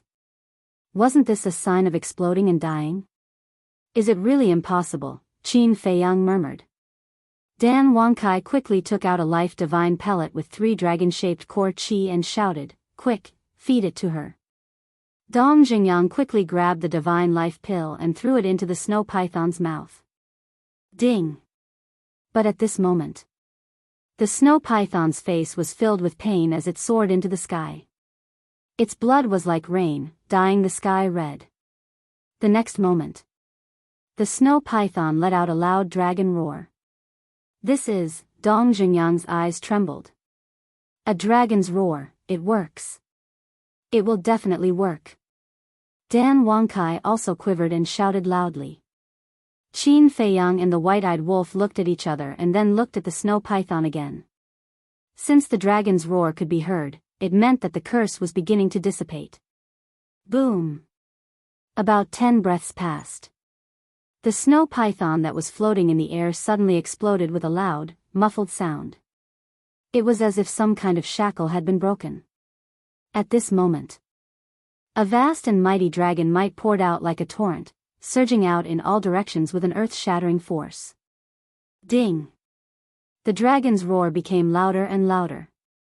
The people of the Sky Tiger tribe and the Wang clan outside the glacier forest all heard the dragon's roar. What's the situation? A divine dragon has been born? It seems to be in the direction of the ice lake. Let's go and take a look. A group of people immediately flew towards the glacier forest. At this moment, Dong Xingyang's eyes were already filled with a layer of mist. Because the snow python was changing at this moment. On its head, 2 dragon horns slowly grew out and the snake scales on its body turned into dragon scales one by one. Its body, which was originally half a meter long, had now become hundreds of feet long. Below its abdomen, 4 white dragon claws gradually emerged. It really is a white dragon, Dan Wangkai murmured. After more than 10 breaths, the snow python completely disappeared and was replaced by a white dragon that looked incomparably majestic. The crossing disaster heavenly pill is useful, Qin Feiyang was also murmuring, his heart was incomparably excited. Calm down.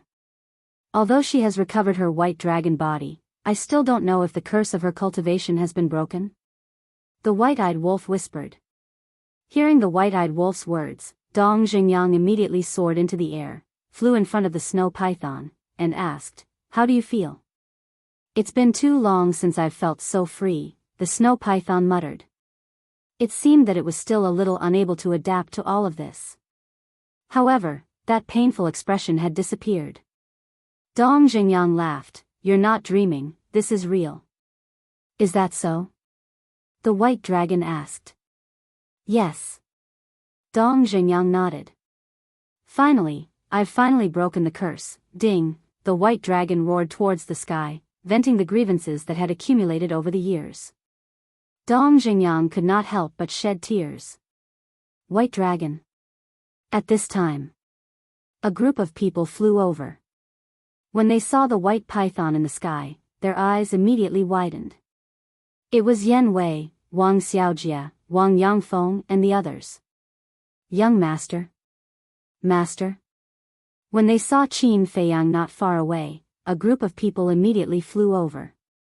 Wang Xiaojia looked at the white dragon suspiciously and asked, Master, where did this white dragon come from? She is the snow python. Qin Feiyang laughed. She is the snow python? Everyone was stunned. Yan Wei hurriedly said, Young master, isn't she cursed? How can she restore the white dragon's body? Her curse has been broken. Qin Feiyang smiled. It has been broken, Yan Wei and the others murmured, looking at the white dragon again. A trace of a smile could not help but crawl into their eyes. Although the white dragon had made things difficult for them in the past, it had been very good to them in the past few hundred years. So now that the white dragon had broken the curse, they were sincerely happy for the white dragon. Dong Xingyang glanced at Yan Wei and the others, wiped the tears from the corner of his eyes, and looked at the white dragon. All right, let's see if you can cultivate now. All right. The white dragon nodded, trying to calm itself down, and then closed its eyes. About 10 breaths passed. The white dragon suddenly opened its eyes and said in surprise, I can already cultivate, and even if the curse is broken, my half-step divine lord cultivation has not disappeared. Really? Dong Xingyang asked. The white dragon nodded. That's great. Dong Xingyang was overjoyed, and hurriedly landed in front of Qin Feiyang, cupped his hands and said, Brother Qin, I can't thank you enough. If there's anything in the future, just let me know. Thank you. The white dragon also transformed into a fair-skinned and beautiful woman in a white dress, landing beside Dong Xingyang, looking at Qin Feiyang gratefully, and said. Qin Feiyang glanced at the two of them and said with a smile, We are all old friends, no need to be so polite. Old friends, the white dragon murmured. Qin Feiyang's words made her feel ashamed.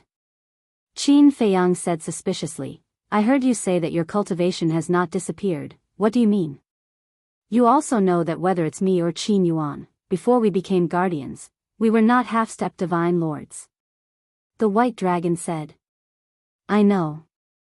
Back then, Uncle Yuan said that it was the small beast that raised your cultivation to half-step divine lords. Qin Feiyang nodded. So, originally, I thought that after breaking the curse, my cultivation would fall back to its original level. But now, my cultivation has not disappeared. The white dragon said. Is that so? Qin Feiyang suddenly understood and said with a smile, In that case, it seems that it's a blessing in disguise. A blessing in disguise? The white dragon shook its head and sighed, Even if you give me the cultivation of the imperishable realm, I don't want to be haunted by this curse anymore. You won't. Dong Xingyang grabbed the white dragon's hand and said with a smile. The white dragon nodded, tears flowing down its cheeks again. The white-eyed wolf quivered and turned to Qin Feiyang, urging, Little Qin Zi, what are you waiting for? Hurry back to the great Qin Empire and find Uncle Yuan. Yes. Let's go find Uncle Yuan. Qin Feiyang also came back to his senses. He did not even bother to run to the teleportation altar under the ice lake and directly took out the space-time gate. Clang! With the emergence of divine power, the space-time gate immediately awakened. Qin Feiyang, the white-eyed wolf, and Dan Wangkai immediately ran in. Let's go and take a look. Dong Xingyang smiled at the white dragon, and then the two entered the space-time gate hand in hand. You all go back too. Yan Wei and Wang Yangfeng instructed their clansmen behind them and rushed into the space-time gate. Of course, Wang Xiaojie would not let go of this opportunity to join in the fun. Imperial capital. In the sky above a sea area of the Sea of Reincarnation, Qin Feiyang and the others appeared one after another. After putting away the space-time gate, Qin Feiyang immediately released his divine telekinesis in all directions. Now, his divine telekinesis was enough to cover the entire imperial capital, including the Sea of Reincarnation. Soon, he sensed a familiar aura on a small island. Swoosh. Following closely, Qin Feiyang waved his hand, swept everyone up, and rushed to the sky above the small island like lightning. The island was only about a few miles in size, but the island was full of birds and flowers. In the center of the small island, there was an inconspicuous small wooden building. The wooden building was only 2 stories high and looked very old, but it was very clean. In front of the wooden building, there was a round stone table. Around the stone table, there were 4 stone stools, and it looked very simple. A white-haired old man over 50 years old sat at the table, leisurely drinking tea. The old man was dressed very plainly, and there was no aura on his body. He looked like a country bumpkin. However, looking at the old man, whether it was Qin Feiyang, Yan Wei, or the others, they were all full of respect. "Uncle Yuan," Qin Feiyang called out softly. Qin Yuan raised his head and looked at Qin Feiyang, as if he was not surprised, and said with a smile, "You're here." "And?" Qin Feiyang nodded, landed beside the stone table, and directly knelt on the ground. "Get up." Qin Yuan got up and helped Qin Feiyang up, and said with a smile, "Come, let Uncle Yuan take a good look. After these few hundred years, have there been any changes?" Qin Feiyang giggled. "Without a doubt, I have become more handsome and charming than before." Perhaps only in front of Qin Yuan would Qin Feiyang reveal such a childish side. "Ha!" Qin Yuan could not help but laugh, and said, "You stinking brat, you actually became shameless." "Hee hee." Qin Feiyang scratched his head. "You guys are here too. But I don't have any good wine or dishes to entertain you here." Qin Yuan looked at Dong Xingyang and the others and said with a smile. Bai Long chuckled and said, "Homemade dishes are still delicious." Qin Yuan looked at Bai Long in surprise and said, "It's rare for these words to come out of your mouth." "She's in a good mood now," White-Eyed Wolf said. "In a good mood?" Qin Yuan was slightly stunned, turned to look at Dong Xingyang, and said with a smile, "No wonder she's in a good mood. It turns out that reunion after a long separation is better than being newly married." "You damn old man." Bai Long's cheeks turned red, and he could not help but laugh and scold. Chapter 28:13. "Uncle Yuan, why aren't you surprised at all to see us back?" The White-Eyed Wolf looked at Qin Yuan suspiciously. "What's there to be surprised about? I already knew about it the day you came back. I also know that you're going to meet a lot of old friends, so I didn't disturb you." Qin Yuan chuckled. "You knew about it the day you came back?" The White-Eyed Wolf was stunned. "Don't forget that I'm the guardian of this continent." Qin Yuan laughed. "Ha!" The White-Eyed Wolf laughed dryly. "Indeed. As the guardian of this continent, as long as Uncle Yuan was willing, as long as there were any signs of trouble, he would be able to know at the first moment. Don't just stand there. Sit down and talk," Qin Yuan said. Bai Long looked at the teapot on the table and said, "We're not here to drink tea with you this time." Qin Yuan was stunned. "Do you know why I'm so happy?" "It's because I've broken the curse," Bai Long said. "What? Broken the curse?" Qin Yuan looked at Bai Long in surprise. "Look." Bai Long shook his body and returned to his true form. Looking at Bai Long's current dragon body, Qin Yuan was stunned. "It's Qin Feiyang. Qin Feiyang helped me break the curse." Bai Long smiled and turned back into his human form. He continued, "And now, I can still cultivate." "You can still cultivate?" Qin Yuan was stunned. He turned to look at Qin Feiyang and asked, "How did you do it?" "It's a kind of elixir." Qin Feiyang opened the jade box again and took out a disaster crossing heavenly elixir. "This is the disaster crossing heavenly elixir. It can break all curses." Disaster crossing heavenly elixir. Qin Yuan took the elixir and said in surprise, 3 dragon-shaped elixir auras? Did you refine this? No, it was refined by Dan Wangkai. Qin Feiyang smiled. You can even refine a pill with 3 dragon-shaped core qi. Looks like you've grown a lot over the years. Qin Yuan looked at Dan Wangkai and praised. Uncle Yuan, you flatter me. Compared to young master, I'm still a little lacking. Dan Wangkai waved his hand. Not bad. Qin Yuan looked at Qin Feiyang and Dan Wangkai and nodded with a smile. Then, he looked down at the disaster crossing heavenly pill again. Uncle Yuan, quickly take it. Qin Feiyang urged. However, Qin Yuan did not consume the disaster crossing heavenly pill. The smile on his face slowly disappeared and a trace of worry appeared instead. What is it? Everyone looked at him in confusion. Sigh. Qin Feiyang sighed. He looked at Qin Feiyang and said, Feiyang, you're a fool. Confused? Qin Feiyang was taken aback. Damn old man, what's wrong with you? He came all the way here to deliver the pills. Why are you scolding him? White Dragon frowned. I didn't scold him. I'm very happy that Feiyang thought of me at the first moment. However, have you all thought of a problem? This curse was set by small beast. Now that the curse has been broken, won't it be alarmed? Qin Yuan said. Small beast. Upon hearing Qin Yuan's words, everyone's expression changed. That's right. Why didn't they think of small beast? Qin Feiyang also slapped his head. Because he was too happy and couldn't wait, he completely neglected this point. How is it? White Dragon came back to his senses and immediately looked up at the sky. His white face was full of worry. Don't be afraid. Dong Xingyang comforted, but he was also very nervous in his heart. White Dragon has been breaking the curse for so long, but I don't see small beast appearing. I think, it might not have noticed it. Dan Wangkai looked at the sky and frowned. For a moment, everyone looked at the sky and was silent. It's useless to worry. Qin Yuan shook his head and smiled. He threw the disaster crossing heavenly pill into his mouth and appeared extremely calm. This was the state of mind. Even if danger came, he would not panic. What happened to White Dragon happened to Qin Yuan once again. Boom. Soon.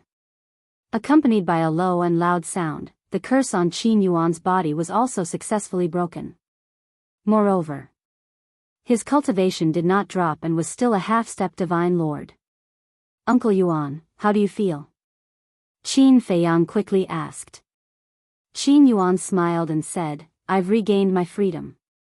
Of course I feel good. You guys are very good, but Grandpa Frog is very unhappy now. Before Qin Yuan's voice fell, a voice full of anger suddenly sounded in the sky above. This voice, the group of people's faces changed drastically. They immediately looked up and saw a small golden figure standing in the void above. If that wasn't the golden small beast, who else could it be? What should we do? The snow python suddenly panicked. Dong Xingyang's face was also full of fear. Sigh.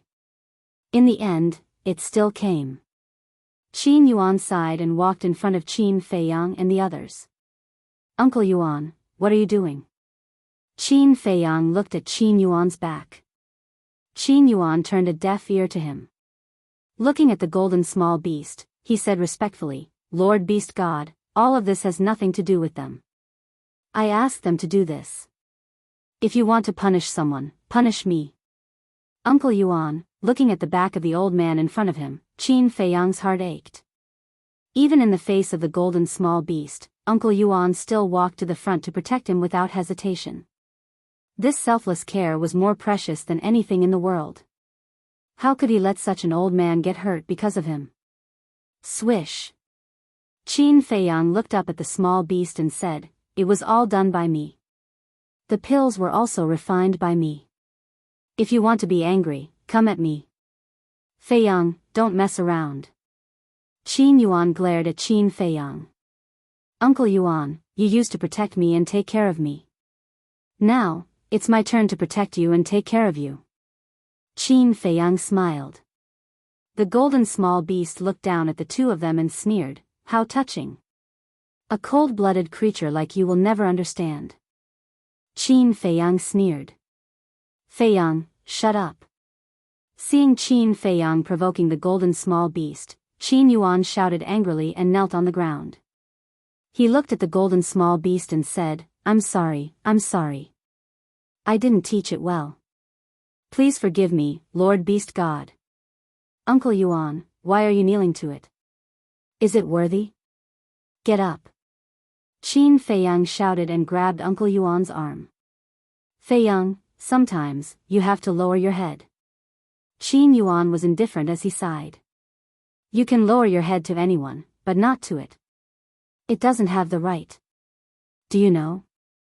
Not only did it snatch Chang Shui, but it also sealed the castle again. The worst thing is that it even sealed my battle soul. And before I came back, if it wasn't for one of my subordinates self-destructing, would have been killed by it. Qin Feiyang's eyes were burning with anger. That's right. This piece of trash doesn't deserve to kneel to you. The white-eyed wolf roared. It sealed the castle again and sealed the battle soul? Qin Feiyang looked at the white-eyed wolf and Qin Feiyang in a daze. He never thought that Qin Feiyang and the others would have such a deep grudge with the beast god. The golden small beast looked at Qin Feiyang and the white-eyed wolf and said, It seems that you have a prejudice against Uncle Frog. So what? I've already returned to the great Qin, and you still won't let me go? Qin Feiyang said angrily. You're still so confident? If you hadn't broken the curse on them, would Uncle Frog have come to such a small place? The golden small beast's eyes were full of disdain. Since you don't like such a small place, then get lost. Qin Feiyang roared. You're getting more and more arrogant. The golden small beast's eyes flashed with killing intent, and a wisp of golden divine power swept out. It was obviously very slow, but Qin Feiyang found that he couldn't dodge it. Moreover, his body seemed to be frozen, and he couldn't move at all. Poof! The divine power entered Qin Feiyang's chest, and a blood puppet the size of a football appeared. It was penetrated from the front to the back, and blood was flowing out. So strong. Seeing this scene, Dong Zhengyang, Dan Wangkai, Yan Wei, Wang Xiaojia, Wang Yangfeng, Bai Long, and Qin Yuan were all shocked. I've let you go time and time again. Do you really think Uncle Frog can't bear to kill you? The golden small beast looked at Qin Feiyang with disdain. Of course, it's easy for you to kill me. But I'm not convinced. We refined the disaster crossing heavenly pill ourselves, and we didn't ask anyone for help. What right do you have to stop us? Qin Feiyang said angrily, and his face was almost distorted. You still dare to be arrogant? The golden small beast raised its eyebrows. Qin Yuan saw that the situation was not good, and he hurriedly shouted, Lord Beast God, please show mercy, get lost. The golden small beast roared, and its voice was like thunder. It turned into an invisible sound wave, and it shook Qin Yuan until he kept vomiting blood. Uncle Yuan, Qin Feiyang's face changed drastically, and he quickly ran to Qin Yuan's side. Feiyang, give up. You'll never be a match for it. Qin Yuan sighed. No. Qin Feiyang shook his head, looked up at the golden small beast, and roared, I've said it before, if you have anything, come at me, don't hurt the people around me. When you helped them break the curse, their deaths were already destined. So you can't blame me, because you're the one who caused their deaths. The golden small beast shook its head coldly, and two strands of divine power flew out, respectively towards Qin Yuan and White Dragon. Bastard! Don't go too far. The white-eyed wolf roared, and its battle soul rushed out, roaring, steal its cultivation from me. With your little strength, you want to steal Grandpa Frog's cultivation? The golden small beast's face was full of disdain, and with a swipe of its claws, the battle soul was shattered on the spot. Following closely. The two strands of divine power that flew towards Qin Yuan and White Dragon turned in the air and attacked the White-Eyed Wolf. White-Eyed Wolf, Qin Feiyang roared, wanting to rescue him, but no matter what, his feet couldn't move, as if he was stuck in a quagmire. Boom! The two strands of divine power blasted the White-Eyed Wolf's body, and its physical body was torn apart, leaving only half of its soul. White-Eyed Wolf, Brother Wolf, everyone roared in grief, gritting their teeth. Lord Beast God, I beg you, let them go, I'm willing to accept any punishment. Qin Yuan looked at the golden small beast and pleaded. The White Dragon was so scared that it stood there trembling. Even the current Qin Feiyang and the White-Eyed Wolf couldn't resist in front of the Beast God, let alone them. They had just broken the curse, and they were going to die. They couldn't accept it. The golden small beast looked coldly at Qin Feiyang and the White-Eyed Wolf, and then looked at Qin Yuan and White Dragon. You people are really not satisfied.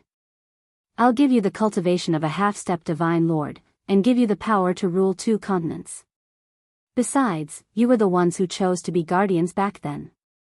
Now, you actually hate Grandpa Frog. You don't want to, right? Fine. Grandpa Frog will fulfill your wish, and at worst, Grandpa Frog will find someone else. I believe that there are plenty of people who are willing. The golden small beast waved its claws, and 2 strands of golden divine power flew towards Qin Yuan and White Dragon. At this moment, whether it was Dong Xingyang, White Dragon, or Yan Wei and the others, they couldn't help but feel despair. Chapter 28:14. 1,000 years. Suddenly, a low and hoarse voice sounded. Everyone immediately looked at Qin Feiyang, because the one who spoke was Qin Feiyang. 1,000 years? What did that mean?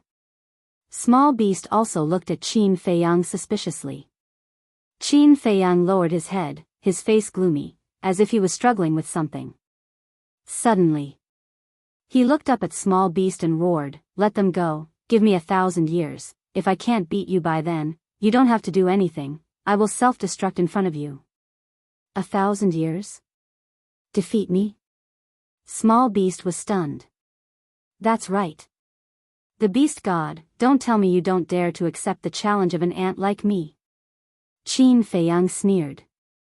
Ha! Small Beast laughed as if it had heard the funniest joke in the world. 1,000 years, I only need 1,000 years, and I will definitely trample you under my feet. Qin Feiyang roared. Ha! Small Beast laughed even more wildly, and tears seemed to be coming out of its eyes. You don't dare? Qin Feiyang roared. All right. Small Beast stopped laughing, and the 2 strands of divine power that were heading towards Qin Feiyang and White Dragon also stopped in the void. It then looked down at Qin Feiyang and said, "Don't say 1,000 years, Daddy Frog will give you 10,000 years. It's a deal." Qin Feiyang said in a deep voice. The longer the time, the better. But listen to Daddy Frog. If you still can't defeat Daddy Frog after 10,000 years, then not only will you die, but the entire Great Qin and Forgotten Continent will be buried with you. And the Black Tortoise Realm. In short, everything related to you will be destroyed by then. Do you dare to make such a bet? Small Beast smiled coldly. Hearing this, Qin Feiyang's eyes suddenly trembled. This was no longer a gamble with his personal wealth, but with the fate of billions of living beings. What is it? Wasn't he quite awesome just now? How did he scare you? Small Beast's face was filled with disdain. Qin Feiyang said angrily, "This is obviously our personal grudge. Why do you have to involve these innocent people? This is the price. If you can afford to play, then play. If you can't afford to play, then behave yourself. Hurry up and decide. Otherwise, Qin Yuan and the others will all die." The golden small beast said indifferently. Qin Feiyang turned to look at Uncle Yuan. Qin Yuan cried out, "Feiyang, don't gamble with the lives of 3 continents for me. But if I can't even save you, how can I save the living beings of the 3 continents?" Qin Feiyang murmured. He looked up at the small beast and roared, "I'll bet with you, but I have a condition." Awesome. The small beast laughed heartily. Sigh. Qin Yuan let out a low sigh. In order to save him, was it worth it to gamble the fate of 3 continents? The white dragon also looked at Qin Feiyang with a complicated expression. Although it was to save Qin Yuan, it was also to save her. 3 continents, billions of living beings, this bet could be said to be universally shocking. In the entire world, perhaps only Qin Feiyang dared to agree. The Golden Lady looked at Qin Feiyang and said, "State your condition." Qin Feiyang said, "Let Uncle Yuan and the White Dragon continue to be the guardians of Great Qin and the Forgotten Continent." What? Everyone looked at Qin Feiyang in surprise. Why did the small beast come? Wasn't it because they broke the curse? For all of this, they even gambled the fate of 3 continents. But now, why did Qin Feiyang want them to continue being the guardians? If he did this, wouldn't everything he did before be in vain? The small beast was also quite surprised. Obviously, it didn't expect Qin Feiyang to raise such a condition. "Don't worry, I know what I'm doing," Qin Feiyang comforted. He looked up at the small beast and continued, "But it's different this time. They should enjoy the rights of a guardian. Didn't Lord Frog already give them the cultivation of a half-step divine lord and the authority to rule 2 continents?" The small beast frowned. This is considered the rights of a guardian? A true guardian should be like the fire python, controlling the power of the natural order, and can't put curses on them. Qin Feiyang said in a deep voice. "You know quite a lot. But aren't you afraid that if you really give them the authority to control the power of the natural order, their ambitions will grow and they will bring disaster to the 2 continents?" The small beast looked at him playfully. "You don't have to worry about this. Since they are guardians, they should enjoy these rights. Otherwise, who would be willing? Even if someone is willing at the beginning, after a long time, they will still resent you. Today's matter will happen again. Is this what you want to see? Of course. With your strength, killing them is as easy as flipping your hand, but I believe that you don't like this kind of trouble," Qin Feiyang said in a deep voice. The small beast was silent. Uncle Yuan, Bai Long, and the fire python, although they are in different places, they are all guardians. They should enjoy the same treatment. This is my only condition. I believe that for you, it is just a small matter," Qin Feiyang said. The small beast laughed and nodded. "Okay, Lord Frog will do as you say and give them the rights." After saying that, it waved its claws, and 2 rays of divine light entered Qin Yuan and Bai Long's forehead. "But you have to remember that you only have 10,000 years, so work hard. In addition, I will give you 3 more days. If you are still here after 3 days, I will kill you without mercy." The small beast smiled coldly. Qin Feiyang was stunned for a moment, then suddenly became angry and roared, "Why? This is my home, and I don't even have the freedom to go home?" Freedom? When you defeat Lord Frog, no one will care where you go. But now, humph. Lord Frog has the final say. The small beast's eyes flashed coldly, and it disappeared without a trace. Only then did everyone breathe a sigh of relief. Qin Feiyang looked gloomily at the place where the small beast disappeared, then quickly ran to the white-eyed wolf's divine soul and asked, "Are you okay? Why don't you try? I almost lost my life. How can I be okay?" The white-eyed wolf's angry voice came from the half of the divine soul. Qin Feiyang smiled and sent the white-eyed wolf to the castle. It would not take long for the white-eyed wolf to condense a divine soul and reconstruct its body. "Feiyang, you are too stupid. How can you defeat it in 10,000 years?" Qin Yuan sighed helplessly. Qin Feiyang was silent for a while, then turned to Qin Yuan and said with a smile, "Uncle Yuan, don't worry. I can do it. Don't be so confident. Even if you have the time array of 1 day and 1,000 years, it will be difficult to defeat it. Because we don't know how strong it is." Dong Zhengyang shook his head. A time array of 1 day and 1,000 years. Yan Wei, Wang Xiaojia, and Wang Yangfeng were stunned when they heard this. Qin Yuan was also shocked. A time array of 1 day and 1,000 years was the legendary time array. No wonder Qin Feiyang dared to accept it. At the beginning, he even said that he could defeat the small beast in 1,000 years. Difficult, Qin Feiyang murmured and smiled faintly. Even if it is difficult, we have to go on. Thank you. Bai Long looked at Qin Feiyang with a face full of gratitude. No need. Even without today's incident, I will have a battle with it sooner or later. Qin Feiyang waved his hand, then looked at the worried Qin Yuan and smiled bitterly. Uncle Yuan, can you have some confidence in me? When have I ever disappointed you? Let's talk about it later. Don't we still have 10,000 years? Think about it, a mortal's life is only a few decades. We still have 10,000 years to live. Even if I lose to it, it will be considered a gain. Qin Feiyang added a few more words. You brat. Qin Yuan shook his head and smiled. Uncle Yuan believes in you. You can definitely do it. Thank you. Qin Feiyang smiled gratefully and said, take a look and see if you can control the rule force. Qin Yuan looked at the sky, raised his old arm, and waved gently. Boom! A rule force suddenly descended from the sky. It can really be controlled? Yan Wei and the others were stunned.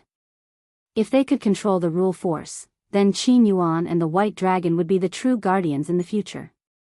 Qin Feiyang smiled and turned to the White Dragon. This harvest is not easy to come by. I hope you can make good use of it and visit the Forgotten Continent. Don't worry. I don't have any resentment now. Let's talk about it later. This is also what you fought for me. I will use the rule force to protect the Forgotten Continent. The White Dragon nodded solemnly. All right then. There are only 3 days left. Go back and spend time with Mother. Qin Feiyang sighed. Originally, he wanted to come back and stay for a few hundred years until the hell of the Nether King ended. Unexpectedly, there were only 3 days left in the blink of an eye. Yes, I should go and spend time with her. After all, I don't know how many years I will have to wait before I can come back. Qin Yuan nodded. Then follow me to the imperial capital. Qin Feiyang looked at Qin Yuan, his eyes full of expectation. He also wanted to have a good talk with Uncle Yuan. All right. Qin Yuan nodded and smiled. Qin Feiyang turned to look at Dong Xingyang and asked, now that the White Dragon's curse has been broken, do you still want to go to the ancient world? What do you think? Dong Xingyang smiled faintly. Up to you.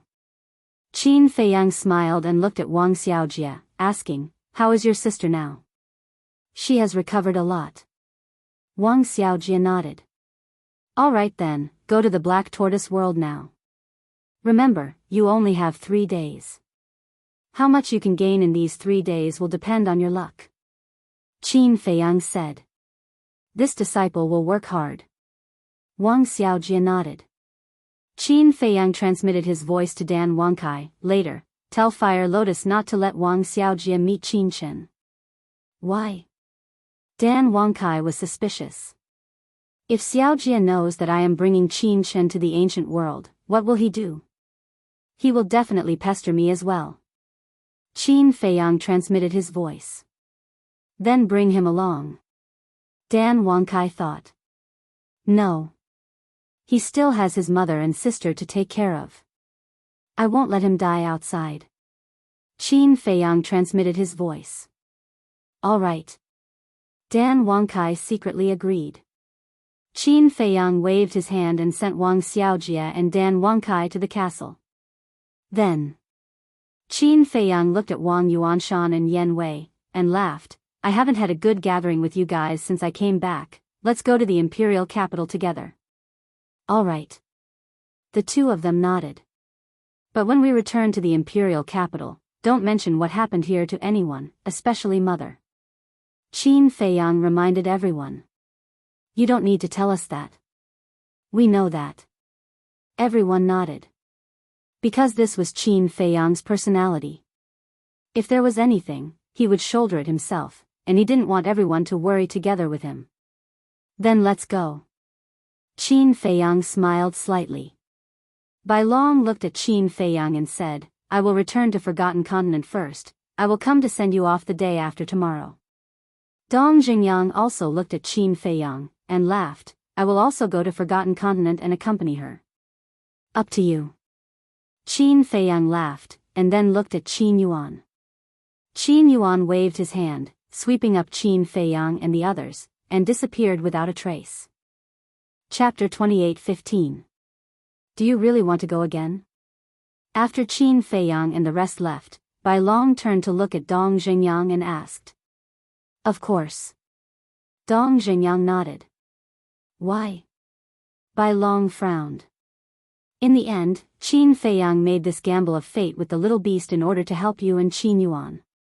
How can I sit back and do nothing when it's related to you? We'll talk about it later. Small beast must also be dealt with. Otherwise, it will find me sooner or later. Dong Jingyang said in a low voice. Bai Long asked, because of the Eye of Destiny? Yes. Dong Jingyang nodded, pondered for a while, and then sighed. I'll be frank with you. People like us who have awakened the heaven-defying fighting soul are born with a mission. Even if you hide from the world, someone will come to you sooner or later. What exactly is the mission? Bai Long frowned.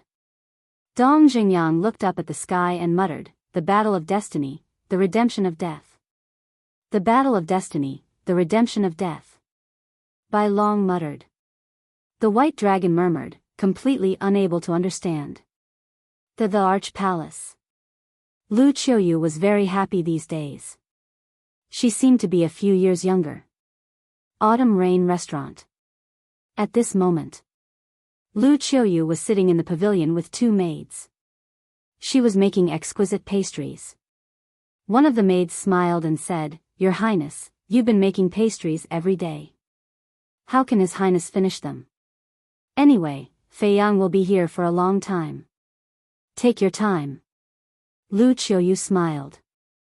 His Highness is so lucky to have you as his mother. The two maids were envious. You're wrong.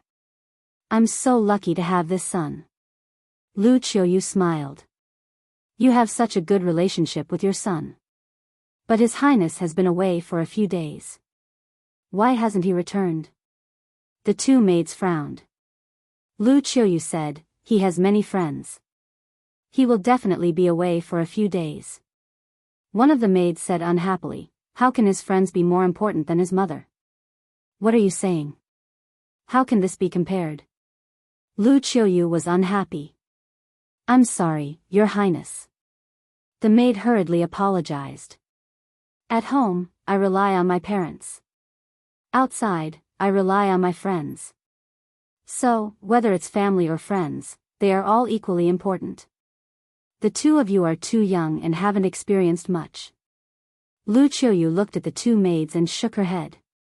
Yes, yes, yes. The two of them giggled, as if they were not very afraid of this empress. Of course. This was related to Lu Qiuyu's personality. Even though she was the mother of a nation, she did not put on any airs, and appeared to be extremely amiable. Therefore, the maidservant by her side was not very afraid. But there was definitely reverence. After all, Lu Qiuyu was already very strong. Mother, suddenly. A laugh came from outside the garden. Lu Qiuyu looked up and saw a group of people standing at the entrance. They were Qin Feiyang, Qin Yuan, Yan Wei, and Wang Yangfeng. Lu Qiuyu saw that Qin Yuan, Yan Wei, and Wang Yangfeng were also present. She quickly put down the pastries in her hands and stood up to welcome them. Greetings, Your Highness. Yan Wei and Wang Yangfeng bowed. No need to be so polite, no need to be so polite. Lu Qiuyu hurriedly waved her hand and said with a smile, I really didn't expect you guys to come. Yan Wei said, I just hope that Your Highness won't blame us for disturbing you. No, no. I'm only happy that everyone is here. Lu Qiuyu smiled slightly, then looked at Qin Yuan and shook her head, you are even more difficult to invite than them. All these years, I sent someone to invite you every time during the holidays, but you never came. Qin Yuan shook his head and said with a smile, I've long been used to this kind of life. It's too lively and I'm not used to it. Lu Qiuyu said, then it seems that Fei Yang has the face to invite you over immediately. Qin Fei Yang looked at Qin Yuan and said, Uncle Yuan, we are all family. If you are invited to come during the holidays, just come. There's no need to be polite. Qin Yuan smiled bitterly and said, don't listen to your mother. I'm not polite. I've also come many times. I remember every time you came. In the past few hundred years, there have only been 10 times. Lu Qiuyu was dissatisfied. All right. I will definitely come often in the future. Qin Yuan shook his head and smiled. That's more like it. Go inside and sit. You too, go and tidy up. Lu Qiuyu looked at the two maids behind her and said. Yes. The two maids nodded and turned to run into the pavilion. Qin Fei Yang and the others followed Lu Qiuyu and walked slowly along the path to the pavilion. Wang Yangfeng looked around and said with a smile, outsiders will probably never think that our great Qin's Empress Dowager would actually live in such a simple place. It's good to be simple. It's steady and calm. Lu Qiuyu smiled. After entering the pavilion, everyone sat in front of the tea table and started chatting. Fei Yang, how are your brothers and sisters? Lu Qiuyu suddenly asked. Qin Fei Yang nodded and said, I went to see them this morning. They are all fine. Now, they are staying in the Black Tortoise world and don't want to come out. These insensible children. Lu Qiuyu shook her head. They are no longer children. Qin Fei Yang said with a smile. What do you mean? Lu Qiuyu was stunned. You will know in 2 days. Let's keep you in suspense for now. Qin Fei Yang chuckled. You little brat, Lu Qiuyu shook her head and said, why? Have you seen them? Yes. Qin Fei Yang nodded. Are you relieved now? Lu Qiuyu said with a smile. Yes. Seeing that they are living well, I can also roam the outside world with peace of mind. Qin Fei Yang said. Lu Qiuyu looked outside and asked suspiciously, why don't I see the wolf pup? It is about to break through, so it went to the Black Tortoise world to cultivate in seclusion. Qin Fei Yang said. Is that so? I thought it was fooling around somewhere. Lu Qiuyu shook her head. Mother, you have misunderstood it. Ever since it entered the ancient world, it has been in seclusion. It is more serious and hard-working than anyone. Qin Fei Yang said. Is that so? Lu Qiuyu was surprised. All these years, without its mischievous behavior, I am still not used to it. Qin Fei Yang said with a smile. For it to cultivate in seclusion all day with its personality, it is really rare. Lu Qiuyu shook her head and smiled. Yes. However, hard work also pays off. Its strength should be stronger than mine now. Qin Fei Yang said. The stronger you become, the prouder mother will be of you. However, you can't just think about cultivation. You also have to cultivate your relationship with the mermaid princess. Women generally don't ask for much. A little care and care is enough. Lu Qiuyu said. I know. Qin Fei Yang nodded. All right then, you guys chat first. I will go to the back and cook some dishes for you guys so that you can drink a few cups at noon. Lu Qiuyu stood up and smiled. Then I will trouble mother. Qin Fei Yang chuckled. Lu Qiuyu smiled, turned around, and left with the two maids.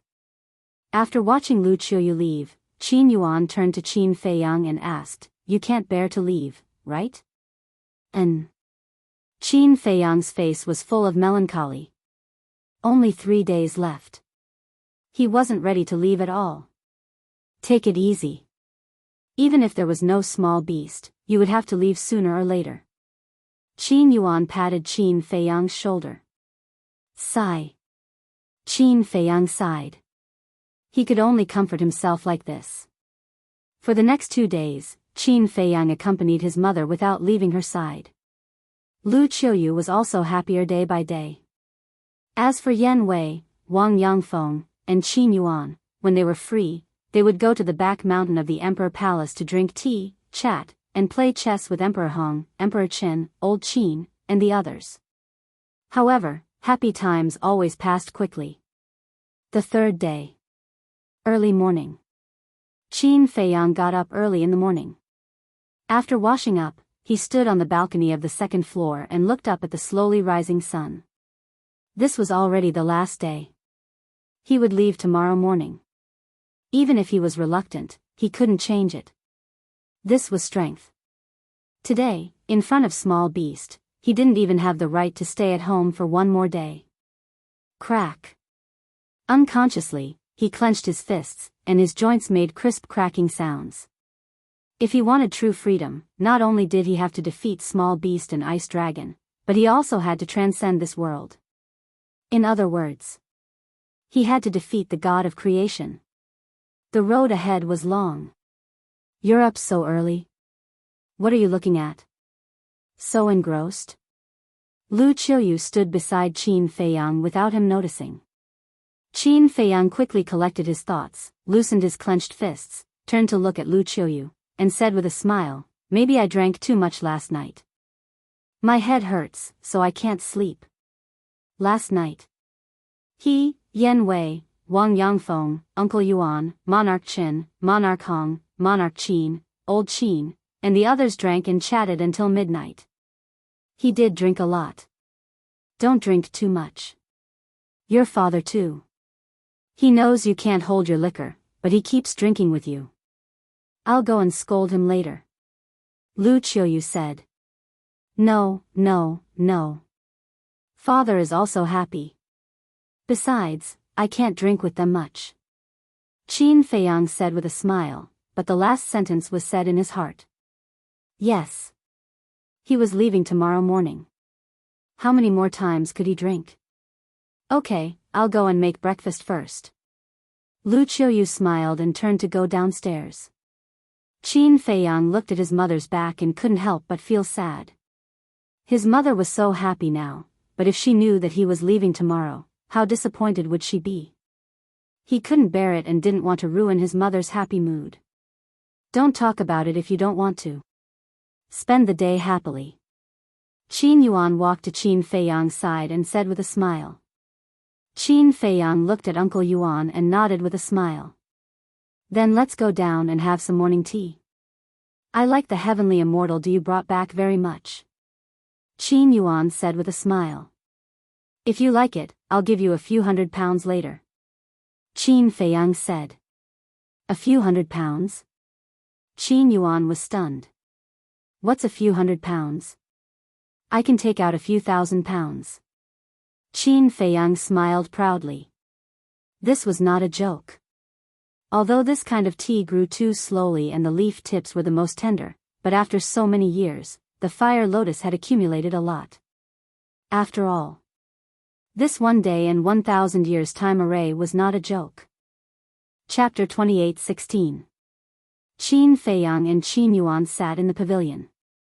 Just as they finished brewing tea, Yan Wei and Wang Yangfeng walked out. Like Qin Feiyang, the three of them had been staying in the Autumn Rain Inn for the past few days. There were many rooms in the Autumn Rain Inn, and a dozen more could stay there. However, it wasn't easy to stay in the Autumn Rain Inn. After all, this was the residence of the emperor and his wife. Morning. Qin Feiyang looked at the two of them and smiled. The two of them smiled and walked into the pavilion to drink tea together. I really envy you guys. Soon. The emperor also walked out in his dragon robe. Looking at Qin Feiyang and the other three, he shook his head and said. Others are also envious of you. Yan Wei smiled. Forget it. When can I be like you guys, sitting here early in the morning and drinking tea freely? That will be enough. Let's not talk about it anymore. I'll go to the morning assembly first. I'll come back to accompany you guys later. After saying that, the emperor quickly left. See. The emperor who seems to be endlessly glorious to others also has troubles. Qin Yuan shook his head. There's nothing we can do about it. Many people only see the surface. Only when he reaches this step and sits on this position can he understand the helplessness and troubles. Yen Wei said. Isn't life like this? Qin Feiyang smiled faintly, took out a brush, ink, paper, and inkstone, and placed them neatly on the stone table. What are you doing? Qin Yuan and the other two looked at him suspiciously. Before leaving, I have to leave something behind. Qin Feiyang smiled. The three of them looked at each other. Yen Wei stood up and sat beside Qin Feiyang, helping to grind the ink. Qin Feiyang picked up the brush, dipped it in the ink, pondered for a while, and lowered his head to copy. Qin Yuan and the other two looked at it for a while. It turned out to be a kind of pill formula.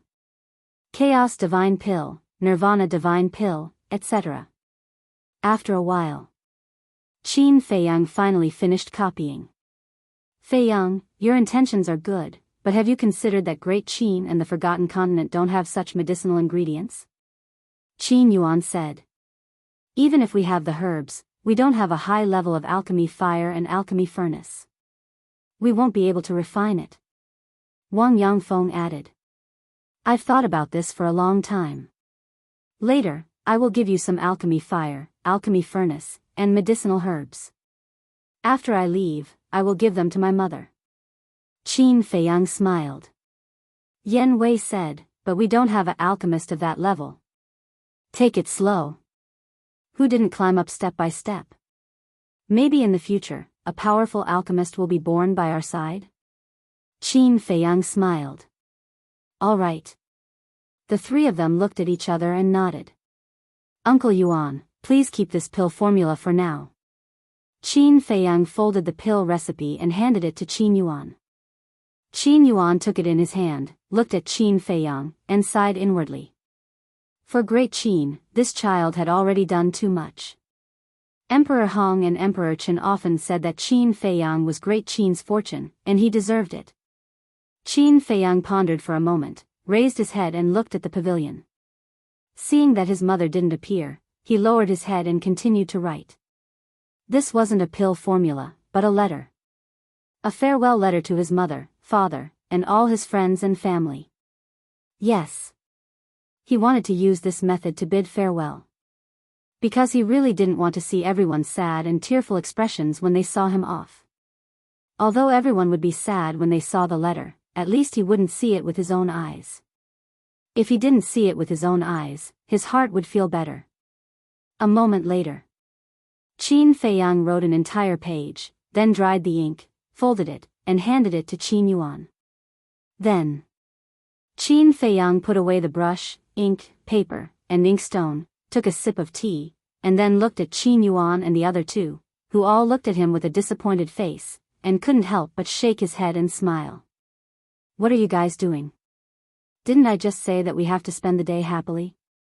Besides, if mother sees your expressions, she will definitely be suspicious. Qin Feiyang said. Qin Yuan said helplessly, you still have the mood to comfort us? What a joke, I am someone who has seen the world, my state of mind is definitely better than yours. Qin Feiyang smiled proudly. Qin Yuan and the other two looked at each other and laughed. What are you laughing at? So happy. At this moment, Lu Qiuyu walked out and looked at them and asked with a smile. Nothing, we just talked about some funny topics. Qin Feiyang shook his head. All right then, come in and finish eating. Lu Qiuyu said. After breakfast, Qin Feiyang helped to tidy up the bowls and chopsticks, looked at Lu Qiuyu and said, Mother, I will go out for a walk with Uncle Yuan. Okay. Lu Qiuyu nodded. Qin Feiyang then looked at Yen Wei and Wang Yangfeng, and said, You guys also have to work hard, make a trip to the Lu family, Forgotten Continent, Spirit State, and call everyone who needs to be called. Then when they ask, what should we say? The two asked secretly. Just say that it's more lively with more people, everyone has a good gathering. Qin Feiyang said. Okay. The two nodded and got up to leave. Uncle Yuan, let's go too. Qin Feiyang smiled at Qin Yuan and flew towards the back of the mountain. Greetings, Your Highness. At the entrance of the back of the mountain, the Kirin army guarding outside immediately bowed. Qin Feiyang nodded and followed Qin Yuan straight into the back of the mountain. At this time, the back of the mountain was surrounded by clouds and mist, like a fairyland. With the 10 crystal veins and spirit veins, this place had become a holy land for cultivation. Qin Yuan said with a smile, "This time you came back, you have made a great contribution again." Contribution? Qin Feiyang was stunned. Crystal veins, spirit veins, divine weapons, divine arts, aren't they all contributions? Qin Yuan said. These are all small matters. Qin Feiyang shook his head. It's a small matter for you, but for us, these divine objects are unimaginable. Qin Yuan smiled. Qin Feiyang asked with a smile, "Then I'll take you to the Black Tortoise world?" Okay. Qin Yuan nodded. Qin Feiyang waved his hand, and the two immediately appeared in the sky above the ancient castle of the Black Tortoise world. Looking at the medicine field below and the astonishing energy of the spirit veins and crystal veins, even Qin Yuan's indifferent mood couldn't help but be shocked. Although I've given out a lot of crystal veins and spirit veins, for me, it's just a drop in the ocean. Qin Feiyang smiled faintly. I've seen it. Qin Yuan nodded. Qin Dage. At this time, Fire Lotus flew up. Qin Feiyang looked at Fire Lotus and said with a smile, "Fire Lotus, let me introduce you. This old man is the Uncle Yuan that I often mention to you." "Hello, Uncle Yuan." Fire Lotus bowed. Don't. Qin Yuan hurriedly waved his hand, because in his eyes, Fire Lotus was like an unfathomable ocean. Obviously. This was an extremely terrifying expert. "Uncle Yuan, she's called Fire Lotus, a sister of mine. The heavenly immortal dew was cultivated and brewed by her alone." Qin Feiyang laughed. Qin Yuan nodded his head and looked at Fire Lotus with a smile. "So the heavenly immortal dew was made by you." "I had nothing to do, so I planted it for fun. I just didn't expect that Qin Dage would like it so much." Fire Lotus laughed. "Planted for fun?" Qin Yuan was slightly taken aback and revealed a meaningful smile. How could this kind of tea be planted for fun? It must have been carefully cultivated. It was just that there were some things that even if one saw through, one shouldn't say it out loud. "Fire Lotus, go prepare some tea leaves, as well as pill fire, pill furnace, and various medicinal herbs. Don't hurt the roots of these medicinal herbs." Qin Feiyang looked at Fire Lotus and said, "Understood." Fire Lotus nodded and then looked at Qin Yuan with a smile. "Then Uncle Yuan, I'll go get busy first. You can do whatever you want." "All right." Qin Yuan nodded. After Fire Lotus left, Qin Yuan looked at Qin Feiyang and said with a smile, "You're good." "What do you mean?" Qin Feiyang scratched his head. Qin Yuan said, "Such a good girl is actually hiding in the Black Tortoise world. Tell me honestly, when do you plan to get married?" "Get married?" Qin Feiyang was slightly taken aback and smiled bitterly. "Uncle Yuan, when did your image become so vivid?" "Still pretending?" Qin Yuan was unhappy. "I'm not pretending. The relationship between Huolian and I is purely that of siblings." Qin Feiyang was helpless. "Is that so?" Qin Yuan frowned. "Yes. Whether it's me or her, we don't have any other thoughts." Qin Feiyang nodded. "That's a pity. Although I just met her, this old man really likes her." Qin Yuan shook his head regretfully and asked, "Then what's her cultivation like?" "Her cultivation?" Qin Feiyang was stunned and shook his head. "It's better if you don't know. Brat, this old man has seen all kinds of things. How can you scare this old man?" Qin Yuan glared at Qin Feiyang. "All right. Fire Lotus is at the initial imperishable stage and has comprehended the law of time. She's a true supreme expert. Even in the ancient world, she's a top existence. Anyway, she's much stronger than me. Qin Feiyang smiled. Since she's so much stronger than you, why would she be willing to be your sister? Qin Yuan was doubtful. Is there a need to think about it? Of course it's because of my character and charm. Qin Feiyang smiled. Brat. Qin Yuan scolded with a smile. But then again, how strong was the imperishable stage? Qin Feiyang seemed to see through Uncle Yuan's doubts and explained, the imperishable stage is very strong. Above the divine monarch stage is the paragon stage, above the paragon stage is the nine heavens stage, and above the nine heavens stage is the imperishable stage. As Qin Feiyang explained, he took Qin Yuan to see the scenery of the Black Tortoise world. Looking at the vast world, Qin Yuan was extremely shocked. An independent world, he never thought that in just a few hundred years, this brat had already grown to this extent. Several days passed. The two returned to the Devil's Land, and Fire Lotus had already prepared everything and stored it in a Qian Kuan ring. Several days passed in the Black Tortoise world, but it was only a moment outside. Qin Yuan carefully put away the Qian Kuan ring, then looked at the ancient castle below, and then glanced at the Devil's Land, and said, "This old man sensed many familiar auras. Everyone should be back." Qin Feiyang nodded. All right. Let's go out. Qin Yuan smiled. Everyone was hiding in the Black Tortoise world, and he understood that, so he didn't disturb them. Fire Lotus smiled and said, "Uncle Yuan, take care." Qin Yuan said, "In the future, I'll have to trouble you to take care of Feiyang. I'm not afraid of being laughed at, but it has always been Qin Dage taking care of me." Fire Lotus said, "He can take care of you. It's good enough that he doesn't cause you trouble." Qin Yuan shook his head. "Uncle Yuan, am I so unbearable?" Qin Feiyang was speechless. Qin Yuan shook his head and smiled, then glanced at the continent in front of him and said, "Let's go." Qin Feiyang waved his hand, and the two appeared in the sky above the back mountain again, then walked toward the deepest part of the mountain, where Emperor Hong and Emperor Qin lived. Chapter 28:17. Entering the deepest part of the back mountain, Qin Feiyang saw Emperor Hong and Emperor Qin sitting by the lake, drinking morning tea. "Grandpa, great-grandpa." Qin Feiyang waved and smiled. "Morning." Emperor Hong and Emperor Qin raised their heads, smiling at Qin Feiyang and Emperor Qin. The two walked over and sat on the side. "Drink." Emperor Qin poured 2 cups of tea and pushed them in front of Qin Feiyang and Qin Yuan. Qin Feiyang smiled, took a sip of tea, and then looked at the statues in the center of the lake. "What are you looking at?" Emperor Qin asked suspiciously.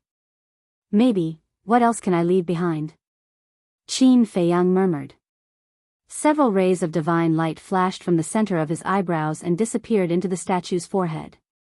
These were all formed by divine arts. There were divine armor, soul destruction technique, Qilin art, wisdom king golden body, and so on. The inheritance had been left behind. Whether the future generations could get it or not depended on their luck. "What are you doing?" Emperor Hong and Emperor Qin looked at each other and then at Qin Feiyang, puzzled. "Leave more inheritance. I hope our Qin clan can get better and better in the future." Qin Feiyang smiled. "Thank you." Emperor Hong smiled with relief. "What I can do is to the best of my ability." Qin Feiyang shook his head. "That's enough." Emperor Hong nodded. Emperor Qin asked, "Feiyang, since you're making arrangements so early, has the departure time been decided?" Qin Feiyang and Qin Yuan looked at each other. Qin Feiyang said, "To be honest, the time has been decided." "When?" Emperor Qin asked. "Tomorrow morning." Qin Feiyang said. "So soon?" Emperor Hong and Emperor Qin froze. "Yes. Something happened, so I had to leave." Qin Feiyang nodded. Emperor Hong came to a realization and said, "No wonder you've been staying in the Imperial Palace these past 2 days. You've only been back for a few days. What's the hurry?" Emperor Qin frowned. There are some things that I can't decide. Qin Feiyang shook his head. Emperor Chen and Emperor Hong looked at each other and saw Qin Feiyang's helplessness, so they didn't ask anymore. All right. Wander in peace outside. We'll take care of everything at home. Emperor Hong laughed. Yes. Qin Feiyang nodded. He looked at the two of them and said, "Don't tell mother about this for now, lest she be sad." Understood. The two of them nodded. Qin Yuan smiled and said, "Then let's go to the Autumn Rain Inn. Everyone should be here soon." Everyone? Emperor Hong and Emperor Chen were stunned. We're about to leave, so Feiyang invited all our friends to gather at the Imperial Palace. Qin Yuan said. Then the Imperial Palace is going to be lively today. The two looked at each other and smiled. On the way back to the Autumn Rain Inn, the four of them also called Li Jian, Old Qin, and the others. Qin Feiyang didn't hide anything from them. They didn't say much and went to the Autumn Rain Inn with smiles. Arriving at the Autumn Rain Inn, Qin Feiyang saw 7 people sitting in the pavilion drinking tea and chatting.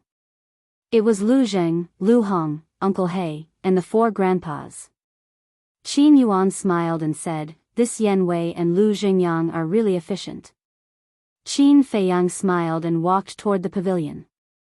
"You old geezers, why do you have time to come to our imperial palace?" The Flood Emperor pretended to be surprised. "What? Do we have to get your permission?" The 4th grandpa said with a cold face. "Of course not. What I mean is, if you're coming, let me know in advance so that I can welcome you."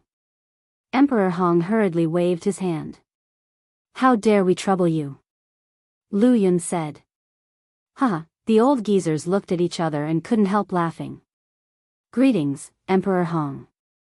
"Greetings, Emperor Chen." "Greetings, Uncle Yuan." Lu Hong got up and saluted. "Didn't I tell you to call me Grandpa and Great-Grandpa in the future? Why is it still Emperor Hong? Emperor Chen? So distant." Emperor Chen was dissatisfied. Lu Hong smiled and said, "Grandpa, Great-Grandpa." "That's right. You young people talk." After saying that, Emperor Chen sat at the stone table and chatted with the 4 grandpas. The old geezers got together to drink tea and chat, laughing constantly. Lu Zheng and Lu Hong pulled Qin Feiyang to the side. "What?" Qin Feiyang looked at the two suspiciously. Lu Zheng frowned and said, "Why did you suddenly call us to the Imperial Palace?" Qin Feiyang was speechless. "What else? Of course, it's a family gathering. Is there really nothing else?" Lu Zheng and Lu Hong looked at him suspiciously. "No." Qin Feiyang shook his head. At this time, Lu Qiuyu stood at the door of the attic, looked at Qin Feiyang and said, "Feiyang, come here." "Okay." Qin Feiyang nodded, looked at Lu Zheng and Lu Hong, and whispered, "There will be more people coming later. Help me welcome them." After saying that, he ran to the attic. "More people are coming?" Lu Hong and Lu Qiuyu were stunned. Qin Feiyang ran to the door of the attic, looked at Lu Qiuyu, and asked with a smile, "Mother, what's the matter? I just heard from your grandpa that it was you who asked them to come to the Imperial Palace. What's going on?" Lu Qiuyu was suspicious. "What else can it be? I just want everyone to get together and be happy." Qin Feiyang laughed. He had expected his mother to ask, "Is there really nothing else?" Lu Qiuyu looked at him doubtfully. "There's really nothing else." Qin Feiyang was helpless. Lu Qiuyu said, "Don't lie to me. Even if you lend me dozens of guts, I won't dare to lie to you." Qin Feiyang smiled bitterly. "All right. Then how do you plan to arrange so many people?" Lu Qiuyu asked. "What's there to arrange? They're not outsiders. Let's get together, drink tea, and chat. That's enough." Qin Feiyang said. "How can you entertain guests casually like this?" Lu Qiuyu was speechless and said, "Okay, I'll arrange it. You go and chat with them." Then I'll have to trouble you, mother. Qin Feiyang smiled. Brat. Lu Qiuyu scolded with a smile. It's so lively. Suddenly, a hoarse laugh sounded. Everyone looked up and saw a group of people landing at the entrance of the garden. Old Master Ren? Uncle Yen? Ling Yunfei? Sister Wushuang? Shuang, Lu Hong was stunned. Why are they all here? Ling Yunfei looked at the indifferent group of people and said in dissatisfaction, Hey, is there no one to receive us? We're guests after all. Scram. What kind of guest are you? If you want to come, then come. If you don't want to come, then leave. Lu Hong glared at Ling Yunfei, walked up, and smiled. Grandpa Ren, Uncle Yen, Uncle Jiang, Aunt Shui, Aunt Lu Ji, please come in. A group of people filed in. Lu Hong looked at Ling Yunfei's daughter and immediately squatted on the ground, smiling. Yen, is already so big. You are? The little girl looked at Lu Hong suspiciously. Don't you remember? I even went to see you when you were young. Lu Hong laughed. The little girl shook her head. Yen, this woman is a tigress. You'd better stay away from her in the future. Ling Yunfei held the little girl and taught her seriously. Who are you calling a tigress? Lu Hong immediately frowned. Whether she's a tigress or not, Lu Zheng has the most right to say. Ling Yunfei chuckled, looked at Lu Zheng standing not far away, and said, Lu Zheng, say something fair. You and I know it in our hearts. Why do you have to say it out loud? Lu Zheng winked. What did you say? Lu Hong immediately glared at him. No, my dear wife, this Ling Yunfei is a scum. You should stay away from him in the future. Lu Zheng quickly waved his hand and glared at Ling Yunfei fiercely. With the opposite sex, there's no humanity. Ling Yunfei shook his head sadly. The little girl looked at Ling Yunfei and said, Daddy, what do you mean by with the opposite sex, there's no humanity? The little girl suddenly asked this, and Ling Yunfei didn't know how to answer for a moment. See. Sooner or later, the child will be led astray by you. Zhao Shuang, couldn't help but glare at Ling Yunfei. Ling Yunfei smiled embarrassedly. In the pavilion, Emperor Hong stood up and looked at Old Master Ren and the others. He said with a smile, Come, sit. I'm afraid we can't sit here. Jiang Jingyi said with a smile. Yan Nanshan also chuckled, it feels more lively than the end of the year. Yeah. Everyone nodded. Lu Zheng, what are you still doing? Hurry up and bring some stools over. Lu Yun looked at Lu Zheng and shouted. Lu Zheng muttered, it seems that I'm also a guest. Lu Yun immediately stared. Okay, right away. Lu Zheng nodded and hurriedly ran into the attic. Looking at Qin Feiyang, he said angrily, You have the nerve to let me, a guest, busy myself? You're the only one who thinks of yourself as a guest. Qin Feiyang shook his head and laughed. Scram. Lu Zheng glared fiercely at Qin Feiyang, then picked up a few stools and ran out. Lu Zhengyang looked outside and asked, Feiyang, is there anyone else? Yes. Qin Feiyang nodded. You child, calling so many people at once, I wasn't prepared at all. Lu Qiuyu shook his head and smiled bitterly. Didn't I already say that we're all family? There's nothing to prepare. Qin Feiyang said. Lu Qiuyu smiled helplessly. Yo. So many people, is it some kind of happy occasion? Suddenly, another voice rang out.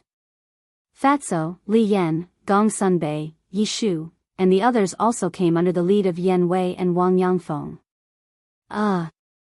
Lu Hong was stunned.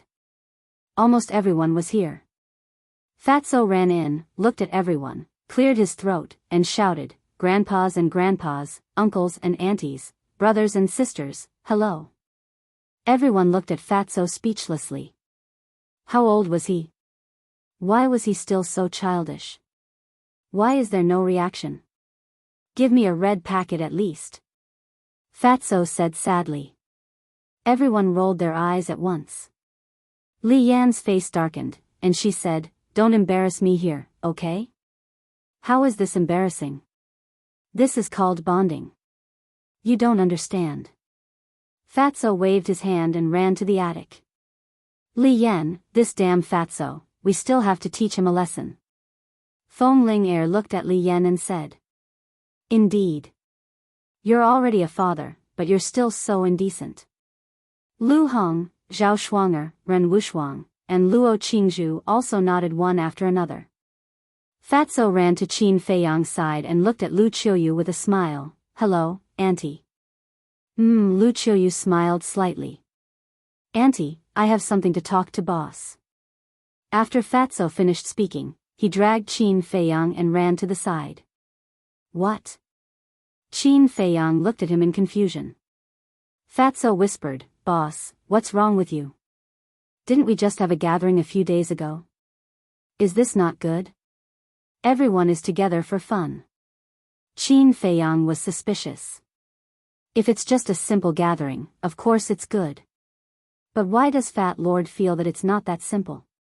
Fatso frowned. "What's not simple?" Qin Feiyang rolled his eyes at Fatso, looked at the men, women, and children in the garden, and said with a smile, "I haven't seen such a happy atmosphere for a long time."